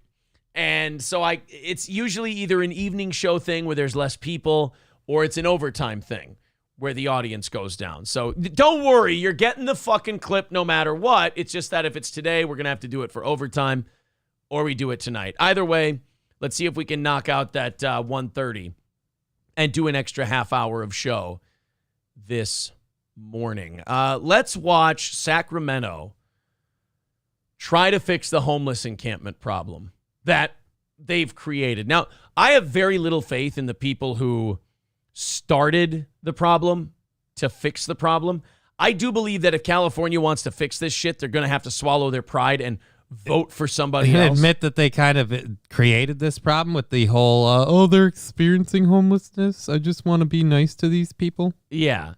Timothy Crawford says, I do sermons every Sunday. Y'all are welcome to my channel. Just subscribed here. Do you want to watch this Sacramento story, or do you want to check out some Timothy Crawford, who just subscribed to our channel? Can we do both? Timothy Crawford. That's hashtag not my Tim. There's too many Timothy Crawfords. I think there's a bunch of you, and all of you guys are Jesus people. There he is. Okay, I found the right channel. There's Timothy Crawford. He's only got 141 subscribers. Well, shit, I'll subscribe to him. He does little 4-minute God sermons. That's nice. All right, what do you guys want? You guys want the Sacramento story, or should we do a quick Timothy Crawford sermon? Your call. Curly Adams says, I've given $30 today alone and don't like DSP and won't watch overtime. I just don't want to see it tonight. Well, I guess that's one level of motivation, I suppose. Trident, what a fucking guy. $50 from Trident. What an absolute gem of a guy he is. And now we're at $80, my friends. $80 away from that goal thanks to Trident throwing in $50. Yeah, I've got questions like SC Motorsports. Does he sell holy water? Is he a real priest? Has he had sex with an unwilling child? Right. You're not real unless you do that. Yeah, right? You're not real unless you've, raped a kid. What? I'm sorry. Touched him with the spirit of Jesus. I don't think that was the problem. I don't think that was one of those phrasing things. Although raped a kid did sound very harsh in my ears. When it was in my headphones, it came off as quite alarming. A bit much. Jesus Christ. Thank you very much for the $2. You know who gave that $2? Who? Sage Retard PhD KF. Thanks, buddy. Oh, God, I love that drop. Oh, my God. Does he tell the Canadian COVID police to fuck off? Yeah, I think this is a different guy, but still. Let's play a little Timothy Crawford here. He just subscribed to us, and then he plugged his channel, so I want to see... would it be funny if he went hard in the fucking paint? Like if he was like, and the gays shall be damned to eternal hellfire. Well, I'm not religious, but I might like the guy now. Well, let's see.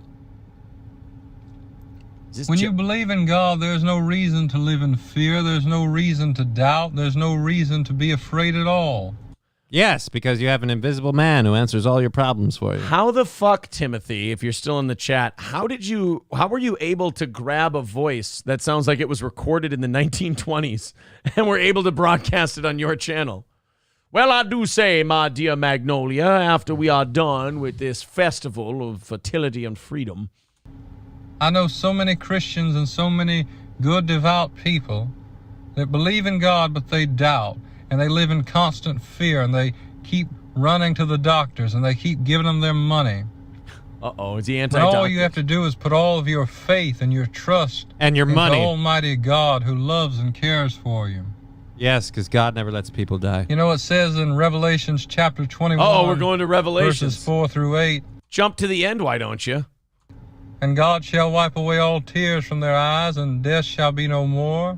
Yeah, but it doesn't mean don't take insulin if you're diabetic, for fuck's sake. Yeah, don't see the I don't feel well. Have you prayed? Have you prayed? Exactly. Now, have you prayed hard enough? You fuck. Nor mourning, nor crying, nor sorrow shall be any more, for the former things are passed away. And he that sat on the throne said, Behold, I make all things new. All right, I think... Well, he that sat on the throne was bleeding from the butt because he saw a priest beforehand. I think we can probably call it there, huh? I think we figured out. I think we figured that out. Yeah, Colin Adams. That's the vibe I got too. Today is a day that will live in infamy. The United States of America was attacked by naval and air forces of the Empire of Japan.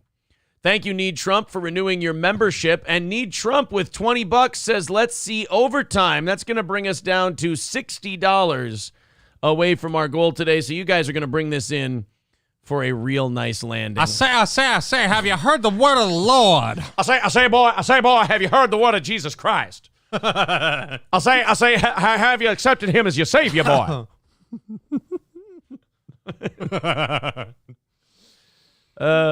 Chicker next door says, you were praying when your kid died? Well, then you didn't pray hard enough, obviously. It's always the answer, right? Just a little bit more. Jesus just loves your child more than you. Yeah, exactly. He just wanted him more. He thought you were terrible parents. It was Christ's judgment.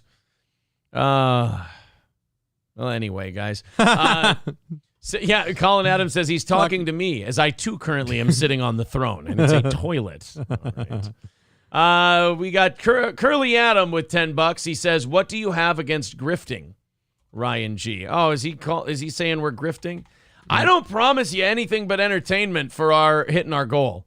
So I got to say that the grifting allegations ring a little hollow. You can keep saying it if you'd like to. We kind of follow through with what we promise. Yeah. We make really stupid jokes. Right. We say shitty, mediocre entertainment is what you get if we hit this goal. And you know what we deliver?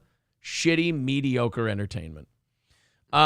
Timothy says, I'm from the Gulf Coast. We still have what you call non-rhotic accents. He's from down in the bayou there, where they still talk quite a bit differently. So wait, if we also think a bit differently. We mean mug the black kids when they try to go to school with howls. We have a mint julep and mutter the N-word under our breath. Sorry.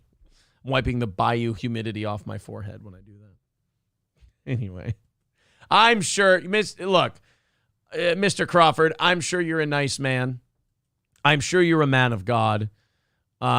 But you just came to the wrong channel if you were looking for people to take sermons seriously. I just, I don't know how having an erotic accent would change anything. Well, I do say that when I talk, women get very wet vaginas, so that's what it is. Ladies and gentlemen of Jesus. Jury. All right. My guys. milkshake brings all the boys to the yard. I say, my milkshake's going to bring the boys to the yard. Oh, damn it. Curly Adams says, Timothy Crawford gift $250 to turn Aaron religious. Oh, for God's sake, man. See, now that would be grifting. I'm not following through with that one. Granny says, is this a My Cousin Vinny reference? Boy, can't sneak anything past you. Thank you, Baggio. I was wondering about some Foghorn Leghorn quotes. Yeah. Well, I say, the boy's as sharp as a butter knife. Thank you, Jay Santos. All right. We got $55 away from that goal today. We're going to go ahead and do this Sacramento story. I say Sacramento story. That's right. So I say the homeless bums in the tents, boy. All right, let's watch the homeless bums in the tents and see what Sacramento's solution is. Because now California is actually having to admit they have a problem, which is the first step. Well, they have to admit they have a problem because it's overflowed through the cities into the suburban areas where the people who voted this shit in are like, oh, well, now it's affecting me. Right. And instead of voting for someone different, they're like, will you guys just adjust the dials a little bit? Wait until you hear the pussy-ass solution they have to the tent cities. Oh, good. The Hoovervilles. At Children's Choice Well, first, Dental there's Care, got to be a children's dental care commercial because no news sites let you run ad blockers anymore. They figured it's important that they keep their teeth clean. Okay, that's enough. That's good. That's all you need to say. I'm just saying. You're right. Dental hygiene is important. Dental hygiene is important. You are correct, sir. Plus, in the dark, they grow back. It's fine. And you're good. All right, so we're just about at the end of this. Wait until you hear this fucking solution Sacramento came up with. Eyesore to some, a nuisance to others, but soon homeless encampments blocking sidewalks could be a misdemeanor. What? Oh my goodness. I know that you guys have been very upset and very worried about all these tent cities and everything popping up in Sacramento, but don't worry. If they catch people doing it now, the heroin addicts are going to get a ticket. Because, that's going to be a thing. What are you going to do when they don't show pay up it? for court? They're going to pay the fines. They're going to do all of it. Yeah, what do you do when they don't show up in court and pay fines? Do you go to their address? Here, just go back to where you gave them the ticket because they ain't fucking moving. Oh, they probably moved by then to another street. It really is almost like you see their solution and you go, why don't you just do nothing and not insult my intelligence? Or commit to it and just fucking arrest these people. Right. Or just here, steamroller. Whoever's out of their tents is fine. Whoever isn't is going to be fucked over. Sorry, guys. They push us under the bridges, and then they're trying to move us out from under the bridges. It doesn't make... Right, because you don't fucking belong there, heroin chic. God damn it. They try to push us under the bridges. Right. It's almost like they're sending you a hint that they don't fucking want you there. Take the hint. Fuck off. You guys don't pay taxes. Other than not even sales tax, because let's be honest, you probably shoplift. But yeah, you don't really pay taxes. You don't really contribute stuff. I mean, the whole they put us under the sidewalk, under the overpass, and they push us out. Like, you shouldn't be living under an overpass. This is what happens when we abandon shame. Is people feel entitled to live like bums under the fucking bridge and then get mad when people want to clear the bridge area. Just under the bridges, and then they're trying to move us out from under the bridges. It doesn't make any sense. Jessica Gorski fed up with how many times... How was there a landline phone ringing in that outdoor interview? I think that's just the ringer. Oh, okay. That somebody had. It was her heroin dealer. She had to go. Yeah. She's already been forced to move camp. Now, is a misdemeanor a bit harsh for people who have nowhere else to go?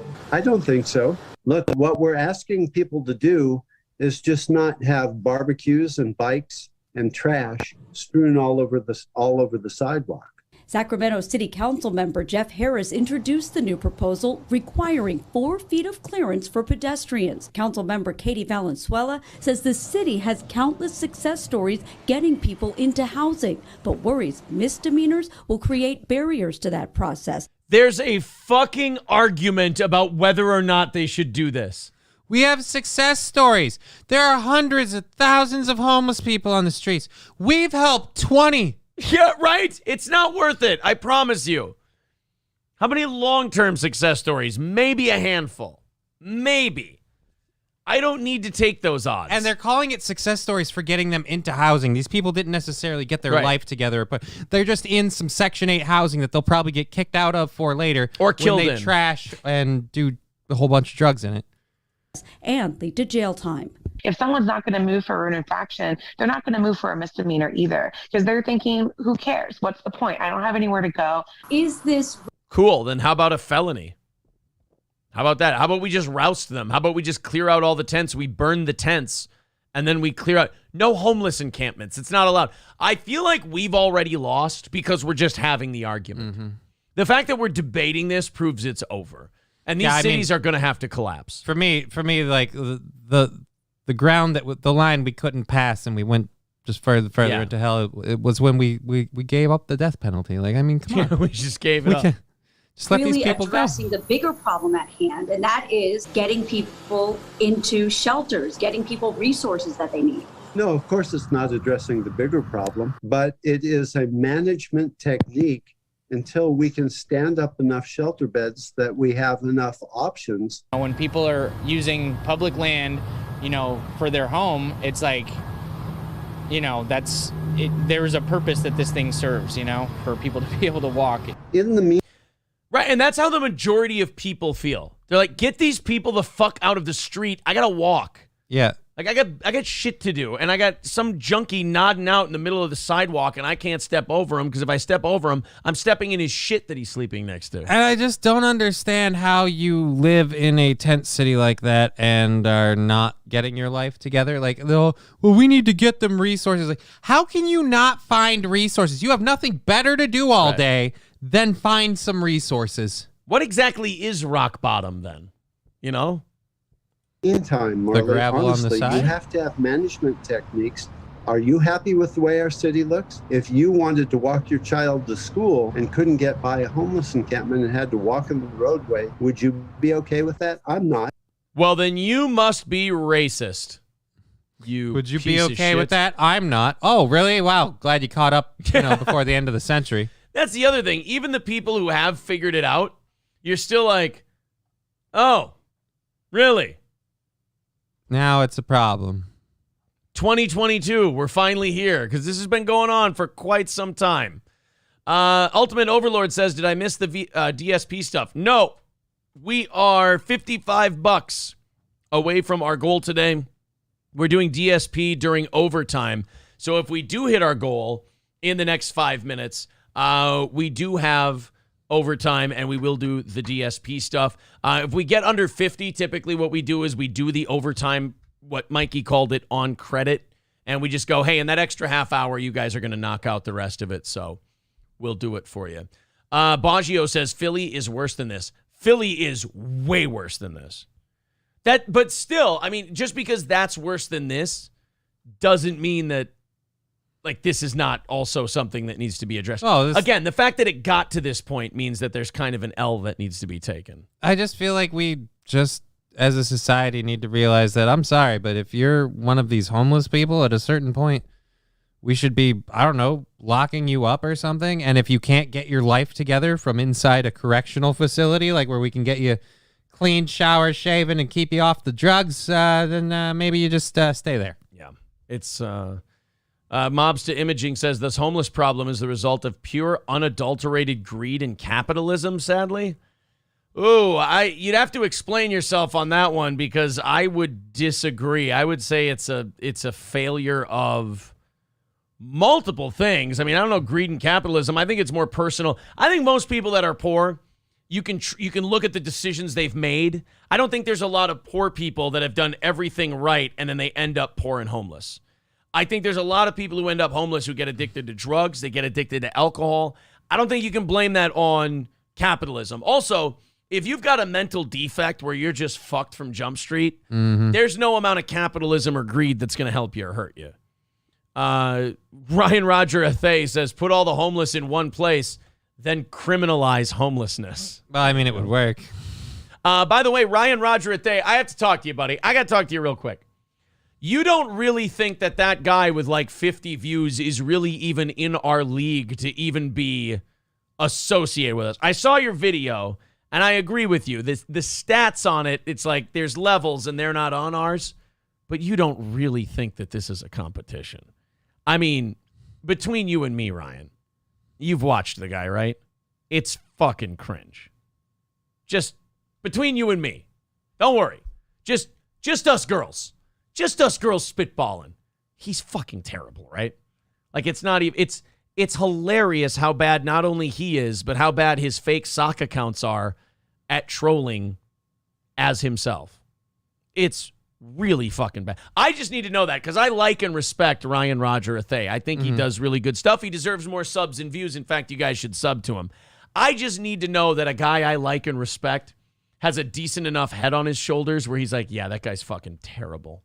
I know he's got to play it nice for the videos, but deep down, I feel like the guy's got good taste. $2 from Curly Adams says $1 from everyone listening. All right, let's fire up the little hype train that we do to get our overtime here. Let's rattle the cans and let's see if we can knock that goal down and do some overtime. We've got about 4 minutes left in today's show, and we are 53, well, technically 53 thanks to Curly Adam, $55 away from our goal. There's the PayPal link in the chat. We take home over 90% of that. Super chats and memberships, we take 70% of the super chats and $5 out of each membership. Chris becoming a Yeehaw Club member. There you go. $50 away from the goal. Yes, you're right, Coltrane. If we get under $50, we do overtime on credit. So we're just running the little hype train until the next thing comes in. And then there we go. So 50 away. Next one triggers overtime. There's Tigger next door with $10. He says, I hate this show, so I'm never going to give you money. Oh, man, that's too bad. With that $2 that came in, that means we are $40 away from our goal. That means we're doing overtime on credit today. Thank you guys very much. There's Fauci's Pangolin with $5. Appreciate it, sir. So $40 away from the goal. We are doing overtime, as they say, on credit. You do overtime on my show, you take on debit. The debit that you owe me personally. Coltrane with $5 says, I hate DSP, but I'm here anyway. This one's pretty good because this DSP video, this actually ties into the Steel Toe universe because I guess he went after Rich from Review Tech. Uh-oh. He's had it with him. They're finally done. $30 away from our goal today. After Pro Farah just threw in $10. Says, I hope it's the sauce vid. TDR Shit Show says, take my money. $30 away from said goal, and overtime starts in about 2 minutes here. Then we'll fire up the old DSP. Curly Adams says, random question, has Johnny switched to YouTube from Twitch yet? I have my own YouTube channel, and I'm promoting it, but I don't want to leave Twitch specifically just because I really like the way I have interaction on my channel, and I can't quite do that on YouTube. And I can't do DJ streams on YouTube. That's true, yeah. You'll get popped real hard for that. Yeah. Orange Boy says, my Yeehaw Club renewal was yesterday. We did. We added that. We don't take extra money on this show. Everything that happens on Sunday goes to the goal on Monday. That's why we started about $40 in today. What are we at now? 30? Yeah. All right, 30 away. We'll knock that out. Ryan Roger Athay says, I have to read it in his voice. Personally, I like both Hipstar and Steel Toe. Hipstar's character is it's not entertaining, dude. It is so insecure and over the top, like he's trying to be someone else he saw. Like trying to be Jesse PS and Red Bar. Do your own thing. Put your own spin on it. I get we're all doing the same thing, but like there's such a lack of realness to that guy that an audience can't connect with him. And by the way, that's not my opinion.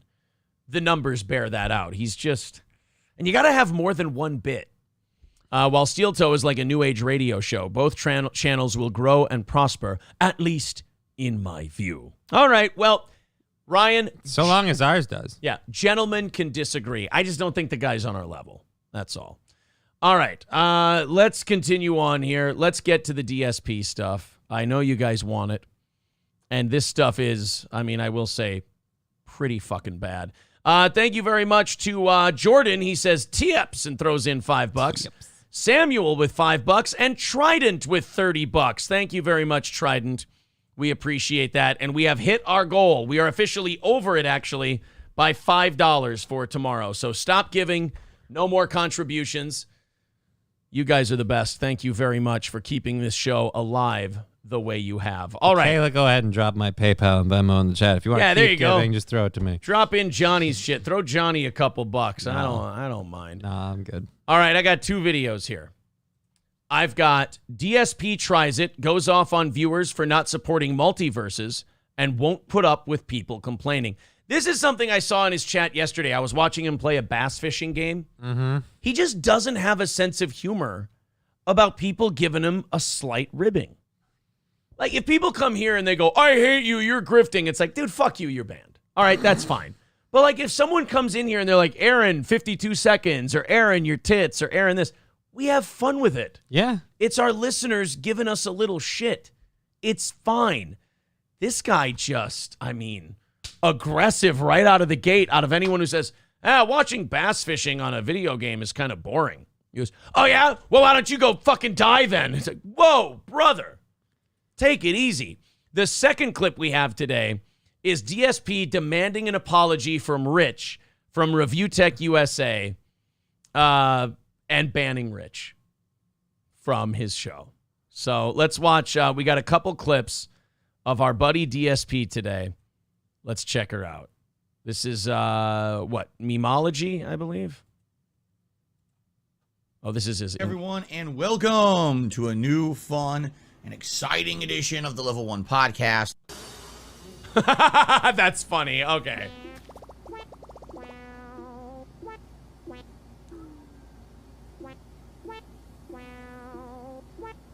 I got to fast forward. That is very funny. Today is Sunday, the 7th of August, 2022. Got a lot to say today. Because today... God, just a throat clear and a snort right off the bat. And again, dude, just put it on a button. Ready? Hit a button. Ready? Now you do it. Didn't hear it. Do it again. Didn't hear it. Do it again. And after Horkaloogie, we keep going.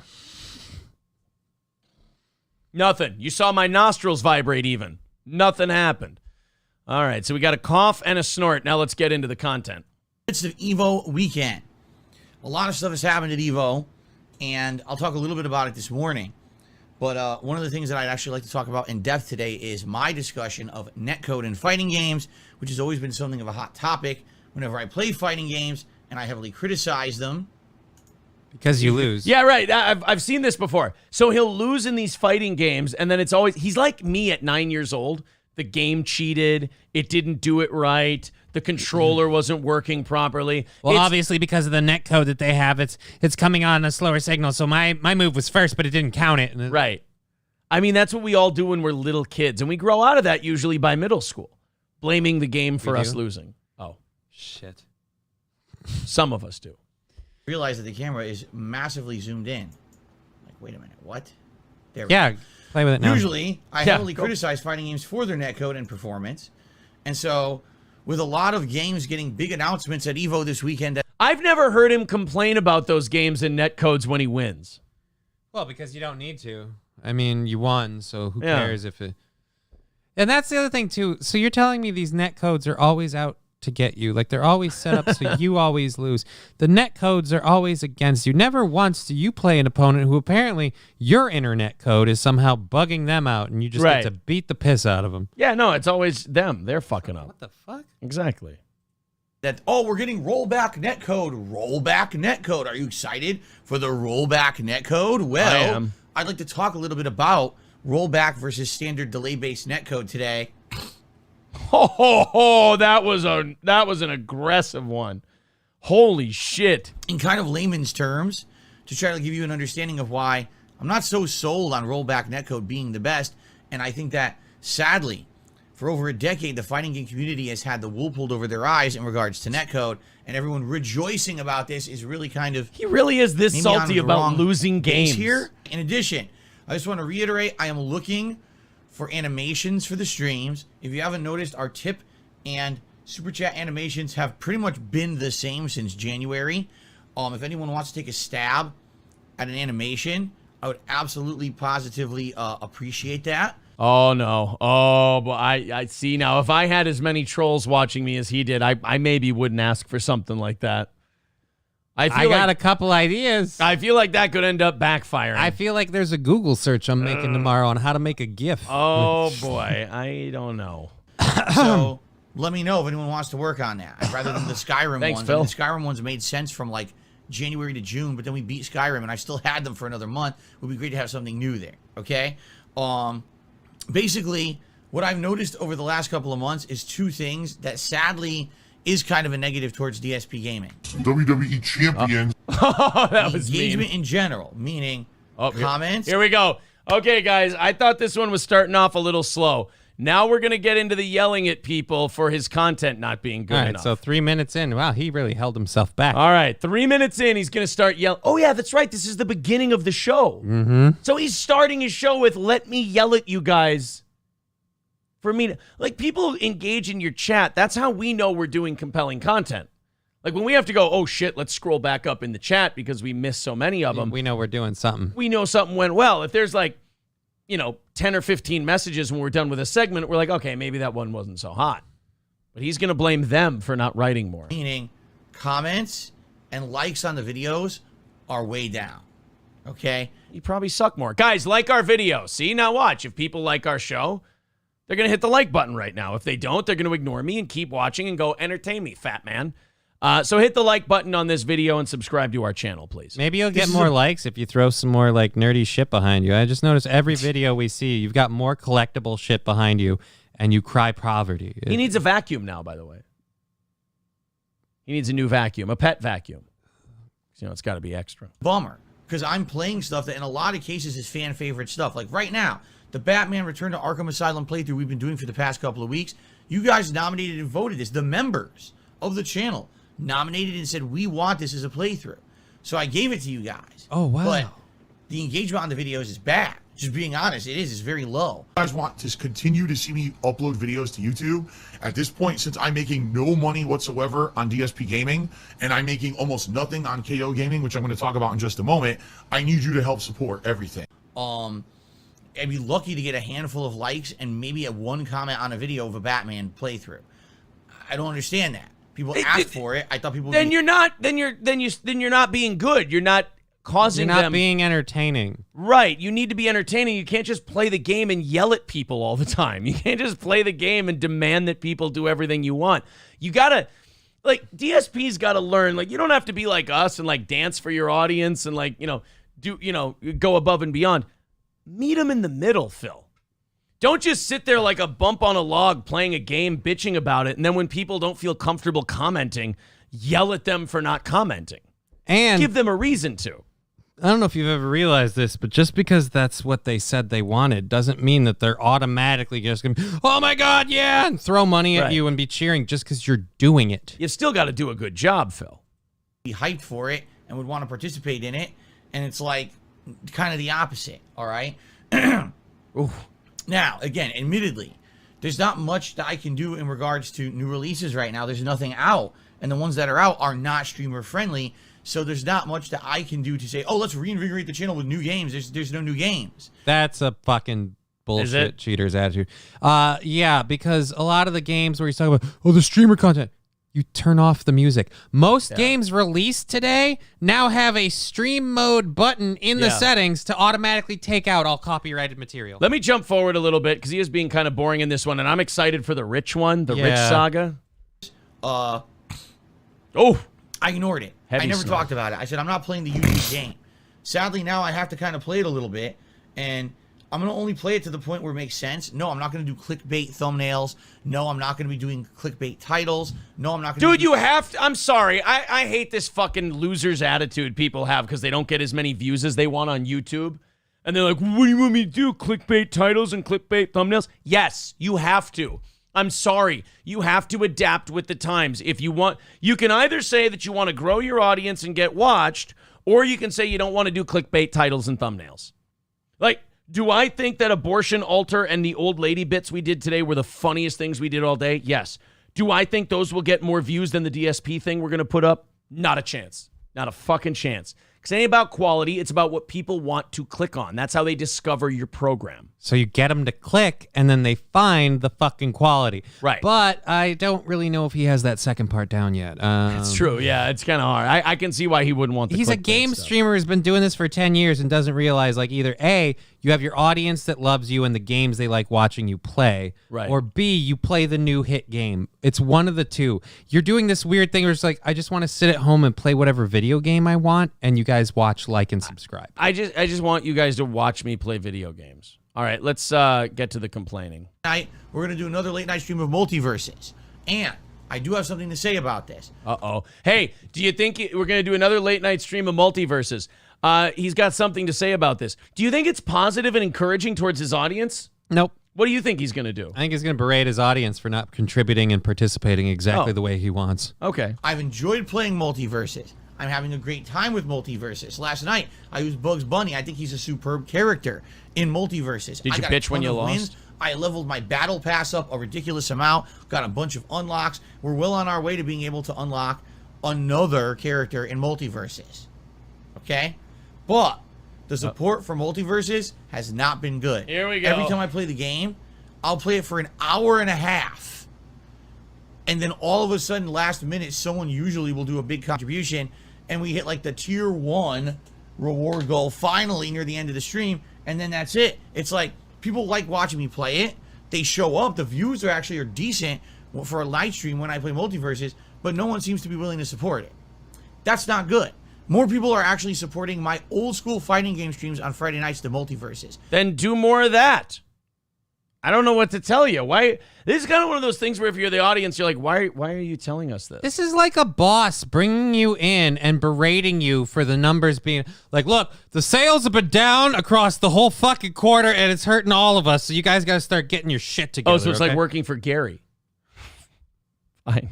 He's about as competent. This is a giant competitive community and a giant viewer base. All right, I'm going to skip the rest of this one because this isn't as good. No offense to Memology. He does a great job with these.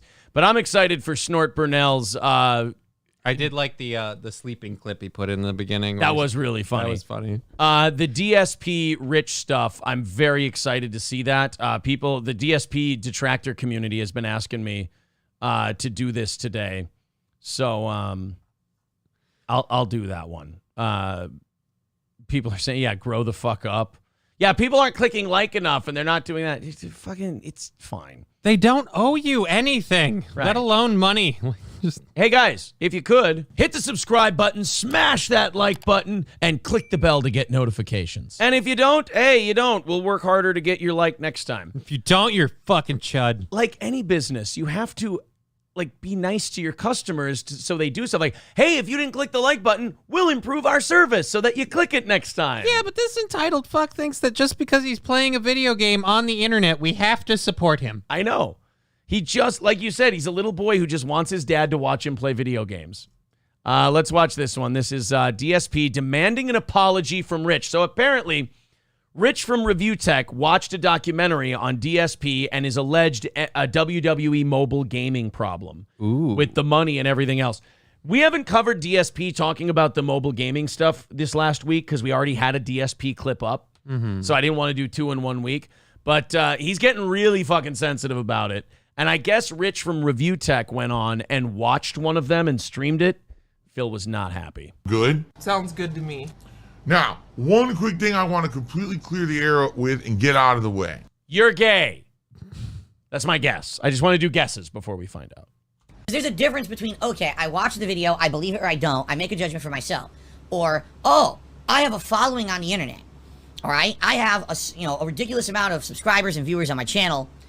Today I have nothing to do. I have no content to put out for my viewers. So what I'm going to do is I'm going to watch videos that outright state that they are defamatory against Darkside Phil. Exposing him, conspiracy theory. I'm going to watch it. Yeah, what a hack trick to not have any material so you just use DSP to fill time. That's a shitty Oh. Right? And then I'm going to talk about it to all of my viewers. And then I'm going to actually pull a publicity stunt to try to get, attention for myself today. Could you write that down? We should give that a shot. Sounds like a great idea and a nice way to build Almost a following. sounds like a game plan. Yeah, I like that. God, Phil, you know what? I apologize for saying anything bad about DSP. That's a great fucking idea. Dude, Phil, take your own advice. We should give it a shot. Because, Rich, that's what you did. Right? That's literally what you did. You had no content to put out for that day, and you said, instead of working hard to put out meaningful content for my viewers, let's do drama content at the expense of others so I can make a buck today. Fuck you, bro. Watching your content is hard work. I've been doing it for like 2 months now. It's exhausting watching you. It is really hard. You have to stay awake. You have to not throw shit at your screen. You have to not puke. What, you want us to all do it your way? Suck really bad and beg for money because we don't have any? I mean, the competitive edge he would gain from that would be substantial. That's literally what you did, Rich, okay? And you did it at my Why get faster when you can muddy the track for the rest of the horses? expense. And I don't appreciate that, and I'm fucking pissed at you. I'm gonna lay down the law, Rich. Either you fucking apologize to me for what you did, or fuck off and never come back to my streams. Oh! Maybe I should talk to my buddy Rich from Review Tech today and see what he thinks. Yeah, I think we might. Is he going to apologize?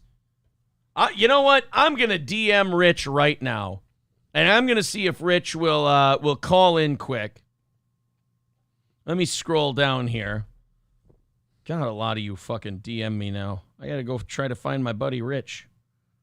More like DP. What the fuck? Watch, I deleted Rich off my thing. Got what we wanted from him. Get him gone. Oh, there he is. Okay. People said they were close to me? Hey, Rich.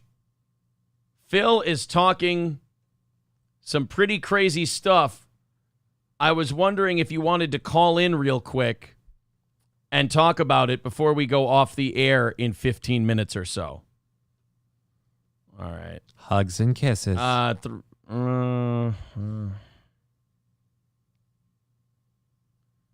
There we go.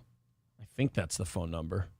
All right. Thank you very much, Brian M., for the $5. We'll add that to tomorrow. All right, we'll see if Rich calls in. Let's a little more DSP. It's one or the other.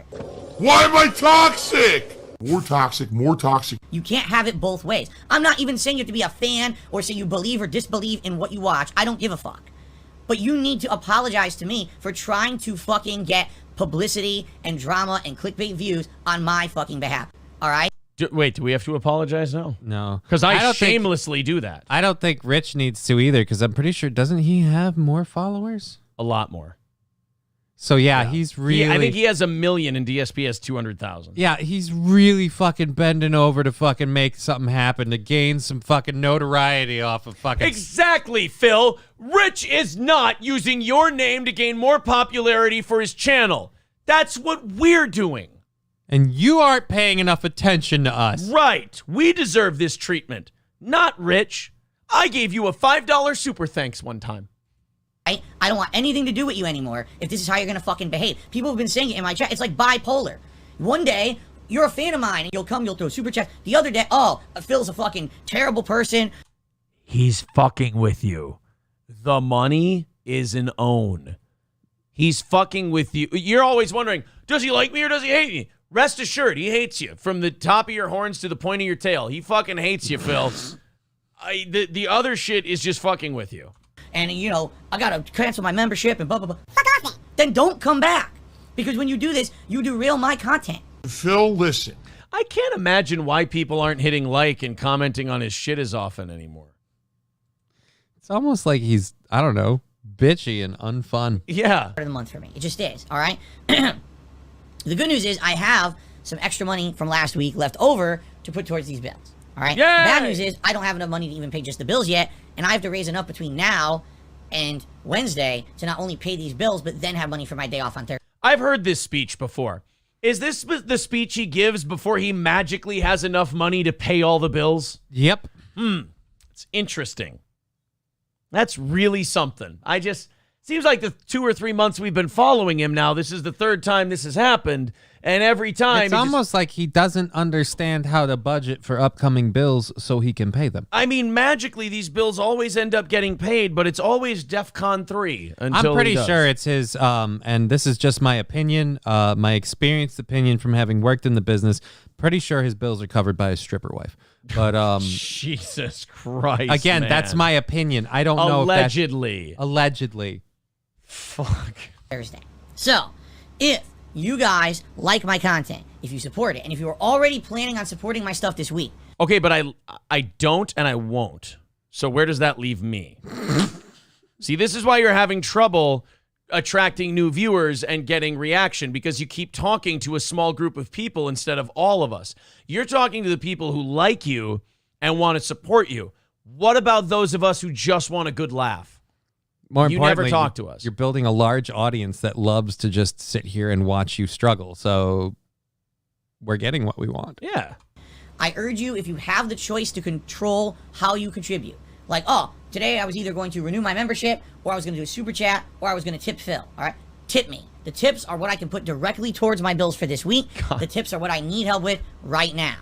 Guys, if you're generous enough to give us a fucking dime, I don't give a shit how you do it. Just in case you were wondering. We count everything towards the goal. It you all buy counts. the merch, it goes in towards the goal. You buy a fucking membership. You give us a super chat. You blow Aaron. It all goes towards All of the it. goal. It's worth $10. Give me your money. Well, here's the thing, Lemon Cat, because Lemon Cat says, why don't you tell people to avoid doing smaller tips, combine it into a single larger tip? I feel like that's going too far, all right? Let me tell you why he said that. Wait a minute. You have a line? This is breaking news, ladies and gentlemen. Phil has a line. Because every time you send a tip on PayPal, you may not be aware, there's a transaction fee, okay? Oh. So, for example, if you send me one $5 tip, it'll probably cost like $5.50. Maybe. I'm just guessing. I don't know. If you send... Hey, Johnny, do you know what I do when someone sends us $5 on PayPal and there's a 60-cent transaction fee? You know what I count that towards the goal? No. $5 fucking dollars, because that's what they meant to give. It's fine. 5 $1 tips. That's going to cost you like $7.50 because each tip has a transaction fee. You see? Now, some people prefer to send the smaller tips because, I want to have 5 messages that Phil will read out, right? And I get that. But I guess Lemon Cat's trying to look out. All right, I'm kind of bored of the money stuff, so I want to see if we can get to more rich. Well, he's the just banning trying rich to stuff. do right by his audience and save them some money. Yeah, I'm just trying to do the right thing, guys. Fans of my content, and then just said, you know what? I'm just not interested in your content anymore. Good luck. I wish you luck in your life. I hope that everything good comes to you. Thank you for supporting me in the moment that you could. That's the mentality I've always had. And I'm not going to be some kind of an ungrateful dick because one person was supporting, oh, I canceled my membership, so now I'm going to have sour grapes about it. No, of course not. But isn't that exactly what you do? Dude, we're like 5 minutes into your sour grapes. Oh, wait, this isn't Rich from Review Tech? This is his older brother, Rich? Oh, I thought it was... Hold on. I thought you were the Rich in question he was talking about. Or is Snort Burnell just jokingly calling him his older brother? I don't know. All right, Rich, goodbye.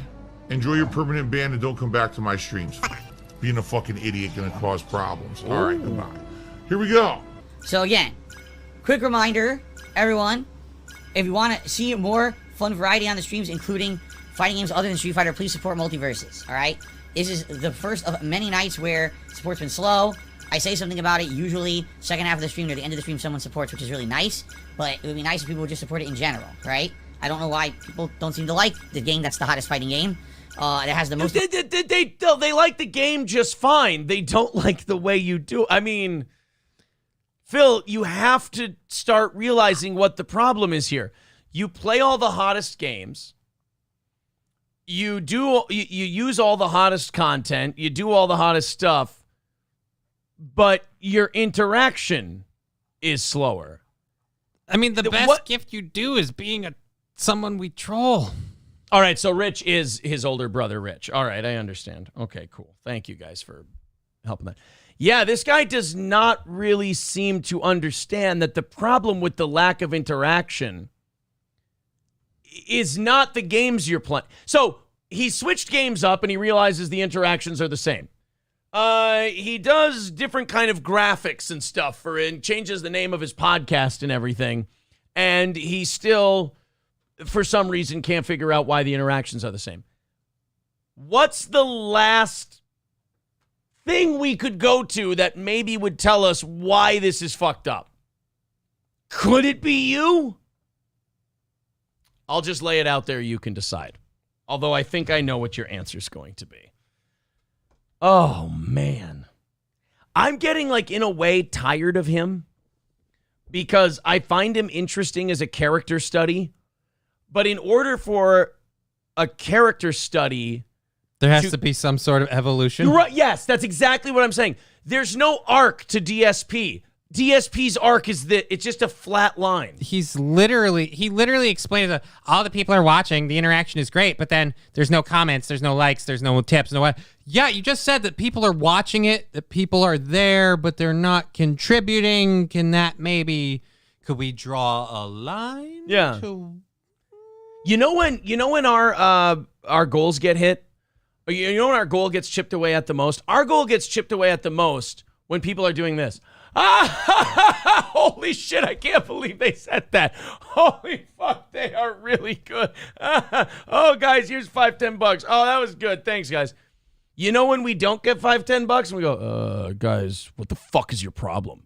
Go fuck yourselves. You guys suck. I fucking hate you. Why don't you do more for me? You don't really, you catch more flies with honey there. Phil. Aerodynamic Scrotum says, I think DSP holds his spoon like a shovel and wipes his ass with his socks. That's creative. Colin says, so people actually send money to these losers just to watch them play a video game? What the fuck has this world come to? Some of those guys who play video games are legitimately entertaining. Yeah, actually, the one who really made a big name for it, obviously Ninja's a big streamer one, but one of the guys who made a big name for video game playthroughs, kind of came up around the same time the DSP era and stuff, is a guy named Markiplier. And the whole thing was, it didn't matter what game he played. He was entertaining, and it was fun. He'd play horror games that freak him out, and you'd love to watch him scream like a little girl and just various different stuff. The audience would literally send him games and suggest games for him to play. He would then play those games. People who didn't suggest the game would watch the clip. They'd contribute, all that fun stuff. He didn't have to beg for money. He didn't have to sit there and do anything. He just provided the content. Yeah, just, have fun. I say Gutierrez with $10 says, I support a Twitch group of 8 girls playing video games, interacting with fans, and even doing stuff like Lego building and cooking. Same viewership as DSP, but the donations are genuine and fun. And they're girls. So And they're girls. Yeah, I mean, let's be very honest about this. Do they play in their pajamas by chance? Oh, yeah, PewDiePie, of course, got famous. Yeah. Playing video games. And he's the man. He's still the biggest dog out there. All right, guys. Well, there you go. We got another DSP day for you.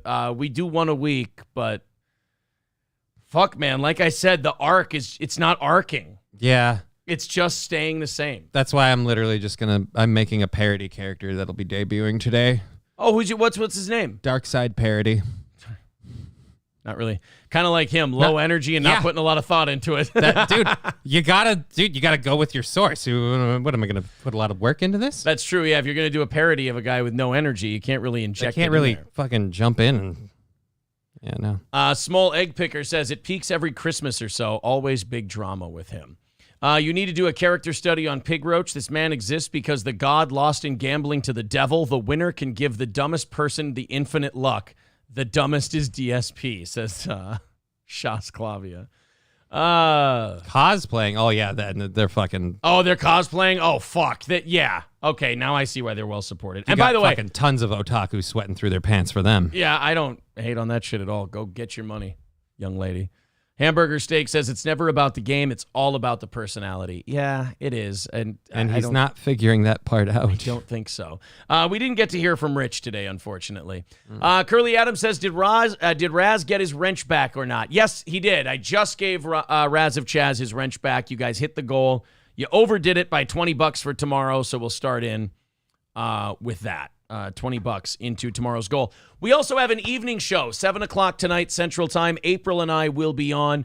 There's Johnny's Twitch link to watch his show there. Now, I don't have to do it today. Yay. There's Johnny's Twitch link, twitch.tv/JustKiddingLLC, to watch him go on at about 2 today. All right, I'll upload the DSP clip this afternoon, and then we'll be back tonight. Johnny, thank you very much. You're very welcome. And to this audience, wonderful. If you haven't subscribed, please do like the video. That helps out a ton. And we hope we did a nice show for you today. Talk to you tonight.